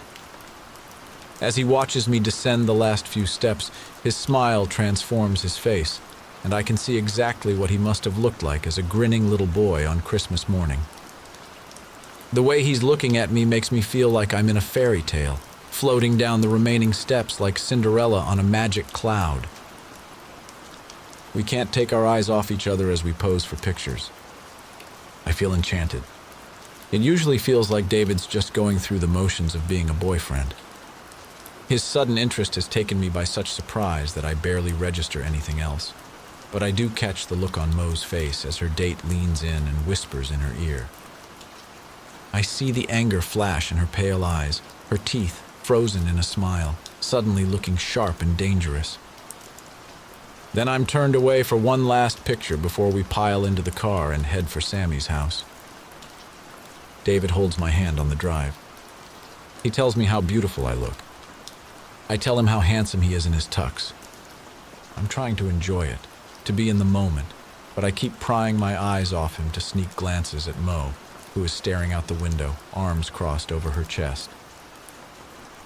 She looks so sad, so utterly unhappy, that a part of my heart breaks. I can't imagine what her date must have said. Right now, he has his back turned to her while he jokes with the other guys.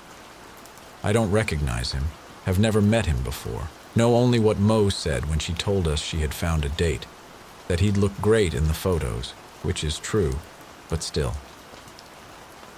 We arrive at Sammy's and the driver opens the door for us to spill out and begin our next photo shoot. I catch Mo by the hand as we walk to the door and give it a squeeze.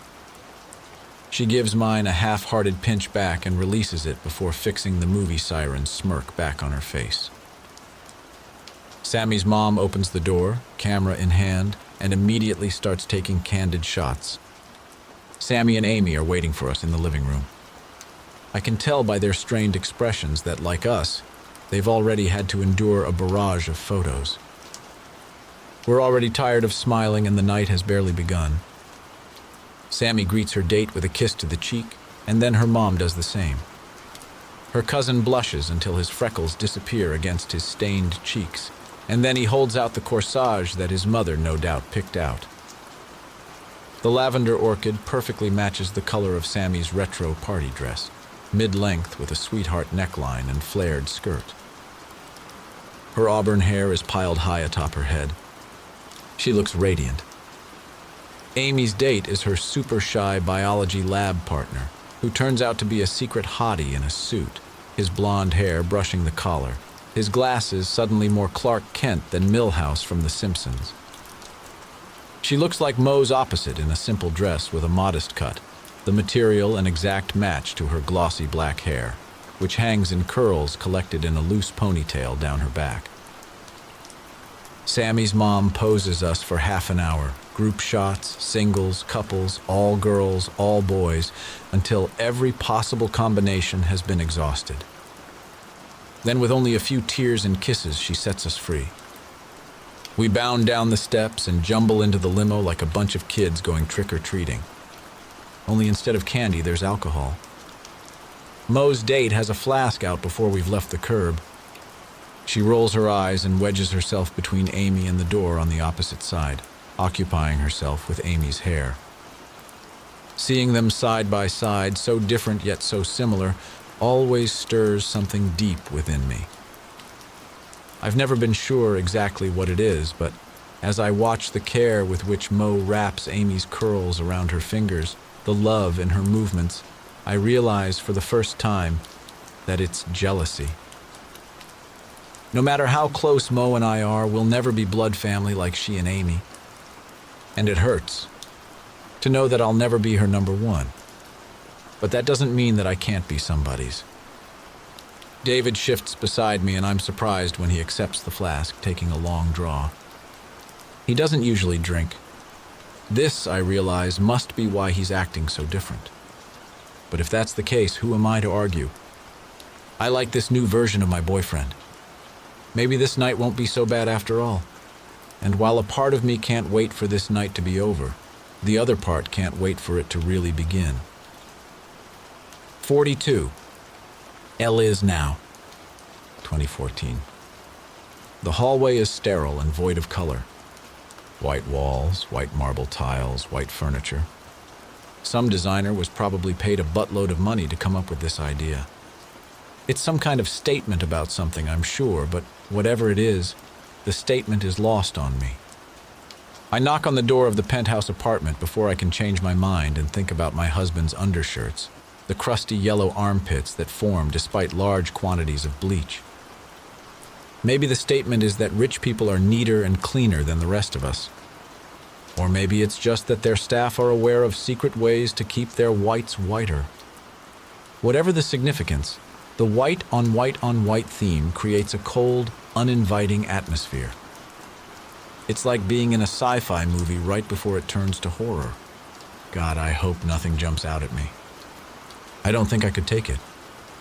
Just the thought of seeing her face to face is terrifying enough. My heartbeat feels jerky and irregular. My mouth has gone dry, leaving me unable to swallow the taste of bile that's climbed up the back of my tongue. I feel lightheaded and frail. I wish I was anywhere but here. The door opens, enveloping me in a wave of sandalwood-scented air, and I'm relieved to see that the interior is more welcoming, done in shades of tan and seafoam green that gives the place a beachy feel. A woman in her early 20s stands before me, a heavy, dark gray sweater falling off one shoulder, shiny mahogany hair gathered over the other. She's wearing jeans and ballet slippers. I step back to check the number on the wall next to the door. May I help you? The girl is dressed too casually to be a maid, too old to be a daughter. I pray that I have the wrong place, that I can retreat back home and work on gathering my nerve. I'm here to see Ms. Ripley. Is she expecting you? I open my mouth to respond, but the words don't come out. My jaw drops as she enters the room. Our eyes meet. It's okay, Anna, let her in. The girl steps back, allowing me entrance. My steps are faltering, my legs shaking. It feels like I'm trying to balance my feet on top of a floor made of jello. Would you mind running those errands alone? Not at all, Ms. Ripley. Anna slips past me, closing the door softly behind her, and I realize I'm still staring with my mouth wide open. It takes all of my effort to shut it. While I do, she crosses the room and stands before me. I fight the urge to flee. Her arms fly out, and for a second I think she might hit me, that maybe I should brace myself for an attack, but then those arms are wrapped tight around me. I can feel her tears through my hair against my neck. I make myself breathe, fighting the tightness in my chest, and the familiar scent of her triggers connection after connection in my memory. It's too late now. Finally, she releases me, stepping back a step to take me in, a soft smile bending her lips. Liz, it's so great to see you. My voice shakes. My entire body trembles. I'm going to the police. I'll confess to everything. Huh? I just wanted to make sure my daughter was okay first. I stare hard into those ice blue eyes of hers. And I want you to promise me that you won't hurt her, that you'll let her go. Liz, what are you talking about? She's an even better actress than she used to be.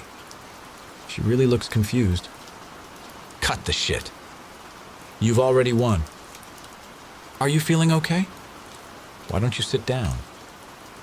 I don't want to sit, I snap. I want to see my daughter. She backs away several steps. Her eyes flit around the room like she's looking for an escape. If I didn't know her so well, know firsthand what she was capable of, I'd think she was scared. But I'm the one who has cause to be afraid. Liz, I snatch the note from my purse and wave it in her face. What? Did you forget about your little love letters? What letters? She grabs me by the wrist, holds my hand steady, her eyes narrowing as she reads it. What the hell, Liz? I didn't send this. Then who did? I don't know, but it wasn't me. I wrench free from her grasp, shoving the letter back in my purse. She no longer looks scared, just hurt and confused. Did you really think I would? I mean, granted, we've done some messed up things, and we've seen each other at our worst. But did you really think I'd take your daughter? Up until this moment, I had. I'd been sure of it. But her reaction seemed so genuine, her shock so real. I stumble over to a chair and drop into it. Run my hands through my hair, tugging fistfuls as I try to make sense of what's going on. I don't know what to think anymore. Is there any way I could have possibly gotten this wrong? The note started right after she got back to town. It makes too much sense to be a coincidence. The problem is I want to believe her. And honestly, I almost do. But there's another explanation that fits. A way that this could all still make sense. And that's if she's even crazier, even sicker, even more evil than I could have ever imagined.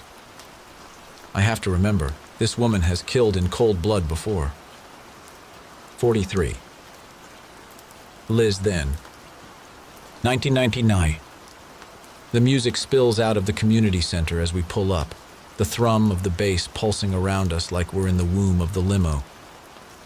Then the door opens, and we're birthed from the safety of our dark sanctuary out into the light, surrounded by chaos and confusion. No wonder babies cry when they're born. Inside, the music is even louder, too loud, and it's too dark, with lights flashing violently. I want to run, but I'm pulled onto the dance floor by Mo. I keep my hand clenched around David's, bringing him with me. The air is humid, poisoned with the odor of too many scents, perfumes and colognes and hairsprays and deodorants, combining together with fatal intensity. My lungs constrict. Sights and sounds and smells meld together into some kind of acid-induced nightmare. I want out. The second Mo releases me, I'm running off the dance floor, ankles wobbling in my high heels, the straps biting deep into my flesh. David's arm encircles my waist, helping me along. I bury my face in his shoulder and let him lead me back through the double doors, out into the night. A cool breeze raises goosebumps on my skin. I take in deep breaths of air, gasping like I've been rescued from a near drowning, while David stares down at me, brows furrowed. I tell him I'm fine, but I can't put distance between myself and the mayhem fast enough in these stupid shoes. So he scoops me up into his arms and carries me down the sidewalk. It's a wonderful feeling, but I can smell the booze on his breath. Can tell by his off-balance gait that he's sampled too much from Mo's date's flask. He's drunk. Still, I like this version of David. He's romantic and chivalrous and all the things I never knew he could be. Things I never knew I wanted.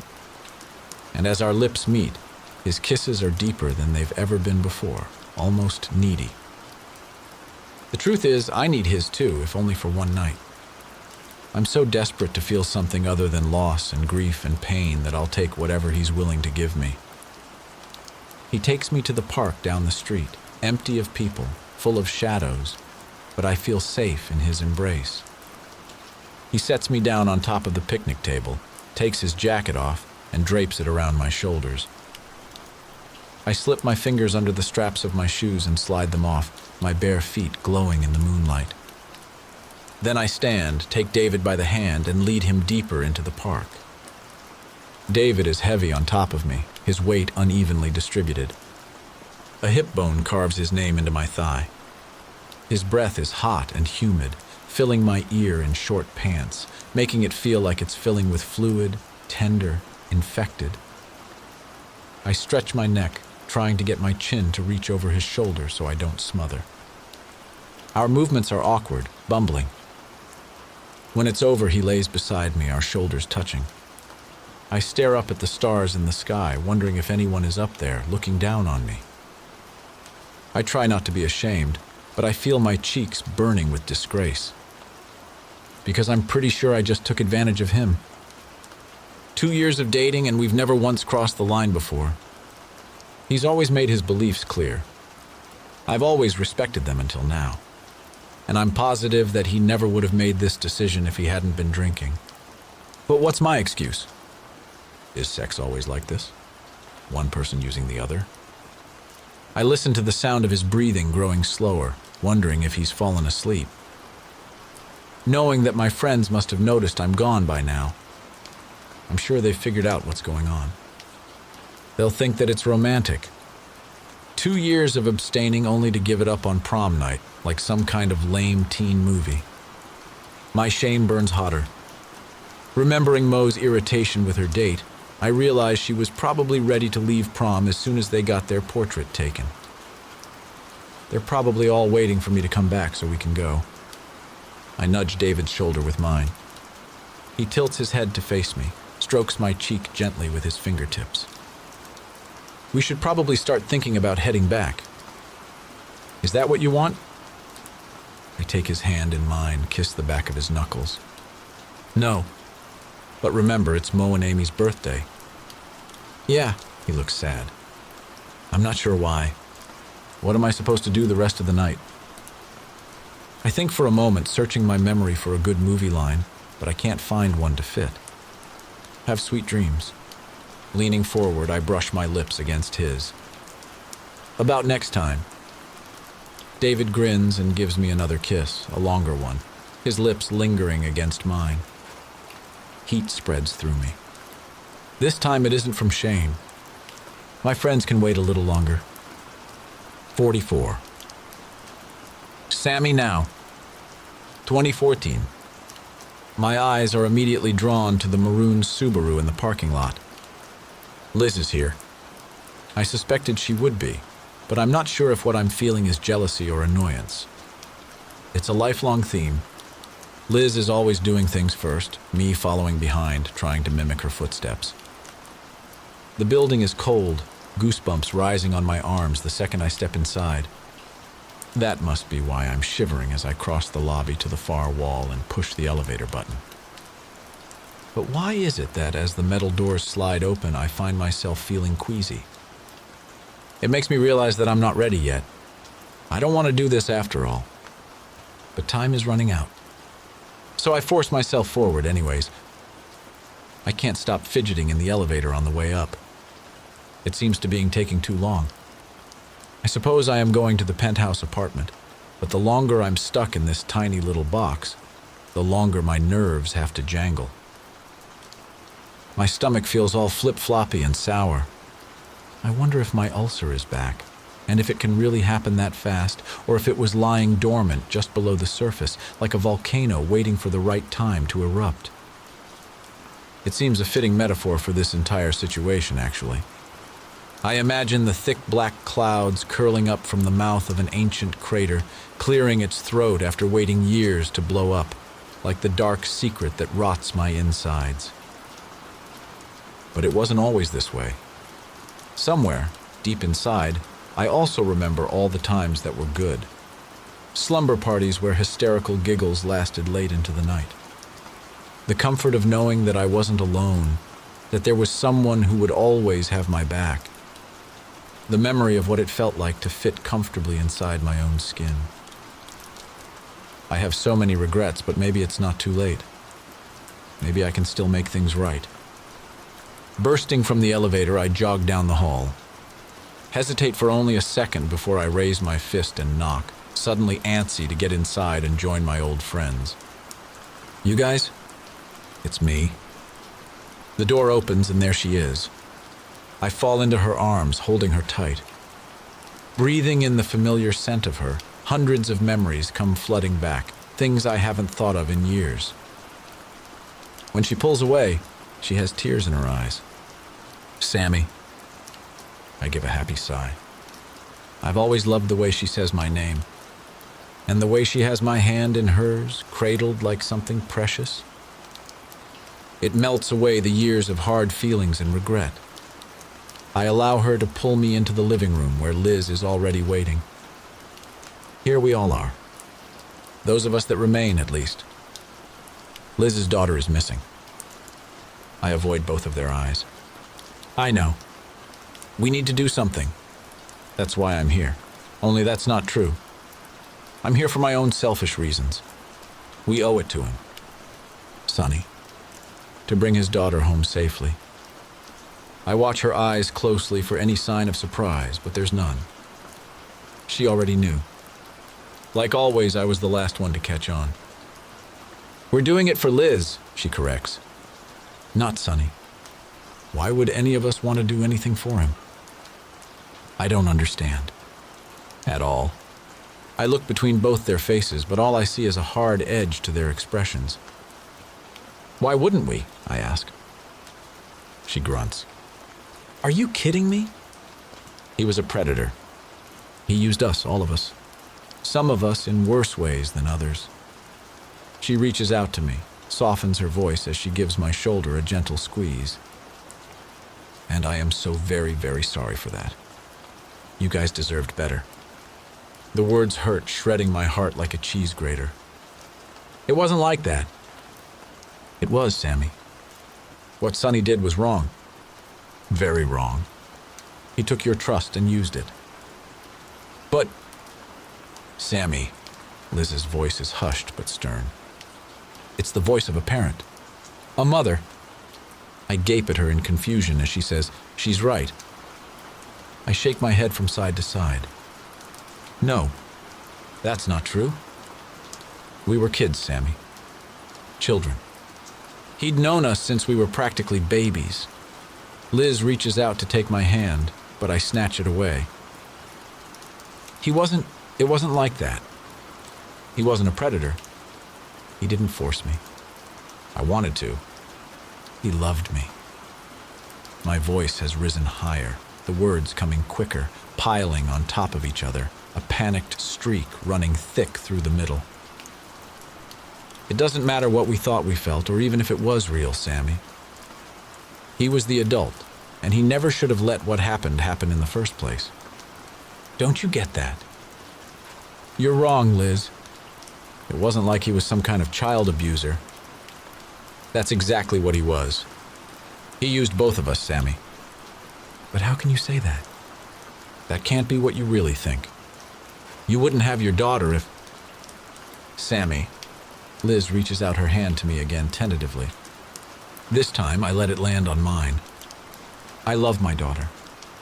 I love her more than I ever believed would be possible, more than life itself. But it was wrong, Sammy. If a grown man touched my baby girl like that, I don't care how much love they thought was involved. I would kill him. They exchange a tense look over my head.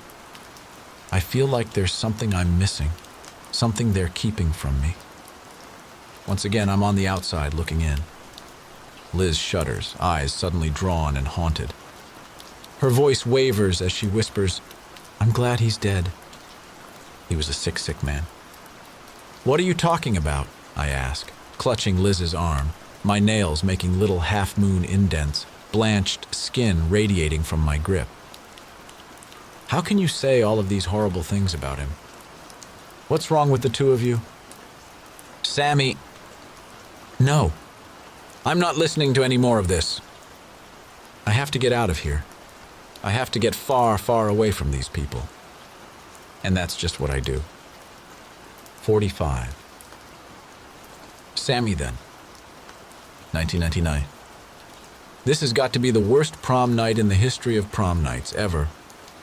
I mean, seriously.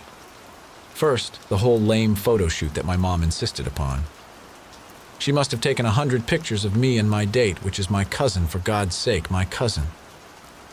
And not even the cute one either, but his pimpled, owlish younger brother, who couldn't even manage a mint or some mouthwash after eating what could only be tuna by the stink of it. Then she turned to the others, making a particularly huge fuss over Mo and Amy, posing them and their dates, trying to take just as many crappy, unwanted photos of them so they wouldn't feel like some outcast orphans with no mother hen to chase them with a camera. And all of it made me miss him so much. I couldn't help but wonder how much different things would be if Sonny were still alive. If I'd even be going to prom tonight, or if we'd be doing something else together, just me and him. I couldn't get out of that house soon enough. Not that the limo ride to prom is any better, with all the guys getting drunk and all us girls just sitting there in silence watching them. And we still have to get through this dumbass prom before we can take off and go back to Mo's and celebrate her and Amy's birthday. Which, come on, it's their 18th, so we have to do something special to salvage the night from being so lame. But I seem to be the only one interested in any of that. We're drifting apart. I have to have a way to hold us together. It seems too soon that we're pulling up in front of the rec center and getting out of the car. I do my best to keep my eye on everyone, but 1 minute we're all on the dance floor, and the next, Liz and David have snuck off. I know I've allowed my first big failure of the night. Then Mo pulls away, yanks her date away from the girl he's talking to, drags him off to have their portrait taken before she gets too hot and sweaty. Mo has taken extreme effort to make sure that her life is documented by a series of perfect portraits. If a stranger were to look at them, at her yearbook photos and the pictures taken at school dances and other events, each with a different but equally gorgeous boy on her arm, they'd think that she led a perfect life. I think that's why she does it. So one day she can look back and tell herself that things were better than they really were. That she led a normal life instead of the lonely, sad existence of a girl basically abandoned by her parents, whose only true family is her friends. Suddenly I realize that I'm standing by myself on the dance floor like a doofus. My cousin has found his way over to the corner where the video gamers are discussing the merits of some controller over another. Drawn like a magnet to nerd metal. At least Amy looks like she's having fun over by the refreshment table. Her date hands her a glass of punch, leaning in to say something close to her ear, and she laughs, her whole face lighting up. She didn't mention anything about liking her date, just said something about going with her biology lab partner, but I can tell by the way he's looking at her that there's more to it than that. My gut shifts, a strange movement like someone kicked me from the inside, moving my internal clutter out of the way to make room for more hurt. Why would Amy feel like she couldn't tell me? We've shared the same bed every night since her dad died.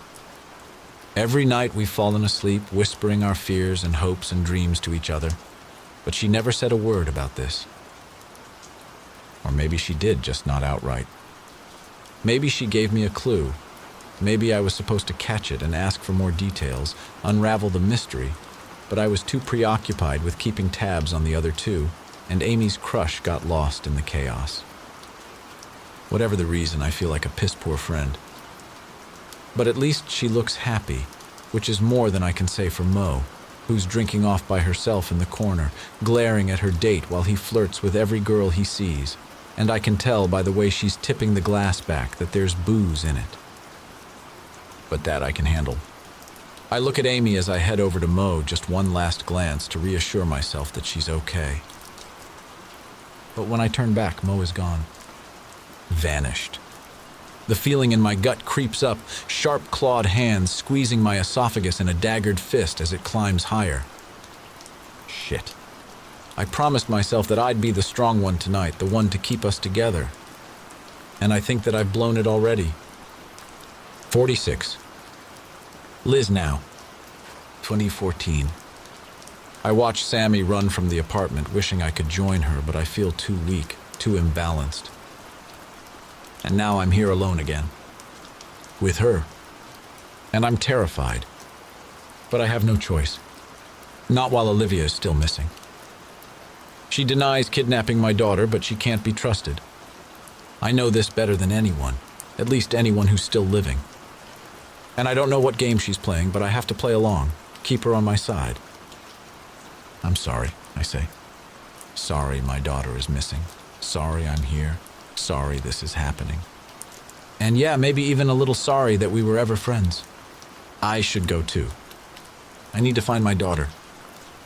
I met her, you know. Last week. Her tone is soft, wistful. I knew the second I saw her. She has Sonny's eyes. Why didn't you ever say anything? I wasn't sure. Her expression lets me know she doesn't believe that. I didn't want it to be true. This she believes. She nods, taking my hand as she settles onto the arm of my chair. I don't blame you, but I'm glad it is. She's my family too. My only family. Is this why she took my daughter? Does it matter? No, it does not. All that matters is Olivia's safety. I want so badly to believe that this connection between them will keep my daughter safe. But she's never let blood ties stop her from hurting someone before. I need to keep her thinking I'm her friend. So I say it again with feeling. I'm sorry. Does she know? Olivia? Not everything. Not about you. Or her. Or the ugly truth about her biological father. She only found out recently. She figured it out herself. Olivia's so smart like that. She laughs. Well, the brains obviously came from you. But that's not entirely true. The Van Kleins have always been crafty. Crafty enough to mastermind this whole thing without getting caught, back when she was still just a teenager. I don't dare say it, but my eyes must betray what I'm thinking. She looks away, stands, walks over to the window and stares outside. Why'd you sell the house? I ask, unable to help myself. Because that's what put this whole thing in motion. The move that took the finger off the pause button from 15 years ago, starting the final countdown. I didn't. I shift in my seat so I can see her reflection. The Ripley Manor never passed directly to me. It was held in trust with some of their business holdings. There was some legal trouble, and the lawyers sold it to pay the settlement. There was nothing I could have done to stop it. She turns to face me. But I came back for you and Sammy, because I knew they'd find the body eventually. We stare at each other, her words and their implications lingering in the air between us, and once again, I think of the latest note. She wants to make sure that someone else takes the fall, that she gets off scot-free. Again. My skin crawls. I fight the urge to shudder. I have to get out of here. Away from this woman and the death and destruction that surrounds her. And yet I can't manage to move. It's like I've fallen under her spell and lost my free will. A knock breaks the silence and I gasp in a startled breath, sucking in air like I'd been suffocating. She looks toward the door with dread, like she somehow thinks it's the body wanting to join us. The thought freaks me out, makes my toes curl inside my shoes. Do you think Sammy came back? I ask, hopefully. She pulls nervously on her lower lip. Maybe. I guess I should go see. I stay where I am, listening as she crosses to the front of the penthouse. Unlocks the bolt. Opens the door. Asks, may I help you? Are you Morgana Ripley? It's Detective Johnson. I recognize his voice. I push back farther in my chair as if trying to make myself invisible. I am. Ma'am, I'm afraid you're under arrest. What? That's ridiculous. I imagine the indignant look on her face, the haughtiness that served her so well. Until now. Oh God, I didn't expect this. Things are about to get worse than I ever imagined they could, so much worse. Actually, ma'am, I assure you it's not. I hear her protests, the snap of the handcuffs, the words of the Miranda warning, outlining her rights. I feel a second of relief that's quickly followed by terror. Jumping to my feet, I run to the door, sheer panic flowing through my veins. Wait! You can't take her. But she's already down the hall. I watch as she steps into the elevator, led by Detective Johnson. I stare in horror as she vanishes behind the metal doors as they slide closed. A uniformed officer steps in front of me, blocking my way, but I push past him, hurrying to the stairwell, feet pounding desperately as I race down the steps. Bursting through the door into the lobby, I startle an elderly woman and her small dog. The dog yips at my heels as I dodge around them, out into the fading daylight. I have to catch up. I can't lose her now. Not until she tells me where I can find my daughter. 47. Liz, then. 99. When I get back to the prom, Sammy's in a panic. She can't find Mo anywhere within the dark corners of the rec center, and from what she's told me, she's sure that something is wrong. If something bad happens, it's going to be all my fault. We'd be gone already if I hadn't gotten sidetracked with David. My head swivels left and right, eyes searching as I thread my way through the crowd of dancing bodies, but I don't see her anywhere. It's like she vanished into thin air, was beamed up into the sky by aliens. But that can't be true. She must be here somewhere. Light spills from a hall, catching my attention, the bathrooms. It's the only place I haven't looked, and I need to pee anyways, so I duck inside. A quick check for feet under the stall doors reveals that I'm alone. I choose the cubicle on the end and slide the lock, making sure my dress doesn't touch anything. The silence is heavenly, a needed reprieve that's shattered all too soon as a group of girls flood inside. The throb of the music thuds off the tiled walls, filling the small space until the door shuts again, a barrier fending off the chaos. Through the gap along the edge of the stall, I see the blurred movement of bodies swarming in front of the mirror. Oh my God, can you even believe it? I mean, she just totally freaked out. Seriously, right? You'd have thought the poor guy was raping her or something, not trying to make her feel better about her date, trying to pick up every girl here except her. I mean, obviously she's messed up, but being filthy rich and living in a fancy house up on the hill can't be that hard, can it? That's when I realize they're talking about Mo. Oh, please. She's just embarrassed because it was Kevin Lewiston. What's that got to do with it? Kevin's hot. Yeah, but his dad is like a college professor. A guy whose dad doesn't even make six figures is slumming it for someone like Morgana. Or like who she thinks she is, at least. I slide the lock and throw the stall door open. Every eye that lands on me darts away as quickly as possible once they see who I am. I take my time looking around the room, daring one of the gossipy skanks to make eye contact. They move away like liquid mercury, giving me a wide berth as I make my way to the sink to wash my hands. It's so quiet that I can hear the water dripping from my fingers against the tile floor as I reach for a paper towel. I take my time drying my skin, drawing the process out. I walk to the door and can palpably feel the collective sigh of relief gathering behind me. Instead of leaving, I turn to face them. What? You couldn't stop your fat mouths from talking shit a second ago. What's changed? Go on, I want to hear it. Liz, we don't have anything against you. But you do against Mo? Why? What's she ever done to you? No one answers.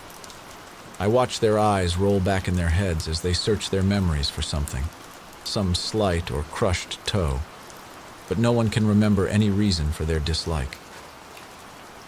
Well, I'm waiting. It's just, she's kind of weird, you know.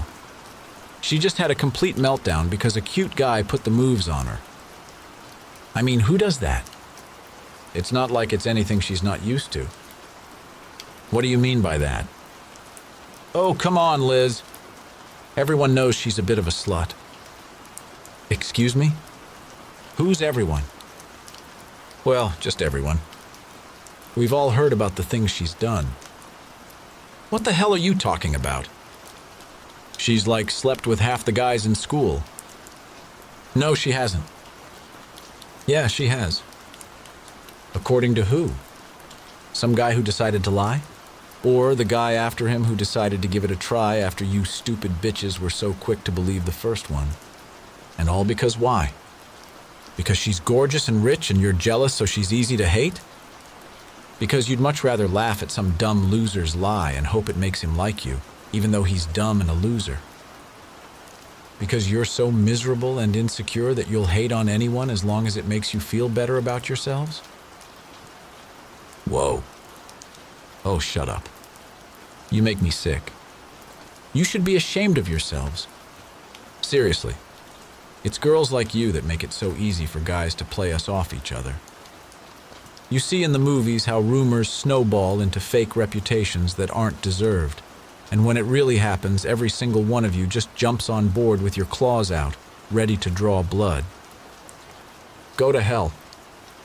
Spinning, I slam my way out the door, back into the pulsing throngs of bodies dancing to the deafening music. Fighting through the crowd, I make my way toward the front, needing to escape the strobing lights and suffocating thick smog of commingled perfume products. Falling through the front doors, I stumble across the paved walk, trying to catch my balance. My heels sink deep into the grassy lawn as I'm pulled, as if by invisible strings, around the side of the building. As I approach the gazebo nestled among the trees at the back of the rec center, I know what I was drawn here by. My heart. Mo looks up as I approach, her tear-streaked face graffitied with running makeup. She looks back down at her hands in her lap as I sit next to her. I wait for a moment to see if she'll break the silence, staring at her discarded shoes lying on their sides by her feet. When she doesn't talk, I do. Hi. Hey. What happened? Nothing. If you don't tell me, I'm probably going to think that it's something worse than it was. I won't be able to eat. I won't be able to sleep. I'll just imagine one horrible scenario after another until I drive myself insane, and then I'll cover you in bubble wrap to keep you safe. Shut up. I can hear the smile in her voice. Leaning over, I slip my shoes off and try hers on. I lift my legs straight out and twist my ankles from side to side, so we both can see them sparkle as they catch the light. They look good on you, she says. Better on you. No, you should have them. I want you to. That would just be a waste. I'd never have the guts to wear them. You should keep them. Mo lifts her face to me. I watch as it crumples all over again. Why are people always saying that? I don't have guts. I'm not brave. I'm not anything. I'm just a pathetic mess that's afraid of getting out of bed in the morning.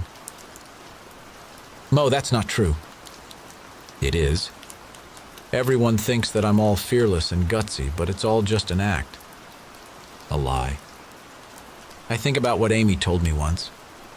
Don't you think we all have to do that?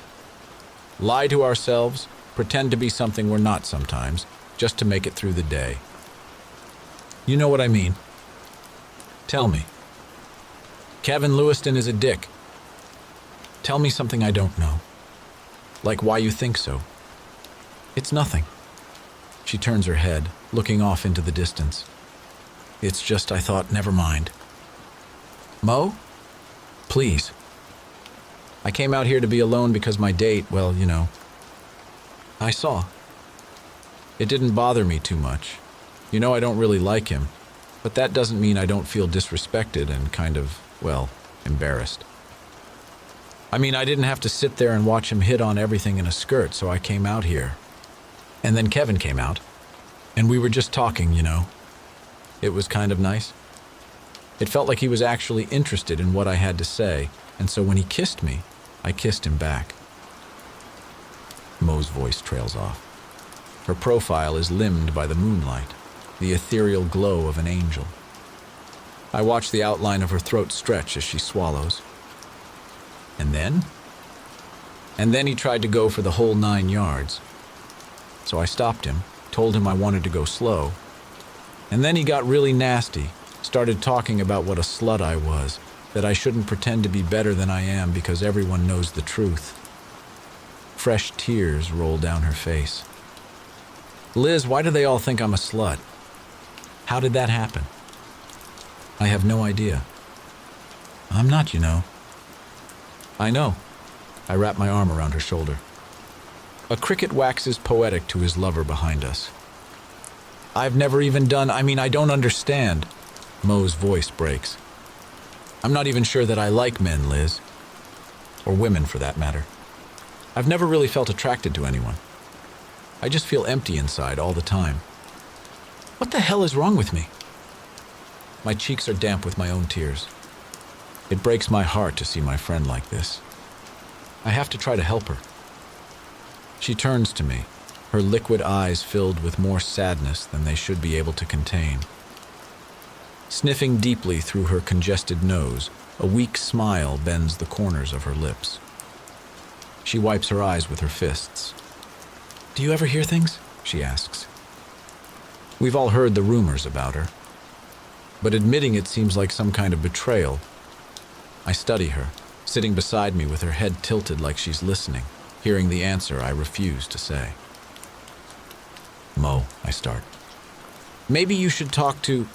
But she interrupts me before I can say it. A professional. Someone besides us, her friends. Someone who knows how to help, because obviously nothing we've tried is working. Not tonight. Tomorrow. We'll talk about it tomorrow. Promise? Yes. But we have to try to salvage tonight and have some fun. Mo inspects the dark makeup smudges transferred to the backs of her hands. Ugh, I must look like such a mess. Help me get cleaned up so we can go find Amy and Sammy and blow this joint. We've got some birthday celebrating to do. I grin and run my thumbs under Mo's eyes, trying to fix her makeup. But there's no happiness behind my smile or even relief. And I don't buy her sudden change of mood either. There's a strange feeling churning through my body, one I've never experienced before.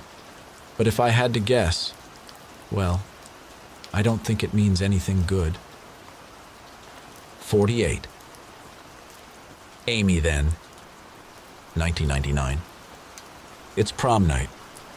When we were younger, like 12 or 13, we used to talk about what this night would be like. The perfect date, the perfect dress, the perfect night. If only we had known then what it would really be like, we could have saved ourselves a lot of time and trouble. Maybe I wouldn't have built the occasion up so much in my mind. My date is my biology lab partner, Will, who isn't perfect, but he's cute, and I've never slept with him before, which is a bonus. I couldn't stomach the idea of going with someone who'd had sex with me thinking I was Mo. My dress is a simple black satin number, also not perfect, but it fits well, and I feel like I look good in it. And the night, well, it just might have potential. Will whispers another funny comment in my ear. This time it's about Ms. Vernon and Ms. Baxley, the gym teacher and the librarian, who are two of the faculty chaperones. His suggestion that they're here at prom together as a couple doesn't seem too far off the mark. I feel Will searching my face, looking for how far he should take this tale, whether I'll find it inappropriate if he continues or keep laughing at his jokes. I force out another laugh, past the fuzz in my head. The humming drone in my ears is getting louder. I paste a smile on my face while I focus on my heartbeat, as I concentrate on each breath, waiting to see if the feeling will pass or if I'm dying. I know I'm probably not actually dying, but the pills I took, pilfered from the bottle in Sammy's mom's medicine cabinet, are doing a bit more than I had hoped for. I just wanted to take the edge off, lower my expectations of what was supposed to be a perfect night. I just wanted to have a good time. I feel the sweat pop out of the pores along my hairline. My heart beats faster, louder, until the rush of my blood overtakes the hum in my ears. I feel my vision fading in and out, and although I focus all my efforts on keeping my legs straight, I feel them buckling beneath me. Sit down. I'm not sure if Will hears me. I can't see his face through the gray haze cloaking my vision, but I feel his arm wrapped tightly around my waist. He leads me to a chair and guides me down. His hand brushes along my temple, and as bad as I feel, I'm acutely aware that he's just got his hand wet with sweat and makeup. He must think I'm disgusting. I try to fan myself, but my arms feel like they're made of lead. My coordination is off. I feel like I'm overheating, like my blood is boiling just beneath my skin, and any second now I'm going to burst into flames. I think my brain is cooking. An image of that commercial with the egg sizzling in the frying pan comes to mind. This is your brain on drugs. Then a cool rush of air soothes my burning skin. I feel Will lift my ponytail up and blow across the back of my neck. Goosebumps sprout on my arms. Punches spiked. Guess you're not used to drinking, huh? But you'll be all right. Will's words rise above the rush of my pulse. Or maybe my pulse is subsiding. As soon as you're up to it, let me know and I'll help you outside. Some fresh air will help you feel better. A light spot breaks through my cloudy vision. Will's face blooms in the middle, brows furrowed in concern. My pulse has slowed and gravity has lessened its pull. I'm starting to feel better. Thanks. The worried look on Will's face cracks into a smile. That a girl? You're not much of a drinker, are you? I shake my head. A series of excuses run through my brain, the alcohol reacting with medication that I'm on, not eating enough today, but I decide to just keep my mouth shut.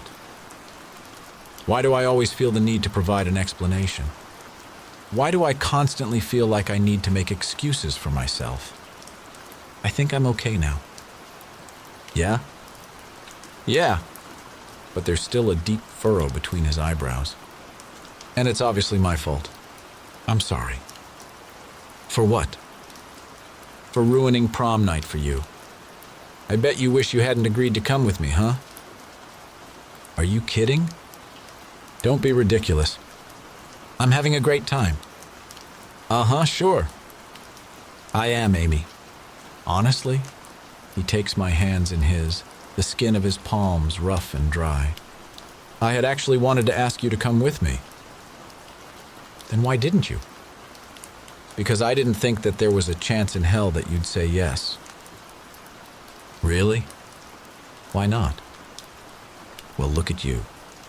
You're beautiful and talented and gorgeous, and I'm just some science nerd who paid Sarah Kinsley $20 to switch with me when we drew names for lab partners. No, you didn't. I did. Really? He's leaning toward me, his face nearing mine, and I realize he's going to kiss me. I push off the chair and struggle to my feet. I think I'm ready to walk now.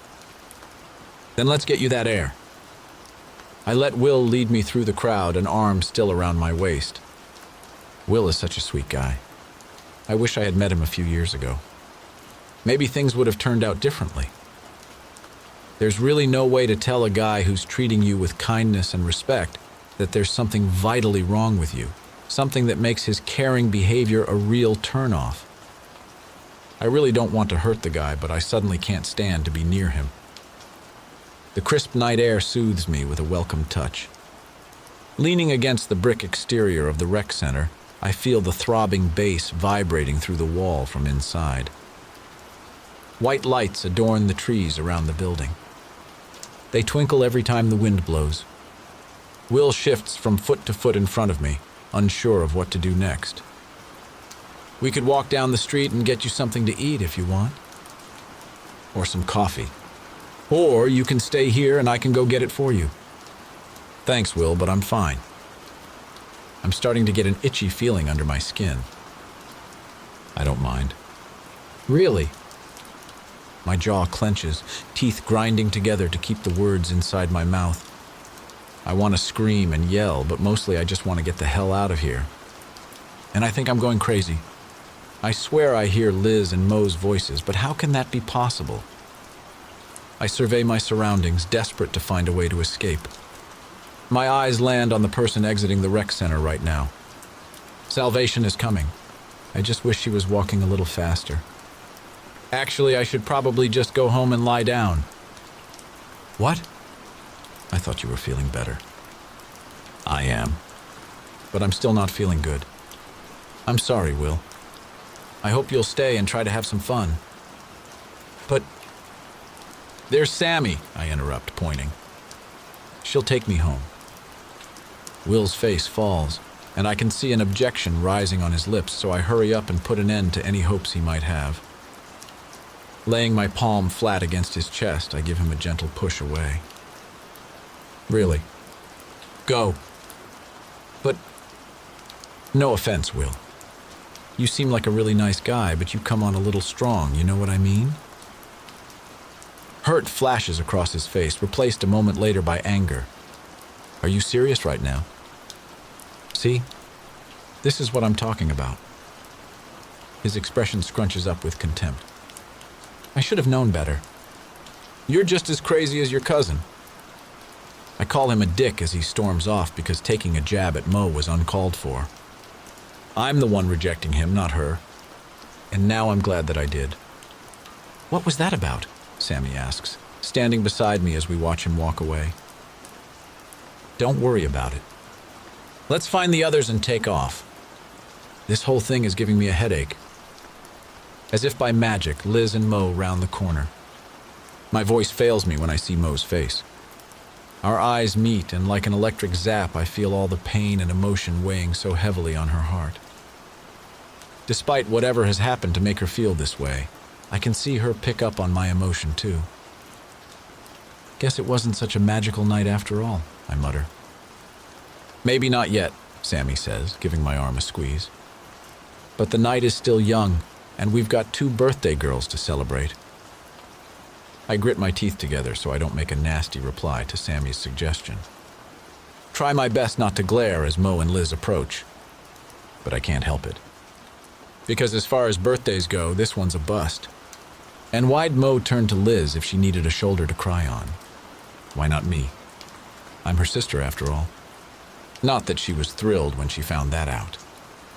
So yeah, I have a feeling that neither of us feels like celebrating right now. Personally, I'd rather curl up in a hole and die. 49. Liz now. 2014. I've got an iron grip on the steering wheel the entire drive to the police department. My fingers cramp and my palms sweat as I blow through my second red light, horns blaring in my wake, but I still don't slow down. I can't. I can't shake the image from my mind of Olivia cold and alone and scared, locked in a room somewhere. A room she can't escape. A room where she could become sick and weak and dehydrated, and if her captor remains in police custody long enough, potentially something worse. I need to save my daughter. My tires squeal as I pull into the parking lot, drawing several curious stares from the uniformed officers loitering outside. I have their full attention as I park in a handicapped spot at such a severe slant that I'm over the lines on both sides. I barely remember to turn the engine off, grabbing my keys only because the car dings at me when I open the door. One of the officers, a short woman with her hair gathered in a tidy bun, starts to approach, but I rush past her on my way inside before she can stop me. I need to see Detective Johnson, I tell the lady sitting behind the plexiglass window. I lean against the counter, using it to hold myself up. Immediately. Her eyebrows raise as she looks at me over the tops of her glasses. I believe Detective Johnson is busy at the moment, but I can find someone else to assist you if you'll tell me about the nature of your visit today. Are you here to file a report? No, it needs to be Detective Johnson. I smack the worn formica under my hand, adding, It's an emergency. It's okay, Cheryl, I'll handle this. Ma'am, the female officer from outside is now standing at my elbow. I'll take you back to speak with the detective. Thank you. I almost collapse with relief. I give her a grateful smile, allowing her to take me by the arm and steer me through a door leading to the back. She shows me into a plain room, empty other than a table surrounded by 4 chairs. Wait here, it'll only be a moment. She gestures toward one of the chairs and I sit compliantly. It's not until the door closes behind her and I'm alone that I notice the seat is bolted to the floor. and that there's a camera mounted high in the corner of the ceiling. I'm in an interrogation room. I fight the urge to jump up and try the door handle, positive that I'm locked inside. A prisoner, just like Olivia is, being held somewhere against her will. They could keep me in here for hours, wasting time that should be used to find my daughter. A sob rises in my throat. I've screwed up everything. Again. And an innocent person will pay the consequences. Again. I'm toxic, filled with poison and self-loathing, so much so that I feel like my body can barely contain it all. Just when I think I'm going to explode, the door opens, and Detective Johnson appears. Mrs. Bentley, to what do I owe the pleasure? He strokes the ends of his mustache, probably to hide the smirk he must be wearing. But none of that matters. I need his help. You arrested Morgana Ripley. He takes a seat across from me. Actually, I haven't. But there's no use hiding it. Several officers saw me. I was there, just a little while ago when it happened. He cocks an eyebrow at me, rounds the table and takes a seat. Pins me with a pointed look and asks, "Then maybe you can tell me who it was I just arrested." I just told you. Morgana Ripley. I assure you, ma'am, that was not Ms. Ripley. What do you mean? I mean, we already have Ms. Ripley in custody. What? It's impossible. I know because... Or at least her remains. The bones we recovered from Ripley Manor? They were hers. She was positively identified this morning by the serial number on a surgical pin, used to repair a broken femur she sustained during a skiing accident when she was 11. Dental records confirmed the identification. So you see, ma'am, your friend? There's no way she is who she says she is.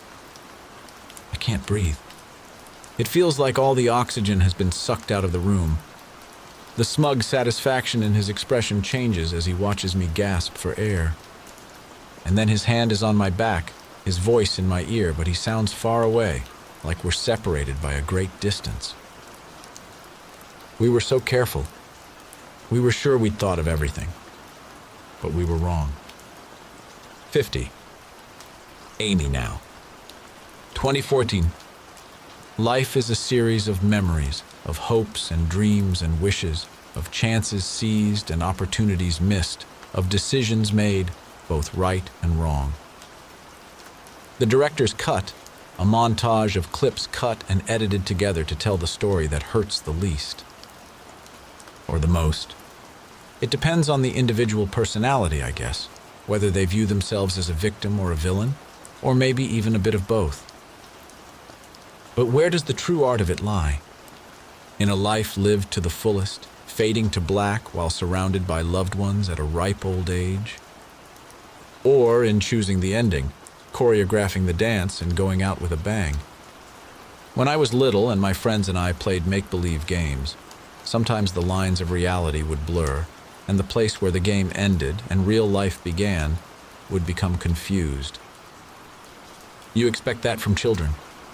But what about adult Amy? What's my excuse now? Because the truth is I never stopped playing the game. It was a dream role, being in a play where you've been cast in the part of a beautiful young rich woman with the entire world at her fingertips. Someone who would never have to swish water around in a milk jug to wet her cereal in the morning, sometimes long after the remnants have been washed from the sides of the container, when you can't even get a whitish tinge to the water, but you keep doing it because to stop would be a form of giving up. Same thing with the days I used to pretend to be on a diet, so my friends didn't know that I didn't have lunch money and insist on buying me something. A girl has her pride, you know. Sometimes it's all that she has. It's not that my dad didn't try. It's just that he didn't try very hard.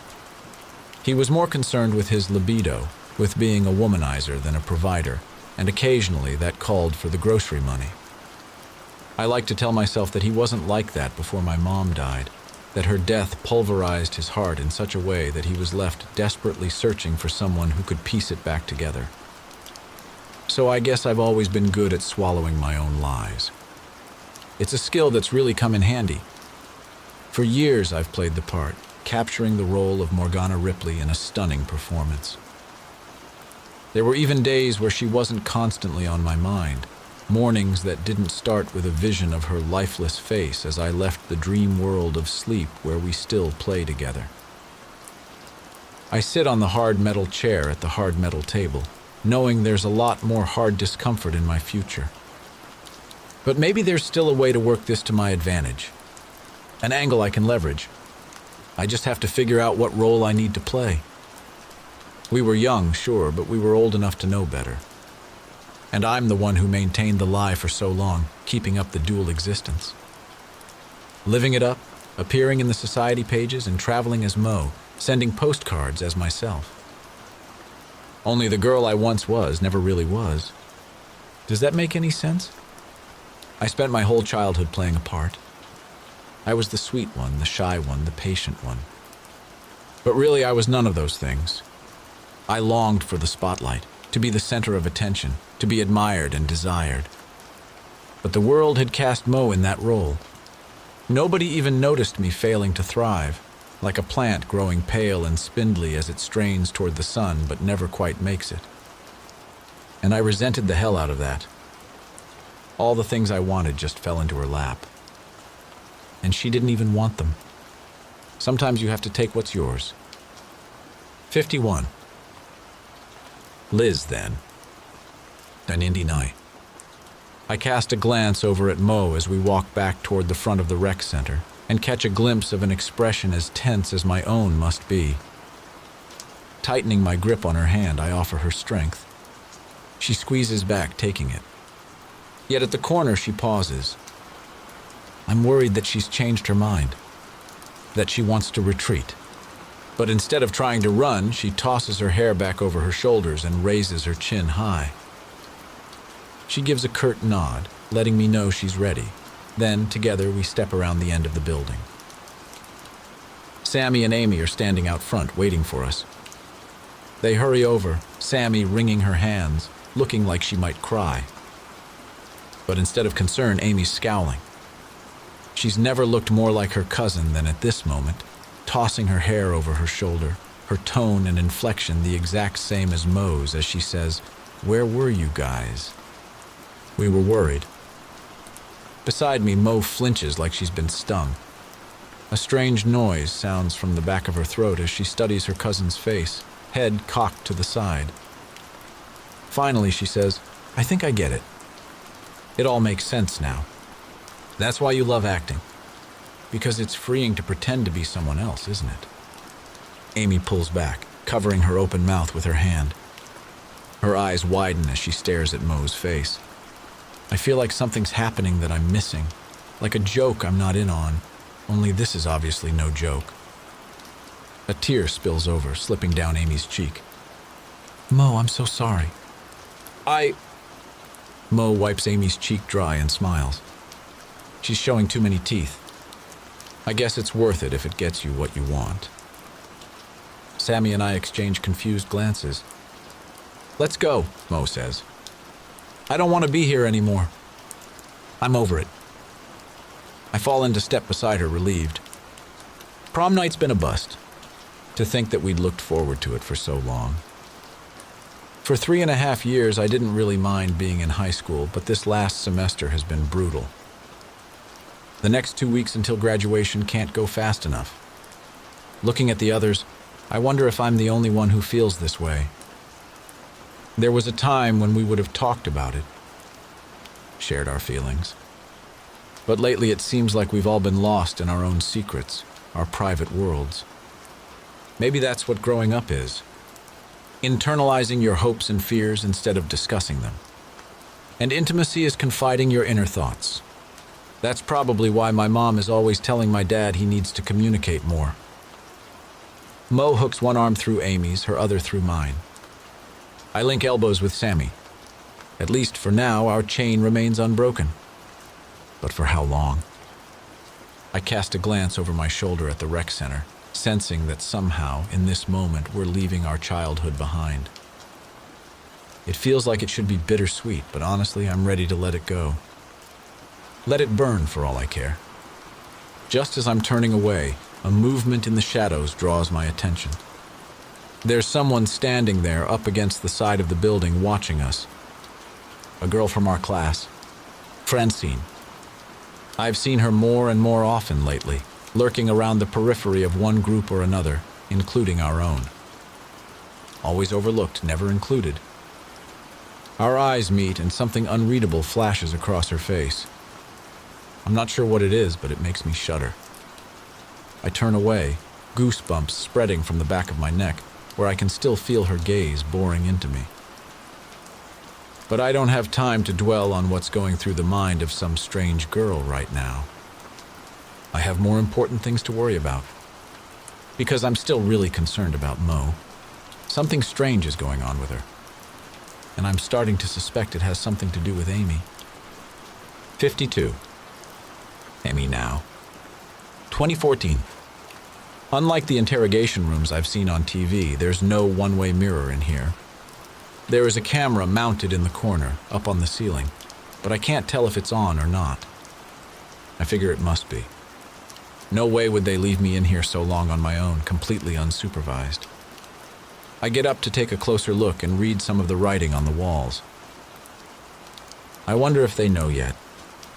I'm sure they think they do. But they can't possibly, not unless someone told them. I don't think Liz would, especially since she still seems to think that I have her daughter hidden away somewhere, even though I told her I didn't. It hurts that she doesn't believe me, like I'm some kind of criminal and not one of her best friends.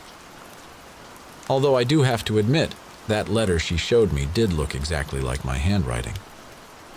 And it is the way I always used to sign my notes when we were in school. But that's only strange, not damning. Circumstantial evidence at best. And believe me, I've done a lot of research about evidence over the years. No, Liz wouldn't tell. You don't poke the bear that has your kid, even if it's just a suspicion. But Sammy? Something's changed about her. And not in a good way. It's funny. Out of all of us, I would have thought she'd end up being the most stable, not the least. But it's like she never grew up. Like she's spent all these years in denial, not understanding how screwed up our childhood was. Not realizing that all those little fairy tales we told ourselves about how special we were and how great everything was were just lies. There was nothing special about us. We were just average little girls at the mercy of society and the world around us, like all the rest. Sweet until we learned better. Innocent until we weren't. Dumb until we wised up? But Sammy never wised up, did she? Obviously not if she still hasn't realized that Sonny was a monster. Sure, he was good looking. Funny. Smart. Charming when he wanted to be. I can't deny any of that. But all those things just made it even worse when he let the mask slip and his dark side was revealed. And believe me, that dark side was as pitch black as it could possibly be. Why else would I have done what I did? It's not like I wanted to do it. I didn't have a choice. But the truth is, I'd do it all over again. It's that bastard's fault that Mo is dead. 53. Liz, then. 1999. The sound of our high heels clicking against the pavement is loud against the still background of the night. It gives our position away, and our gender, our vulnerability, because I doubt any of us could run in these ridiculous shoes if we needed to, except maybe Mo, who always makes everything look so effortless. But that doesn't really help the rest of us, does it? I search the darkness nervously as we walk. This doesn't feel safe. It feels like a really bad idea. No, not just feels like this. And suddenly, unexpectedly, I find myself wishing I was back at prom with David. Or just about anywhere else, really. But it's too late for that now, and besides, the lights for the shopping center where Mo told the limo to wait are just up ahead. We're almost there. There's no turning back now. Not that I actually would if I could, not really. And it's more than just a loyalty thing. The truth is, I've never been good at making tough decisions. Even if I know it's something I should do. have to do. Like end an inappropriate relationship with an older man. But I was too weak, wasn't I? He said that he loved me, but if that was true, why wouldn't he have waited for me instead of pressuring me into showing my love for him? All those sayings about hindsight, they're true. I don't know what I was thinking. I've come to realize that like most secrets that you have to keep, it was wrong. I just didn't want to see it at the time. The limo appears up ahead and we trip over the parking lot toward it. Sammy giggles as she stumbles and catches herself against me. I look over at her and can't help smiling. I know she'd hate me for saying it, but she looks so young tonight, so innocent, like a little kid playing dress-up. It reminds me of the girl I once shared everything with before the secrets between us grew and spread us apart. I turn to my other side, toward Mo and Amy. The resemblance between them has grown stronger with age. They look so much alike right now, except that Amy's face lacks the stress that creases Mo's. Not for the first time tonight, a ripple of unease pulsates beneath my skin. I wish I knew what was going on with her. Tomorrow I'm going to talk to Sammy and Amy and see if they're willing to help me hold an intervention. Mo will hate me for it, but it doesn't matter. She's my best friend and I love her. And sometimes love means making tough decisions no matter how painful you know they'll be. 54. Liz Now. 2014. I meet Detective Johnson's concerned eyes over the top of the paper bag that I'm breathing into. Though my nerves remain strung tight like piano wire, I've finally managed to catch my breath. The layer of sweat coating my body is starting to dry, and my head has stopped spinning. Mrs. Bentley? Are you feeling better now? Besides feeling exhausted and humiliated, I am, so I nod. Good. Do you think you're able to resume our conversation? Maybe tell me about what got you so upset. I made it here within minutes of his arrival with Amy. Surely that wasn't enough time for her to tell him much.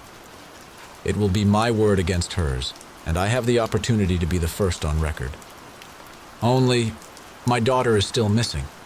The note was clear. I can't tell Detective Johnson about Olivia being kidnapped. But how can I not? It doesn't matter what happens to me, what consequences I'll face.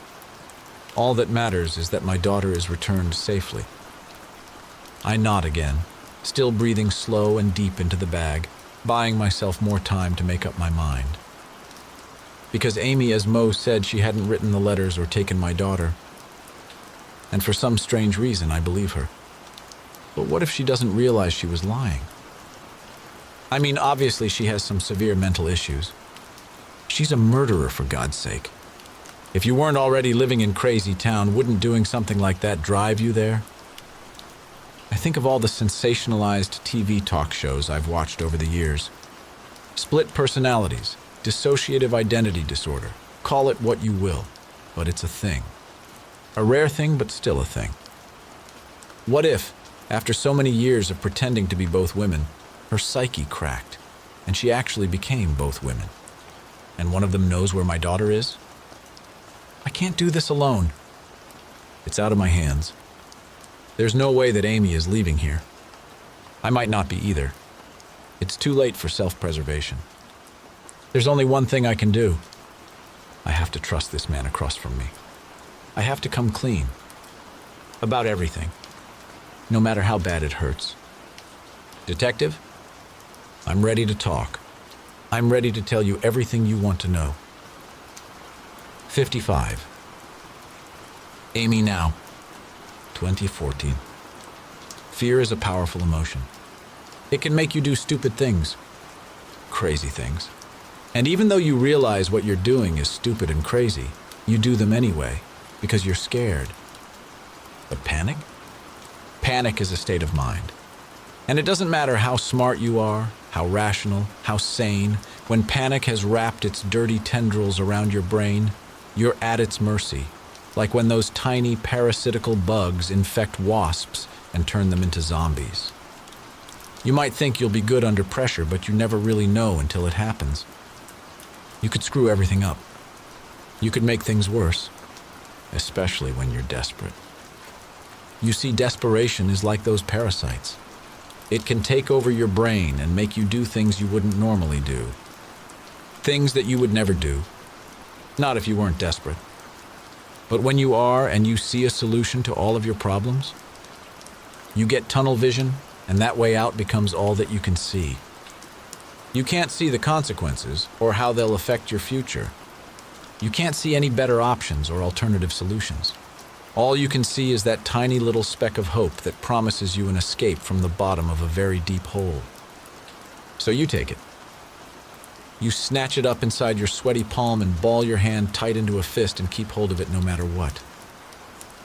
And maybe it lasts a day or a week or a year. Maybe it works for you indefinitely. But sometimes life requires both hands.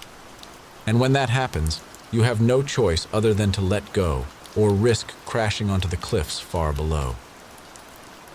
56. Liz then. 990.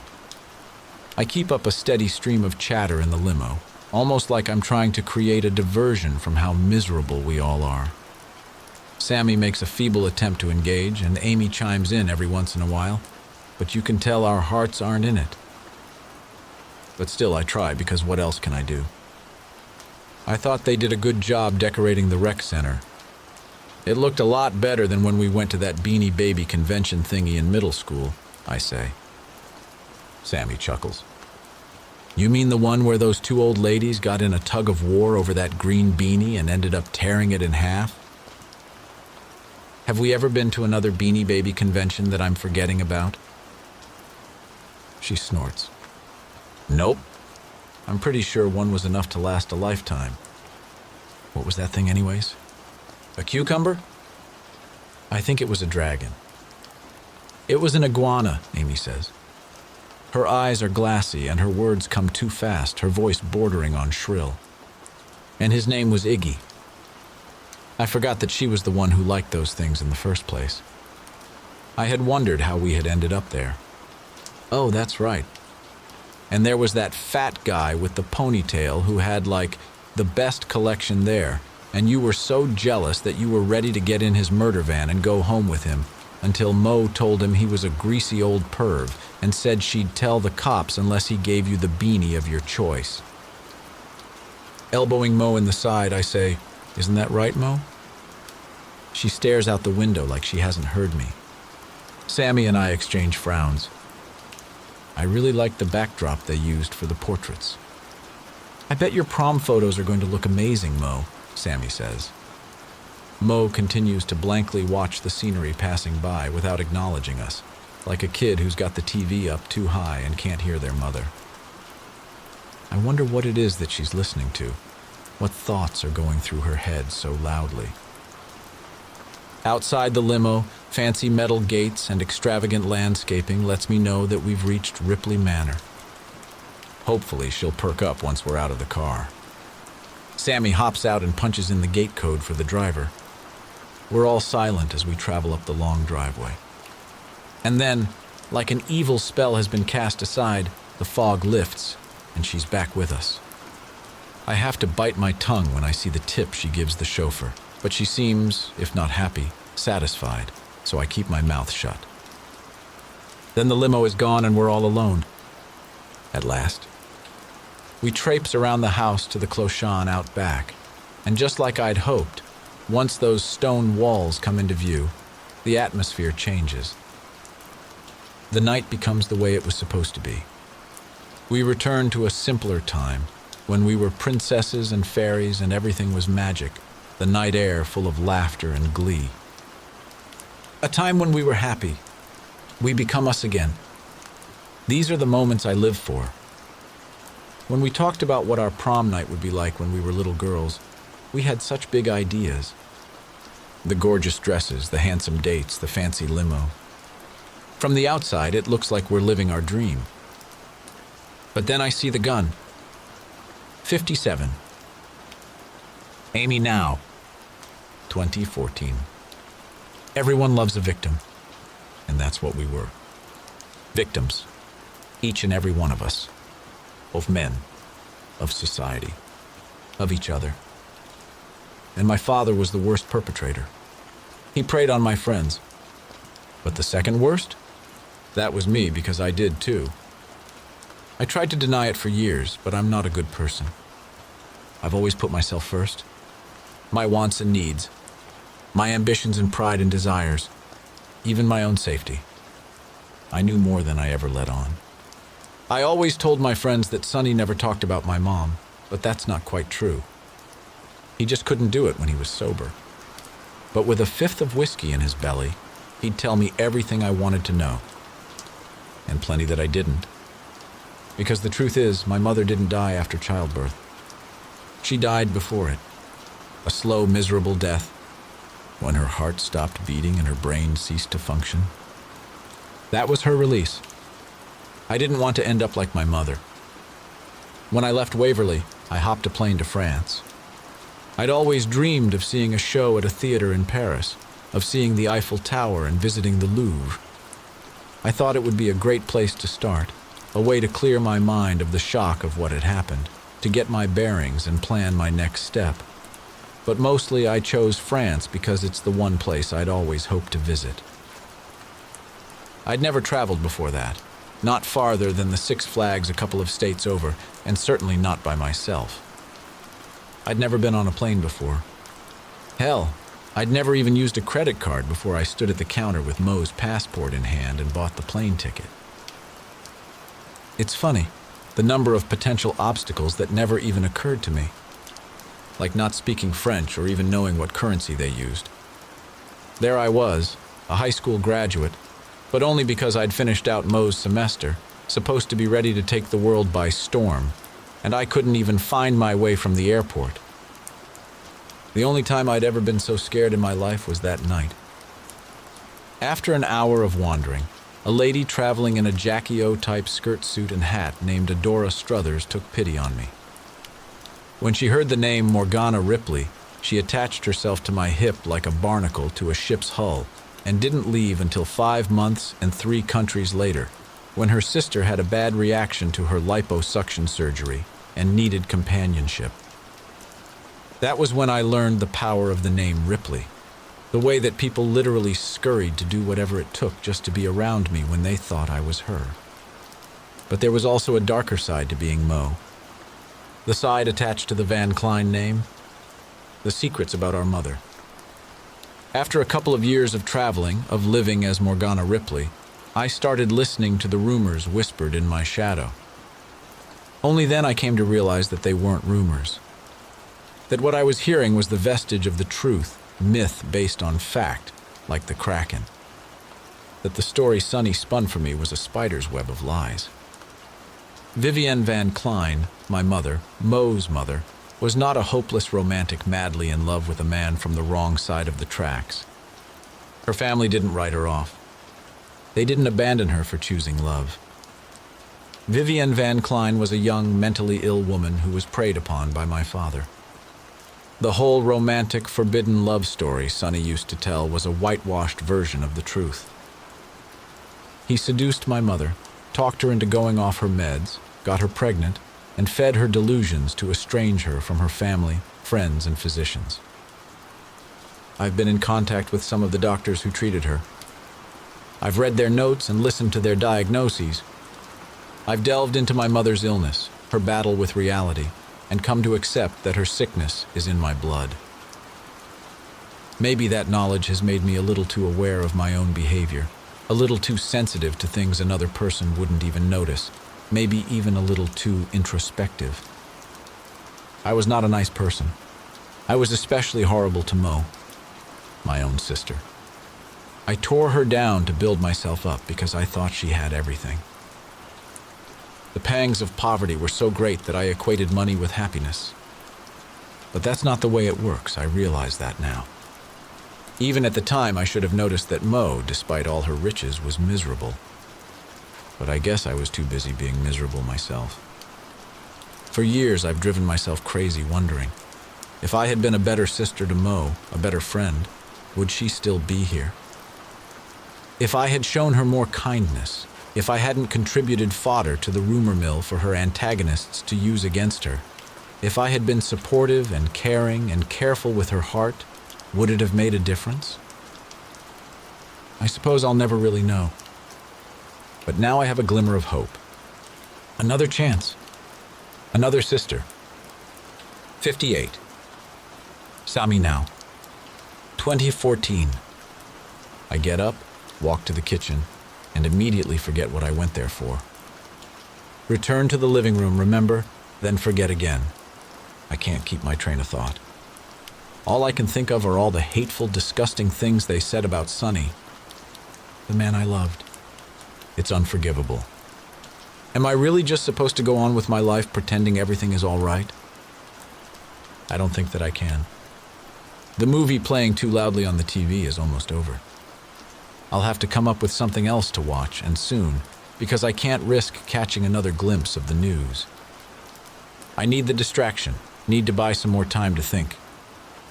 But my thoughts keep circling back around to the news report. They've arrested her. They must know who's dead. And it's only a matter of time before the house of cards we so carefully constructed comes tumbling down around us.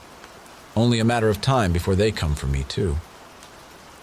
Maybe I should just take off before that can happen. Then what? I leave behind everything and get left with nothing? I glance at the living room. Or maybe not. The idea starts out as just the tiniest little flame, but within minutes it's turned into a raging wildfire. Because I can do this. It's not too late. So she's in jail already. And for all I know, Liz is too. They could both be behind bars. They could even be sharing a cell. Good. They deserve it. I'm sure if they had their choice, they'd bring me down with them. But that's not going to happen. Because I don't deserve that. All I've done is lost the people I loved most. Not this time. I still have options. Leverage. I still have a way to get my happily ever after. 59. Amy now. 2014. I've been here a while now, in this stuffy interrogation room, left to sweat it out on my own. I wonder if they're doing it on purpose, if this is some kind of tactic they use, leaving someone alone with their thoughts. 'Cause let me tell you, I think it's working. It's enough to drive you crazy, even if you don't have a family history of it. The thing about having a mother who suffered from mental illness is that you always wonder about yourself. Did I imagine the conversation about pickles that I had with the lady at the deli counter?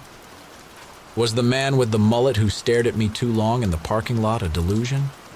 When I misplaced my purse, was that just an oversight? Or was there something more sinister going on with my brain? The big question is, am I sick too? And if I'm not, then why not? Obviously, the gene is in my blood. Is there some switch inside me just waiting to be turned on? Is it just a matter of time? Sometimes I feel like a bomb just waiting to explode. Sometimes I wish it would just happen already. Then they can lock me up in a room with padded walls and I can stop trying to balance on that fishing line bridge between sanity and psychosis. After what happened on prom night, I spent 2 weeks holed up alone in that giant house on the hill, becoming my sister while her body was rotting out back. Do you know what that does to a person? How it makes them feel? The things it makes them think? I couldn't even leave because I couldn't risk being seen. Not if I wanted the story to work. So I spent 2 weeks trapped in that place under the pretense of being sick with mono, finishing up the schoolwork for Mo's senior year. Then I was free. To spread my wings, to travel, to do all the things I'd always dreamed about doing. And if I had to send a postcard every now and then, sign the name I'd grown to hate, well, it was a small price to pay for the luxury I was enjoying. Flying first class, high-end shopping sprees, appearing in the society pages of magazines, it never grew old. In fact, with each passing year, it got even more addictive. No one ever questioned that I wasn't who I said I was. All I had to do was wear my hair a certain way, talk in the clipped upper-crust voice I'd practiced so much, dress and behave the way I was expected. There was no way I could mess up acting the part. I'd been doing it most of my life, after all. Even Mo's parents believed me. Once a year, we'd meet up for the holidays, someplace like Paris or Geneva or whatever the hit "it" spot was at the moment. We'd exchange pleasantries, exchange gifts, and then exchange empty promises to keep in touch and get together more often. Then they went and died, a 1-2 punch, her of cancer, him in a car crash only months after. I mourned those strangers far more than the loss of my own parent. The truth is, over the years, I've lost track of where the fake me ends and the real me begins. I'm not so sure that the real me even exists anymore. I think I kind of hoped that coming back might spark a little flame of recognition. Oh yeah, the girl who likes that place right there, that's me. Not her. But it didn't. Or maybe it just wasn't enough. Because when it comes to being satisfied, I have no idea where to start. I've been miserable for so long. The thing about unhappiness is that it's like a drug. Once it's in your system too long, you require more and more of it. And then, before you know it, you get stuck in a cycle you can't break. But then I saw her, Olivia. And in an instant, I knew that this was what I'd been waiting for. 60. Liz now. 2014. I'll tell you everything you want to know, but first, you have to help me. My daughter's missing. She's been kidnapped. Detective Johnson leans back in his seat, studying me as I fumble in my purse for the note. Finding it, I spread it on the table between us. Why am I just hearing about this now? Because look, I jab at the letter. She told me not to tell the police. She threatened my daughter's safety. But now you have her in custody, and wherever my daughter is, she's all alone. You need to get her to tell you where my daughter is. Who is she? He falls silent, crossing his arms, leveling me with a steady gaze, making it clear that he's the one in charge here. And what is it that she wants you to confess to? She's Amy. Sharami Russo. He nods like he expected this answer all along. Ms. Ripley's cousin. No, there's no use lying anymore. They're going to find it all out anyway. Amy and Morgana were sisters, twins. When their mother, Vivian, died after giving birth, their father, Sonny. The name tastes so bitter on my tongue that it takes me a moment to recover. He sold one of them to Vivian's sister. Apparently she couldn't have children of her own, so she offered to raise one of her sisters. And you know this how? Amy told me. The same Amy we have in custody. Who's lived under an assumed identity for the last 15 years? When he puts it that way, it's obvious she's not trustworthy, but she wouldn't have lied. Not about this. Listen, none of this matters. What matters is my daughter, Olivia. Who you think was kidnapped by Ms. Russo? Yes. Who wants you to confess? To something that's not my fault. I'll tell you all about it, I promise, but first we need to find my daughter. When did she go missing? Today. Earlier. And you really believe she's been kidnapped? There's no way she could be at a friend's house? That maybe this note was just left to scare you? I hesitate for only a second before saying, no. His lips form a grim line under his mustache. Mrs. Bentley. His voice is too gentle, too soft. Is there anyone else who may have taken your daughter? What? No. It had to have been her. Are you sure? I bulge my eyes, my frustration mounting. Yes, I'm sure. I only asked because we've actually had Ms. Russo under surveillance for the last several days. What? If she was behind your daughter's kidnapping, she didn't do it herself. The room spins. I think I'm having another panic attack. But your friend is definitely a very dangerous woman. I'm going to suggest that we place a call to the FBI requesting their assistance with this. First, though, I want you to be sure about what you're saying. Making false accusations of this nature carries very serious consequences. So are you sure? Please, make the call. I'll get right on that. As he gets up to leave the room, I put my hand on his arm to stop him. "We're going to find your daughter, Mrs. Bentley. Don't worry. Can you please also call my husband? I haven't told him, and he should know." He looks at me like he's not surprised, that this just underpins what he's suspected about me, then gives a terse nod before leaving the room. I wait for the door to close behind him before allowing myself to implode. Sweat coats my body as I sob. I'm overheating. I feel like I might burst into flames, my fear for my daughter like a furnace that won't turn off. They've been watching Amy. They think she's dangerous. And they're not mistaken. 61. Amy, then. 999. I'm still buzzing pretty hard when we get back to Moe's. I feel sloppy and uncoordinated, but also happy and free. I'm not used to breathing easy. Usually I'm so tied up in knots. But this? Filling my lungs deep with fresh air, a smile on my face, a song in my heart, not worrying about tomorrow or the next day or the next. I could get used to this.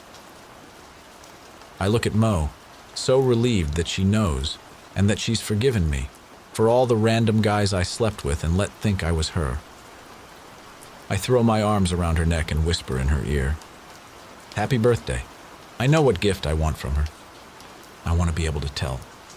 Not just Liz and Sammy, but the whole world. I test the word, saying it out loud. Twin. It fills me with such elation that I feel like I could fly. I give Mo a kiss on the cheek, grab her by the hands, and lean back. She pulls against me, and a second later we're spinning in circles, just like we used to do when we were little. Before I got bitter and resentful and tried to hurt her. Before she got damaged by me and the rest of the world. We fall apart, but we're two halves that make a whole. It won't be for long. I know we'll be one again soon. I laugh, lifting my face to the stars above and screaming into the night. We're 18! Woo! Then, just like I expected, she's back, her face lowering close to mine. She takes my head in her hands, looking me in the eyes. It makes me giggle. I can't stop. When she releases me, I flop back onto the ground and stare up at the sky, sighing happily. I don't think I've ever felt this peaceful before. I close my eyes, the gentle lull of my friends' voices a background noise that blends into the night, becoming a part of it, like the damp smell of earth and the chill that carries on the breeze. If I could choose one moment in my life to hit pause on and live in forever, it would be this one right here. It's perfect. And then it's not. Mo, are you okay? Liz sounds concerned. I roll onto my belly, locking gazes with my sister. And I can immediately tell that something's wrong. A dangerous expression flashes behind her eyes, the eyes of a stranger. But that's not right. It can't be. I blink, but it's still true. I don't recognize this girl standing before me. But I do recognize the gun. Because the gun, it's mine. 62.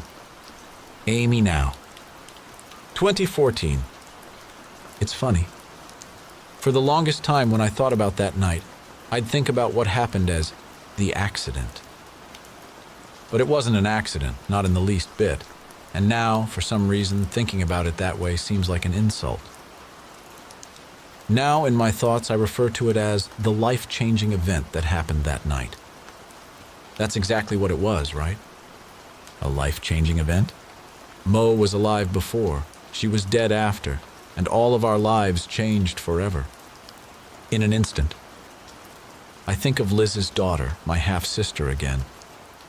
It was just by chance that I looked up from my phone at the very moment I walked by her the other day, as we were passing each other on the sidewalk outside a store, and I knew immediately who she was, and that my life was about to change again.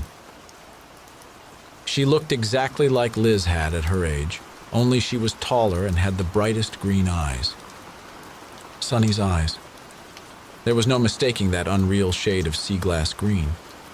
It was the only thing I ever used to wish that I'd inherited from him. I want a chance to know her. I want her to know about me. I want to tell her all about Mo, and secrets about her mother, and the friendship we had when we were younger. I need her to understand. Then maybe I can too. It seems like it's been hours by the time the detective comes into the room. I've read every inch of graffiti on the walls by then, plenty of it about him, and know that I'm facing off with a formidable opponent. I'm going to have to play this just right. I settle back in the uncomfortable metal chair, straight, high back, no arms, and no padding, waiting patiently as Detective Johnson tells me he'll be recording the conversation, then gives me my Miranda warning again before he states his name, the date, and the time for the video. Detective, my friend's daughter, Olivia. We're aware of the situation. But we've received a call from her giving us her location. So she's safe? A rescue team is en route now. I feel like a 1,000-pound boulder has been removed from my back. The tightness in my chest that I'd been struggling to breathe against is gone. Like flicking a light switch, there's a night and day difference between the way the world felt 30 seconds ago and how it feels now. It's been a long time since I cared about anyone other than myself. It's a wonder I haven't forgotten how. Now then, ma'am, there's the little matter of who you are. My name is Charami Russo. I draw a deep breath. And on May 22nd, 1999, my twin sister, Morgana Ripley, from whom I was separated shortly after birth, died. I have been living under her identity since that date. 63. Ammo. 999. I listen to the click of our heels against the sidewalk as we walk to the car, and I swear with each pair of steps I hear no more, no more, no more. That's the way I feel. I really can't take any more. All this ridiculousness needs to come to an end. Someone needs to stop this. Someone needs to save us. Luckily, there's no one lingering in the parking lot. No witnesses to what I can only imagine is an eyeful. 4 girls in prom dresses tripping across a grocery store parking lot in our fancy shoes, looking like we just weathered a raging storm. But the squall isn't done yet. It's still brewing, gathering strength.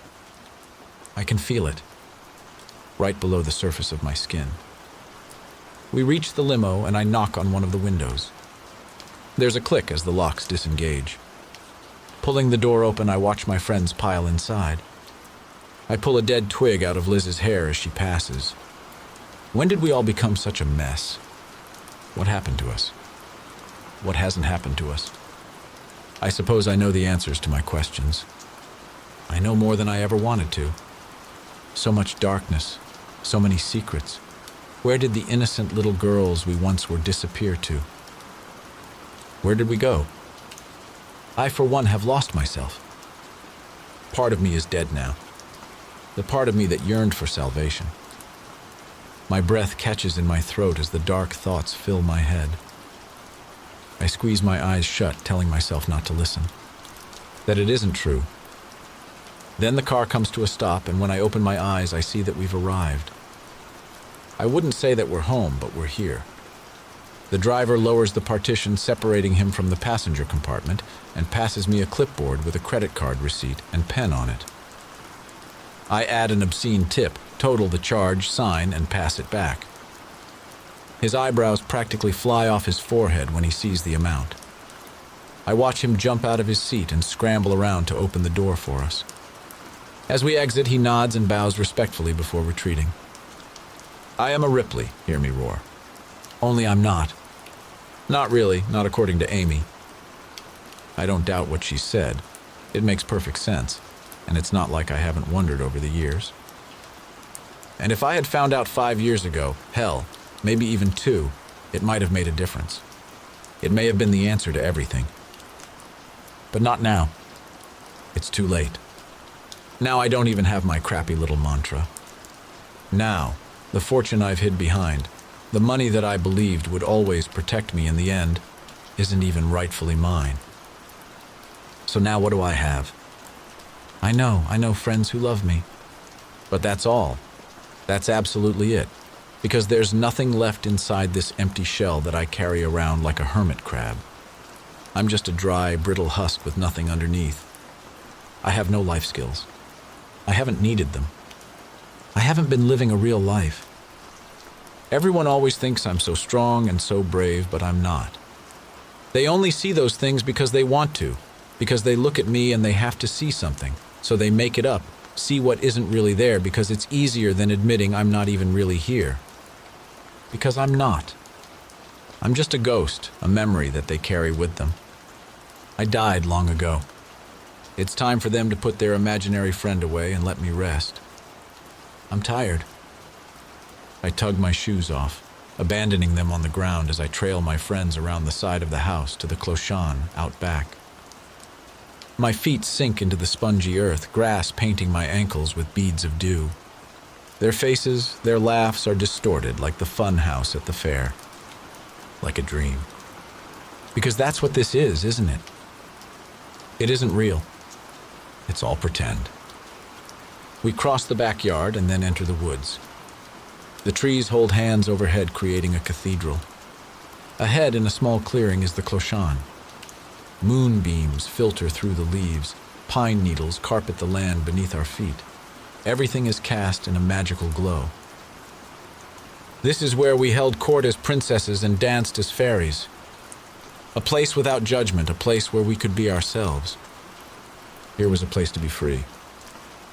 I look around at my friends, all smiling, all so calm, so relieved to be here, in our place. The one place where no one can hurt us. And then I know. I know what I must do, what I've always needed to do, the reason that I'm still here. I've wondered for so long, but now the answer is clear. I can feel it in every atom of every cell of my body.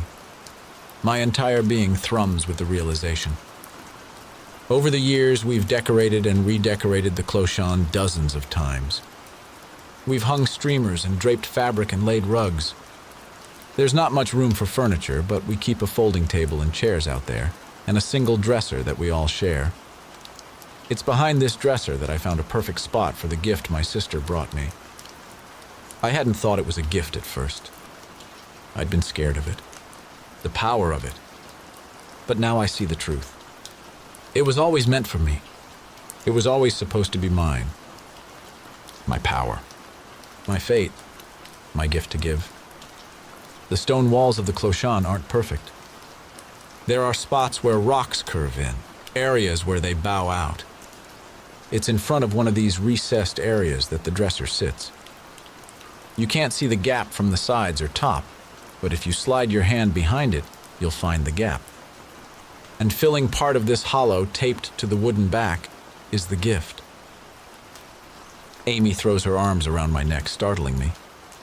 "Happy birthday," she whispers into my ear, and then adds, "Twin." Her weight is heavy against me, simultaneously dragging me down and buoying me up. I know she never meant to hurt me, but her cut was one of the deepest. Her lips brush my cheek, her hands slide down my arms. Taking me by the wrists, she leans back. Locking my hands around hers, I pull, and then we're spinning in circles, heads back, laughing like we used to do when we were little.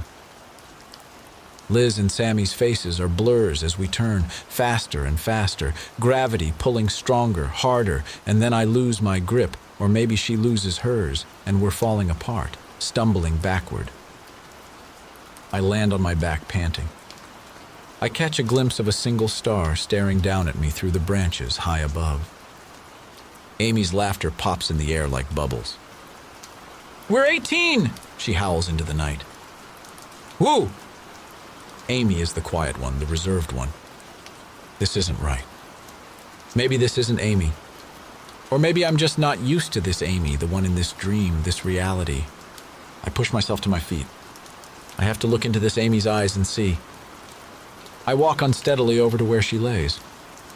I'm still reeling, dizzy, my head cloaked in puffy indigo clouds. Reaching her, I kneel down and take her head in my hands, sticking my face close to hers. Her pupils look funny. She lets loose another peal of laughter, bells tinkling. Then I realize that she's high. I hate this world, this place where the innocent are abused, drugged, led to damnation like lambs to slaughter. This world that hurts and maims and ruins. There's a better place. There has to be. Releasing Amy's head, I look away and sit back, dropping hard to the ground. Sammy sits beside me. Liz lowers herself to my other side. You never told us what you wanted for your birthday this year, Sammy says. Only it's not her.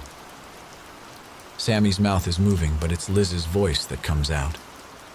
I try to pretend that I don't notice, that I'm not aware that the fabric of this reality is torn, that the edges are curling up, allowing another world to flow in as this one ebbs.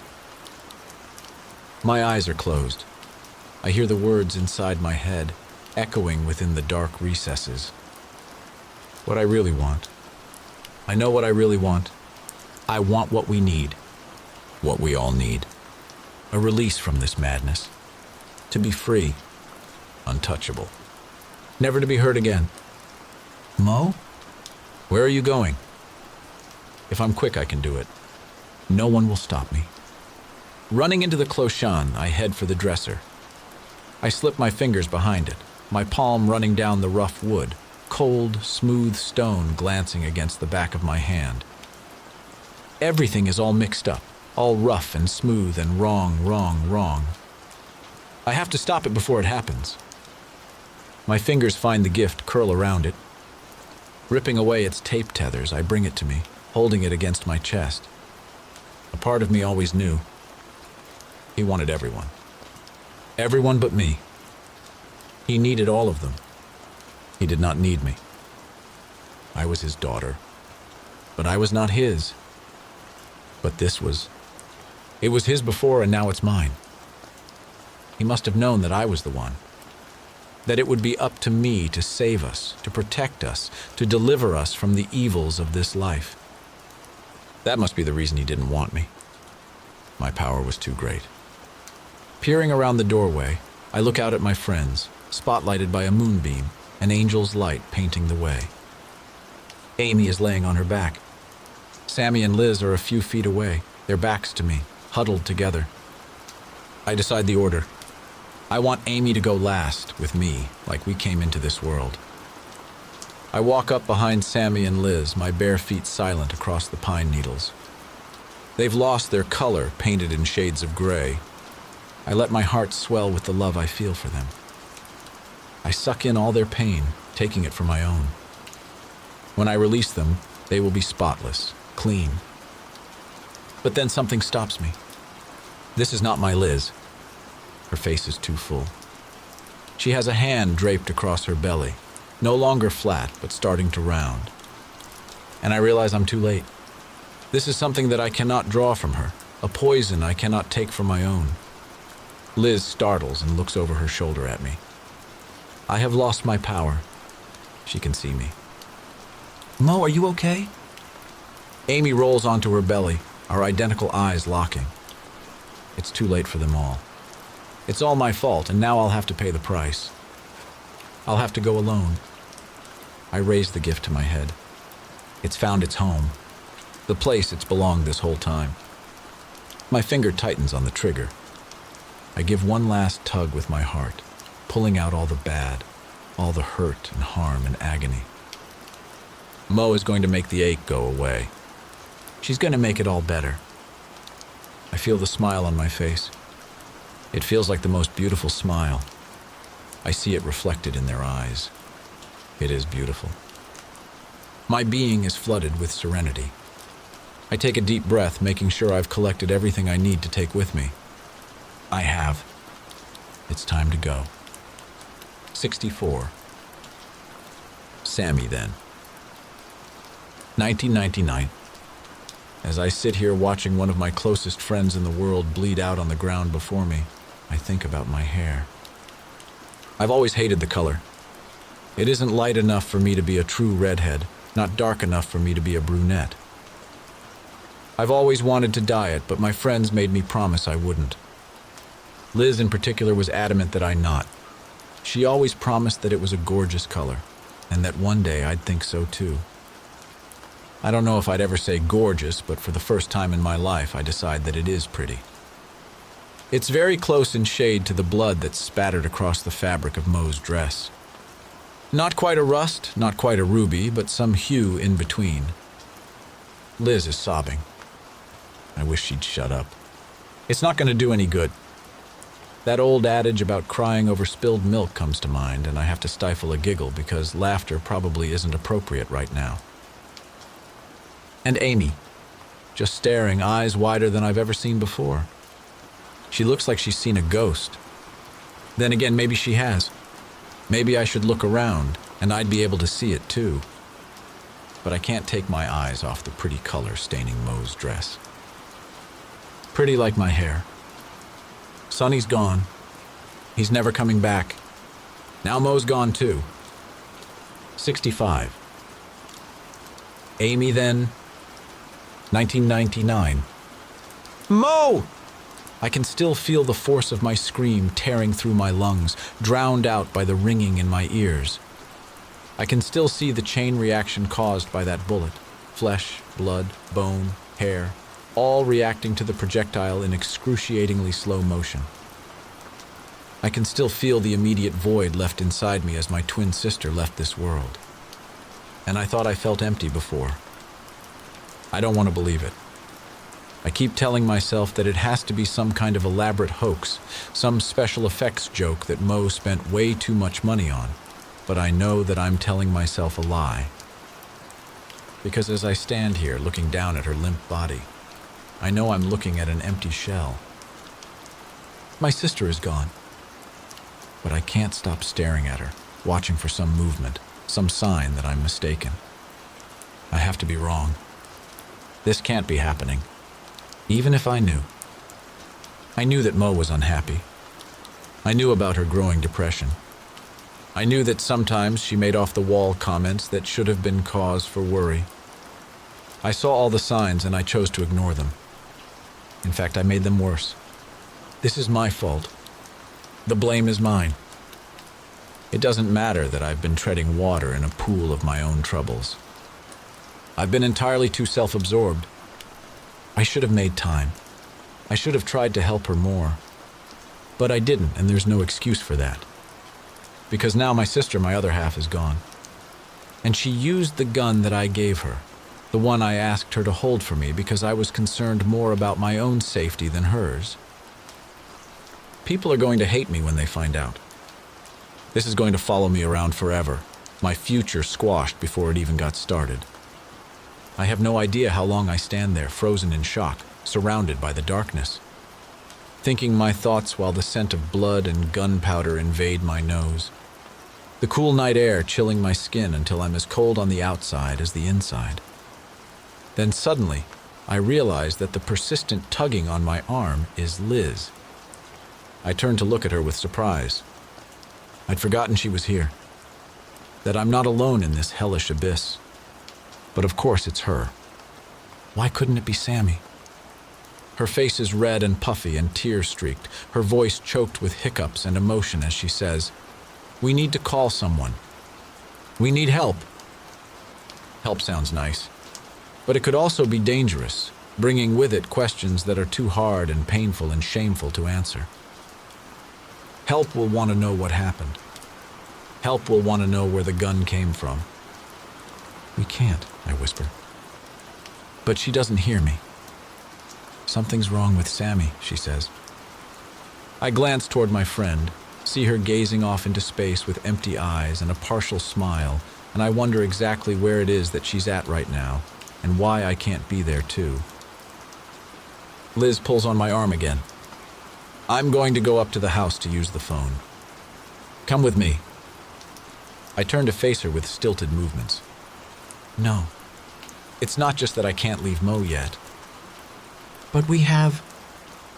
"No," I say, more forcefully this time, shaking her hand off me. "No one can know. This isn't something that we can keep hidden, Amy. Mo's dead. People are going to find out. And then those people will know what a horrible sister I've been. That can't happen. There has to be another way." "No, they aren't. Please, Liz. I have nothing left. I need this. Will you at least just hear me out? She looks at Sammy, then deflates, defeated, as she realizes there's no one to back her up right now. It's just me and her, and of the two of us, we both know who's stronger. Here's what we're going to do, I say slowly. We'll tell everyone that Mo is sick. Something that takes a couple of weeks to get over. Liz shakes her head. That won't work. Remember that time I had mono and I was out sick for a month? The school still called my house every single day, even though my mom went in to talk to them. I stand up straighter. Lift my chin. Pull my hair out of its ponytail and flip it over my shoulder. When I speak next, it's in a carefully modulated tone. Mo's tone. Then I'll stay here and answer the calls. But then what do we tell people about you? Yeah. The light is back on behind Sammy's eyes, signaling that she's returned from wherever she went to. You've been staying at my house. My mom's going to notice if you're not there. Tell them. I think about all of my hopes and dreams, all the things I wanted to get out of life. It's obvious that none of it is going to happen now. But maybe, on some level, we'll tell everyone that I got offered a music deal, and I'm going to LA. We'll tell your mom, and I'll pack up and leave tomorrow. I'll go to school on Monday late after I call in sick as Mo. I'll announce it to the drama club. That way everyone will have heard by the end of the day. That's only a temporary fix. Eventually, people are going to notice that you're missing when they don't hear from you, or about you. And then they're going to ask questions. Who? Who is there in my life who's going to notice I'm missing, besides you guys? Liz knows I've got her there. Because the answer is no one. There's not one person who would really give a damn whether I was alive or dead that isn't standing here right this moment. She holds her hand out to me, begging me with her eyes to take it. But I can't. There's only 2 weeks left until graduation. I'll stay here and talk to the school when they call. And I'll do Mo's assignments. After graduation, I'll leave. I'll take Mo's passport, travel as her, and I'll mail postcards to you guys as me. No one ever has to know. But what about... Her eyes flick toward Mo's body. We'll pull the clochon down, Sammy says. Bury her under the rubble. It's only fitting, don't you think? I do. Even Liz gives a reluctant nod. It's settled. We have a plan. Approaching the clochon, I squint at it, trying to decide the best way to knock it down. Oh. Hold on. I'll be right back. What? Sammy, no, we don't have time. Mo's journal, she says, voice thick with emotion. She'd want it with her. I know where she keeps it. It'll only take a sec. Please. She spins on her heels and hurries off without giving me a chance to answer. I draw a deep breath as I watch her go. I still can't believe that Mo is gone. That I'm officially alone in this world now. But I can do this. If there's one thing my life has taught me, it's how to make the most of a bad situation. And there's a chance my situation just got much better. 66 Liz, now 2014. When I was little, I was afraid of strangers. Not just shy or standoffish or wary like some kids are, but full-fledged, heart-pounding, cold-sweating, hiding behind my mother's legs, terrified of them.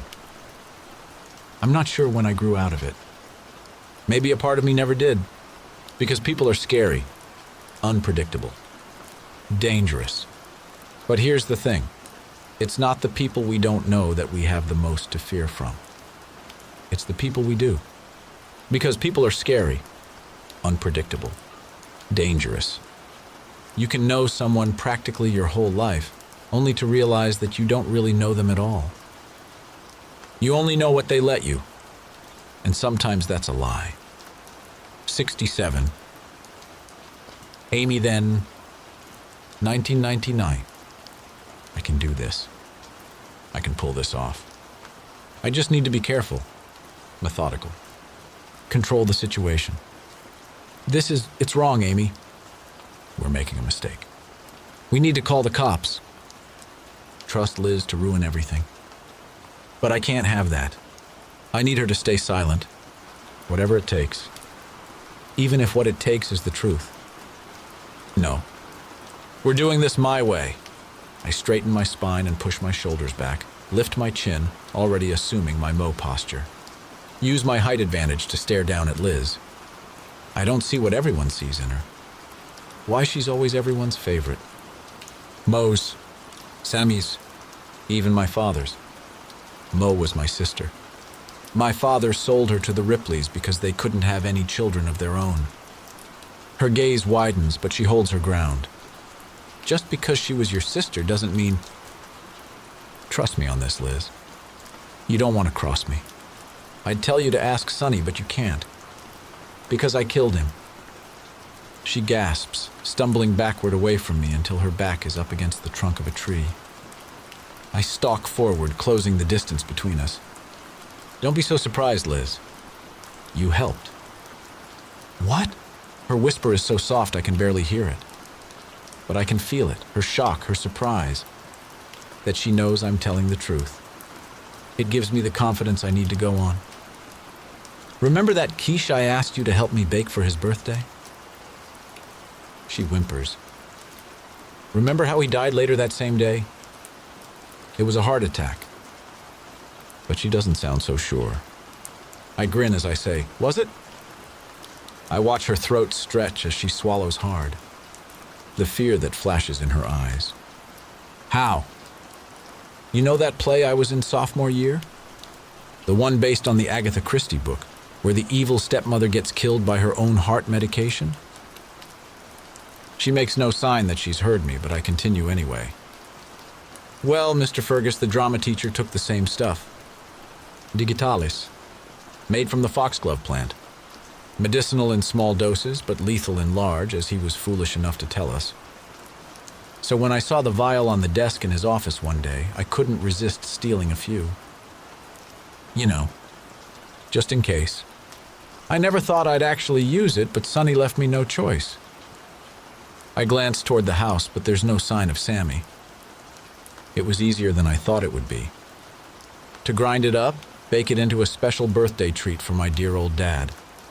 And I had you help me feed it to him because he would have suspected something was up if it was just me trying to do something nice for him. But why? Why? Because someone had to punish him, and that someone was me. He deserved to die. But why you? She nods. Because you had so much going for you.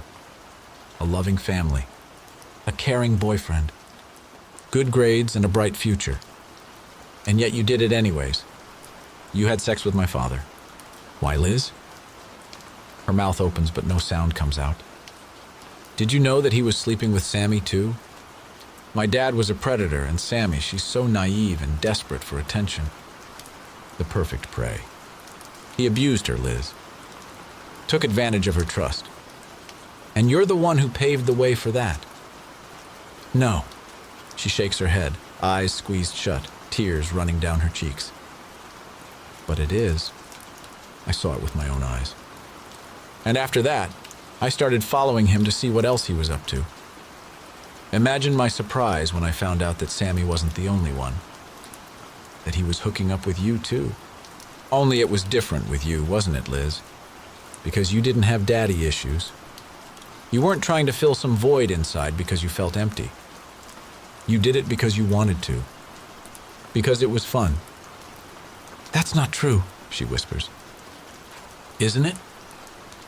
I was only 15 when it started. Just a kid. When he told me that what we were doing was okay, I believed him. Because he said he loved me. But even if that was true, it was wrong. I know that now, but still, I feel so dirty and ashamed. I wish it had never happened. And oh God, poor Sammy. Her voice breaks as she hides her face in her hands, shaking her head. I look away, disgusted. How did we all end up so broken like this? Victims of the same man. How could it be that there was no one who saw what was happening, no one to intervene, to protect us? How can society fail its girls so much and still hold its head so high? Spotting Sammy jogging down the path from the house, Mo's journal in her hand, I force myself to take a step away, to release my hands from the fists they've balled into. I can't let myself get sidetracked. There's only one thing that matters now. I lay a hand gently on Liz's shoulder. Give it a soft, reassuring squeeze when her eyes meet mine. Because like it or not, we're in this together. We need to start working the stones loose, I say. We've got a long night ahead of us. 68. Amy now. 2014. I listen to the dust settle in the room around us while the detective finds his voice.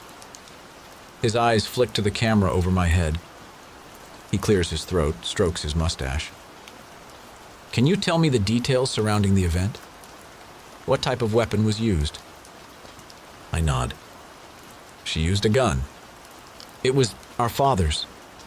It was prom night. Our birthday. Everything was weird that night. Mo, well, if I'm honest, she hadn't been right for a while. Mental illness runs in our family. I knew she was depressed, but I didn't have any idea that she was so... None of us did, or we would have tried to help. She didn't say anything. We never even suspected. If only Sonny had been honest with me.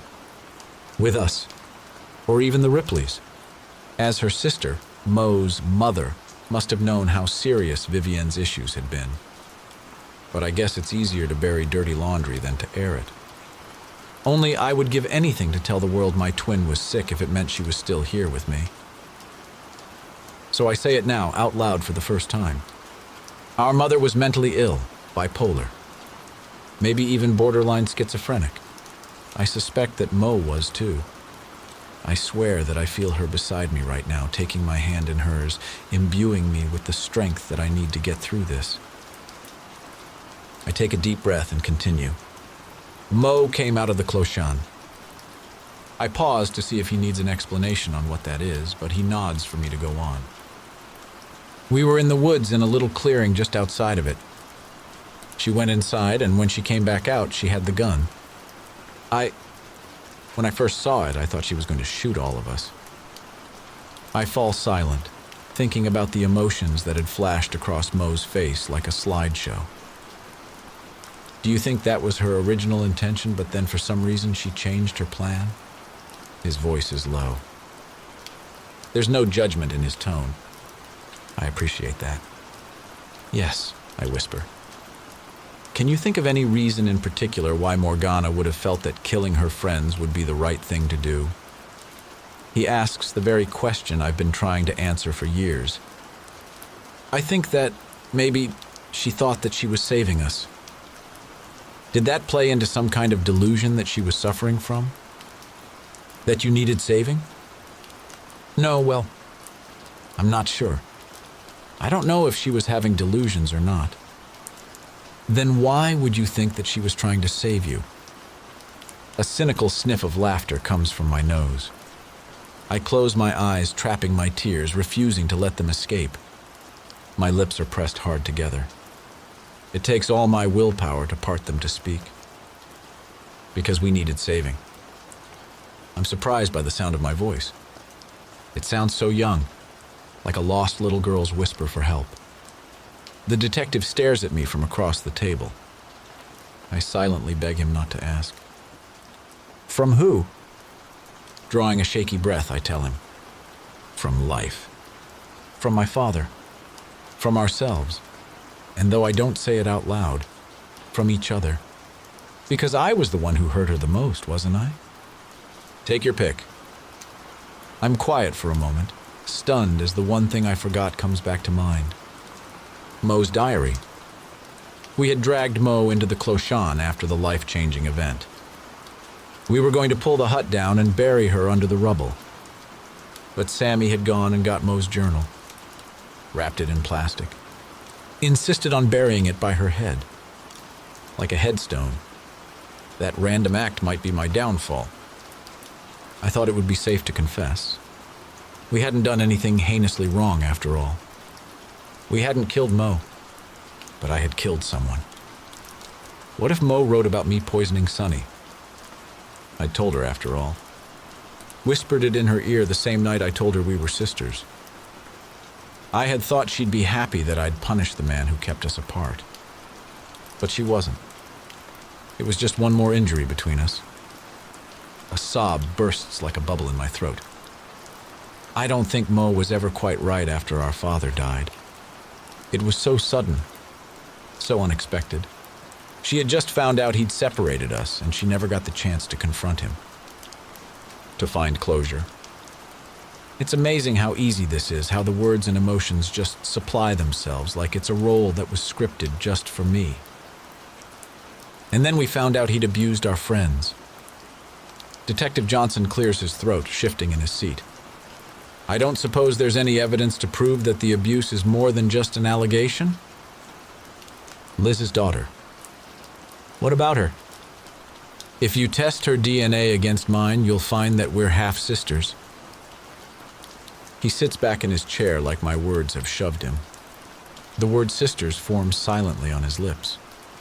He shakes his head, recovering himself. What makes you say that he makes air quotes, wasn't right after your father's death? Because she wanted me to take credit for it.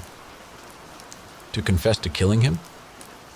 I tilt my head to the side and frown like I'm confused. Well, not exactly. It's just that after he died, she thought that I should tell myself that I had done it.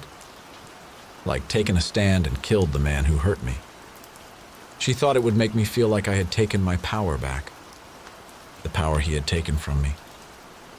How did you feel about that? I don't know. It seems strange. He clears his throat.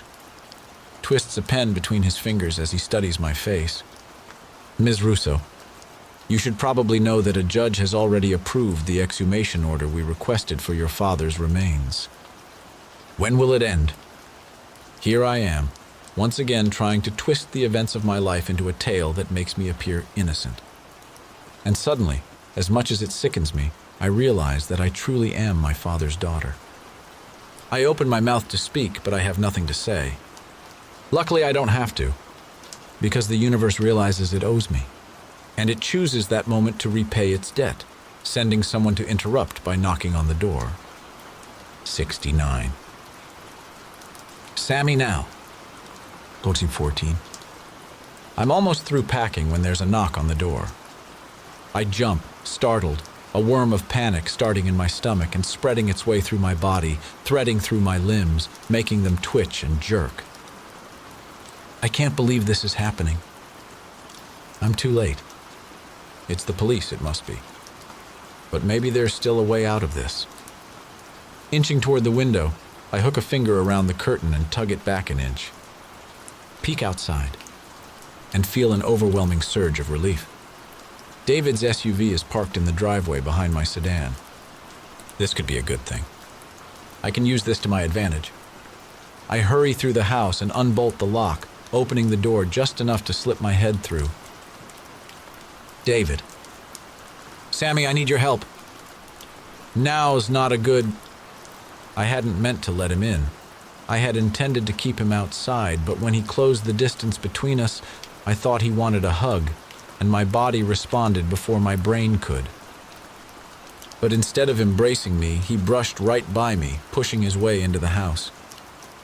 I rushed to get in front of him, stopping him in his tracks. Baby, what's the matter? But I already know. His wife is in jail for murder. His eyes are red and bloodshot. His hair sticks out at random angles from his head. He's falling apart, and I have to admit I'm kind of pissed. All this time, he's let me be under the impression that he didn't care about her anymore. But this is not the face of indifference. This looks more like devastation. It's Olivia. Someone's taken her. What? He nods like a bobblehead, like he's still trying to convince himself that it's true.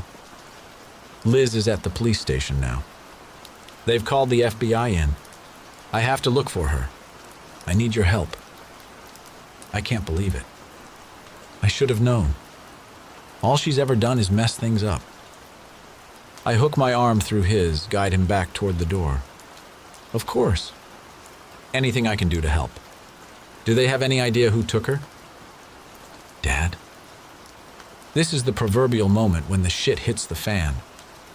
I have to salvage this. I have to make him understand. Olivia, go back to the living room. Your dad and I need to talk. But it's too late. David's seen her, and now everything, the whole plan, is ruined. He rushes over and throws his arms around her, enveloping her in the hug that should have been mine. Olivia, honey, what are you doing here? Her voice is muffled against his chest. What do you mean? He spins toward me, tucking Olivia behind him like I'm some kind of threat. He hisses through bared teeth, barely controlling his anger. What is she doing here? Dad. Olivia grabs his arm, tries to make him face her, but he won't take his eyes off me. Guess he's smarter than I thought. Dad, what's the matter? You're scaring me. His eyes search my face for an answer. Sammy? When I don't respond, he glances over his shoulder and asks, Did she hurt you? What? No. I don't understand. Sammy said she spoke to Mom. That Mom thought we both needed a little space to think after. Well, she said it was okay if I stayed here for a while. This is our chance, David, don't you see? This is our opportunity to be together. Olivia's eyes narrow at me, her head tilting with confusion. Dad? I can't help it. I have to speak the words that have been running through my mind for days now in an endless loop, ever since I laid eyes on Olivia and realized the truth. He's not your dad. Don't you say that. Don't you dare ever say that, he roars. But it's the truth. I hold my hands up in supplication. I'm sorry that Liz tricked you, but that's just all the more reason why we should be together. She doesn't deserve you. I can make you happy. I can give you a real family. Of your own. Liz didn't trick me. This is going very wrong. I take a step backward down the hall toward my bedroom. He takes a step forward, not allowing me to retreat. Olivia, here. He pulls his keys and phone out of his pocket. Go lock yourself in the car and call 911. Tell them where we are. And that Samantha Warner was the one who kidnapped you. Kidnapped? No, this is all just a misunderstanding. It has to be. This isn't a misunderstanding. It isn't a joke. Your mom received a note threatening your safety. She's at the police station talking with the FBI right now. There are people out there looking for you, trying to find who took you. This woman is a criminal. Olivia's eyes widen with understanding. She snatches the keys and the phone.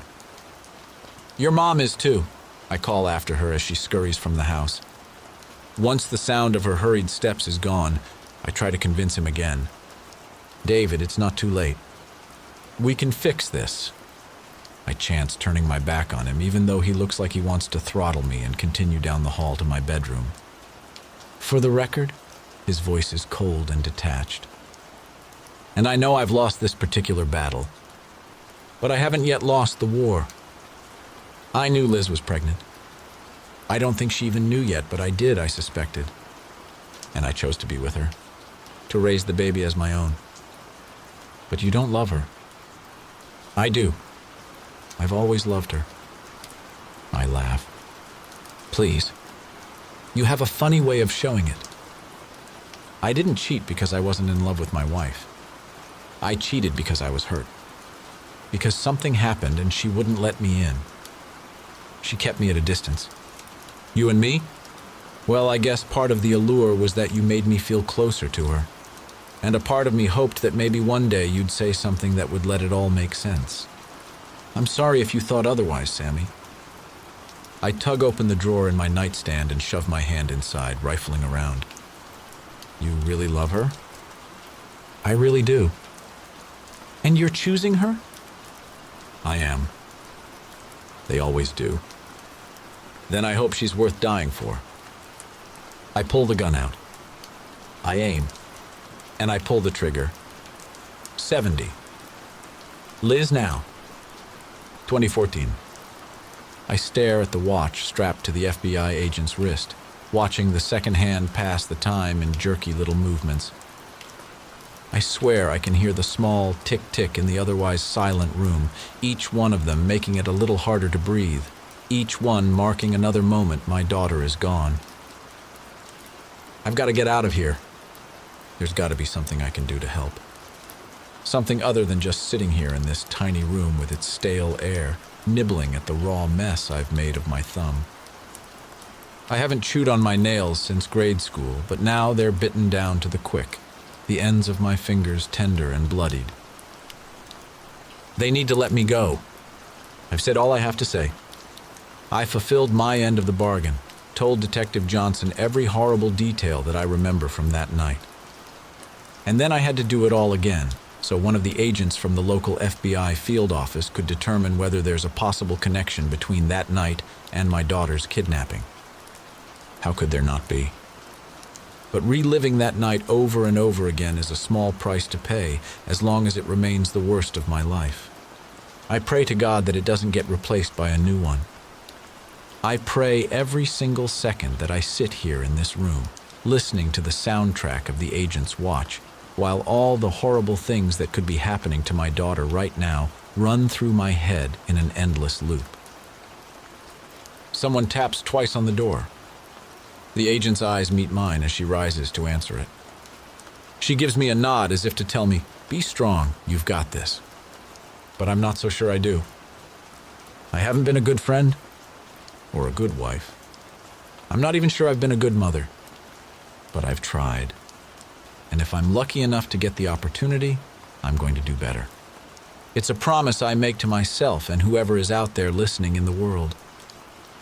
The agent steps outside, closing the door behind her. I scratch nervously at my arm, managing to raise angry welts from the ragged edges of my gnawed-up nails. I imagine the relief I'll feel when she comes back into the room smiling and tells me that they've found Olivia. That she's all right. I start a list in my mind, all the ways I'm going to be a better person. But the agent's been out there too long now. She'd be back already if the news was good. A sob rises in my chest. My eyes water.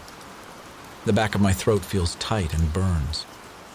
I stare at the door until it opens again and Detective Johnson enters the room. I draw a deep breath. Hold it. Curl my fingers around the metal edge of the chair seat, knuckles straining painfully as I squeeze tight, bracing myself. "Mrs. Bentley." "I'm very sorry." "Oh, God." I shove a fist into my mouth, yet still manage to somehow wail my daughter's name around it. Detective Johnson's hand settles gently on my shoulder. He looks down at me with sorrow. "Your daughter is fine.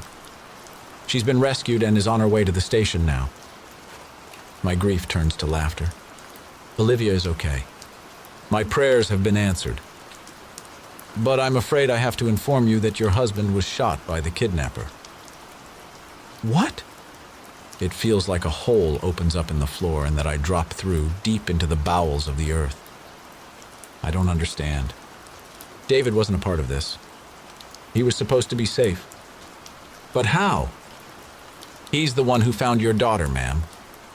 A true hero. I thought I didn't love my husband anymore. I thought I'd be just fine without him. But now I think I was wrong. 71. 6 months later, 2015. I watch Olivia wade into the surf, waves breaking against her legs. The sun shines bright overhead, the salty wind catching her hair, sweeping it out behind her like a golden flag.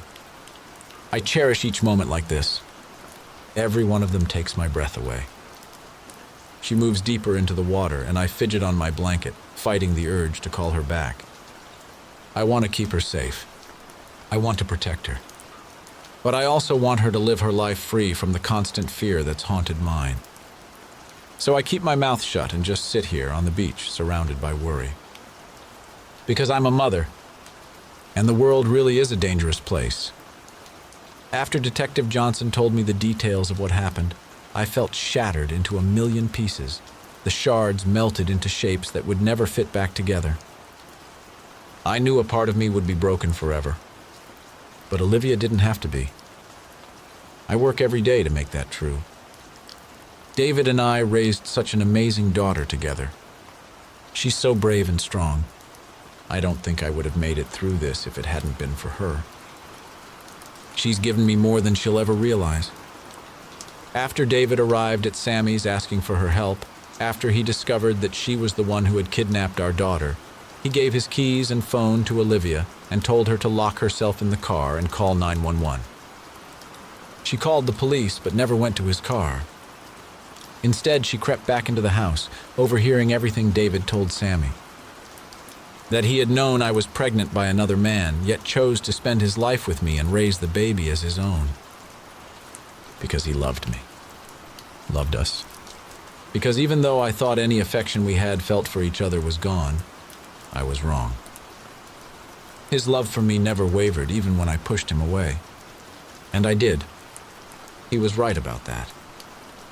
I just felt so guilty when I started having suspicions about who might have really fathered Olivia. I didn't know what else to do. I didn't feel like I deserved him. So I sabotaged us. I wish I had just talked to him instead. Trusted him. Been honest. Surely the worst that could have happened would have been better than what did happen. And I'll never forgive myself for that. But for my daughter, our daughter, I have to keep trying. I owe it to him, to her, to us all. Even if each breath is still a battle for me, I try not to let her know it. But staying there, in Waverly, where memories haunted the shadows and ghosts waited around every corner wasn't an option, so we sold the house in Massachusetts. We haven't bought a new one yet. We haven't decided where we want to live.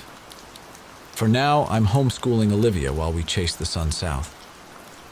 The forensic pathologist who conducted the post-mortem on Sonny's exhumed remains found traces of the drug Amy had used in gastric tissues they sampled. Unfortunately, with the amount of time that had passed, it wasn't enough for the police to bring charges against her. Luckily, Mo had written extensively about Amy's confession to Sonny's murder in the journal Sammy had buried with her, exonerating the rest of us. When confronted by her sister's own words, she broke down and confessed. Now Amy's in jail awaiting prosecution. And to be honest, that's probably the best place she can be. What she did to her own father and making me a part of it. It's clear that she needs help. That she should be kept away from the rest of society, especially my daughter. Even if they are sisters. Despite the way I feel, though, I've allowed Olivia to have weekly Zoom chats with her. She's old enough to make her own decision about this. It's not my place to stand in the way of their relationship. But I hope, I pray, that on some level Olivia knows not to trust her. And even if she doesn't yet, she will by the time Amy is released. If she ever is. At the very least, she's going to be in prison for a long while. Sammy is in a medical rehab facility. After she shot David, Olivia ran out of the house, straight into the arms of the local SWAT team. When they surrounded the building, Sammy turned the gun on herself. She took a chunk of her brain and a portion of her skull, but not her life.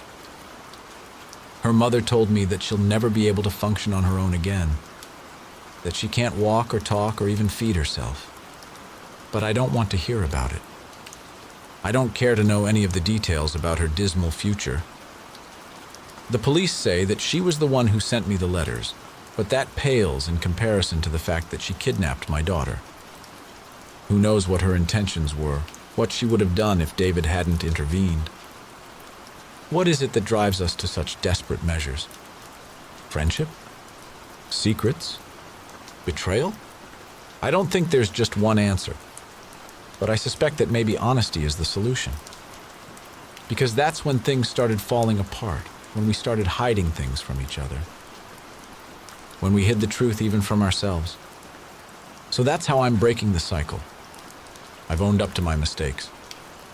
Confronted the shadiest parts of my past. Allowed Olivia to ask me anything she wants to, and responded with the facts, no matter how painful they may be. But forcing yourself to face the harsh glare of reality has its perks. Yes, the world is a dangerous place, and I'll always be concerned about Olivia's welfare. But for the first time in the longest time, I feel safe. A small part of me is even remembering what it feels like to be happy. And those are the things that I want, more than anything, for me and my daughter. I aim to lead by example. A shadow falls across me, and I squint up at the figure blocking the sun. Return my watchful gaze to Olivia as I shift to make room on the blanket next to me, leaving my hand splayed wide in the middle. Feel a smile spread softly across my lips as his pinky finger brushes against mine. It hasn't been easy, or quick. There's a lot of hurt on both sides. But in those first few moments when I thought I'd lost David forever, I realized how much I truly loved him. Sighing happily, I lay my head on his shoulder. He fought for me, our daughter. His life after Sammy shot him, leaving him bleeding out on the floor with a collapsed lung. Now I'm fighting for our marriage. 72. Francine. 2015. She peers through the windows, watching the new neighbors move in. The daughter looks nice enough, probably right around her Gina's age. But the mother looks like the nasty sort, the kind that wouldn't have given her the time of day in high school. Just like Liz and her friends had been. It's fitting what happened to them. Amy rotting away in jail. Sammy practically a vegetable. And Liz, well, once again, Liz seems to have come out the other side basically unscathed. Lucky bitch. Francine pulls back, away from the window as the new mother next door scowls in her direction. She might have been spotted, but it doesn't really matter. The woman won't have a choice but to be nice to her if their daughters become friends. What won't a mother do for her child? And girls are so impressionable at that age. So easily malleable. She remembers what she said to Mo on prom night, the way the words had felt as they'd flung off her tongue like darts, sharp and barbed. The expression on Mo's face as she sank her fangs in deep and tore chunks away. She doesn't understand why nobody noticed how weak Mo was. How easy it would be to pulverize her fragile ego with just a few accurate statements. Then again, all these years and no one seemed to notice that Amy's birthmark had somehow transferred to Mo's neck. People see what they want to see. But not her. No, she sees everything. And she's patient, willing to play the long game. Although she has to admit, she's disappointed that Liz took her daughter away. All the effort of getting knocked up so young as soon as she found out Liz was pregnant. Of planning and maneuvering. Her outrageous luck when her mother died just in time for her to purchase the house next door when it came on the market. But the girls will keep in touch. She and Gina will see Olivia again. She'll make sure of it. In the meantime, she needs to stay sharp. She'll send Gina over in the morning, have her invite the new girl over for a slumber party,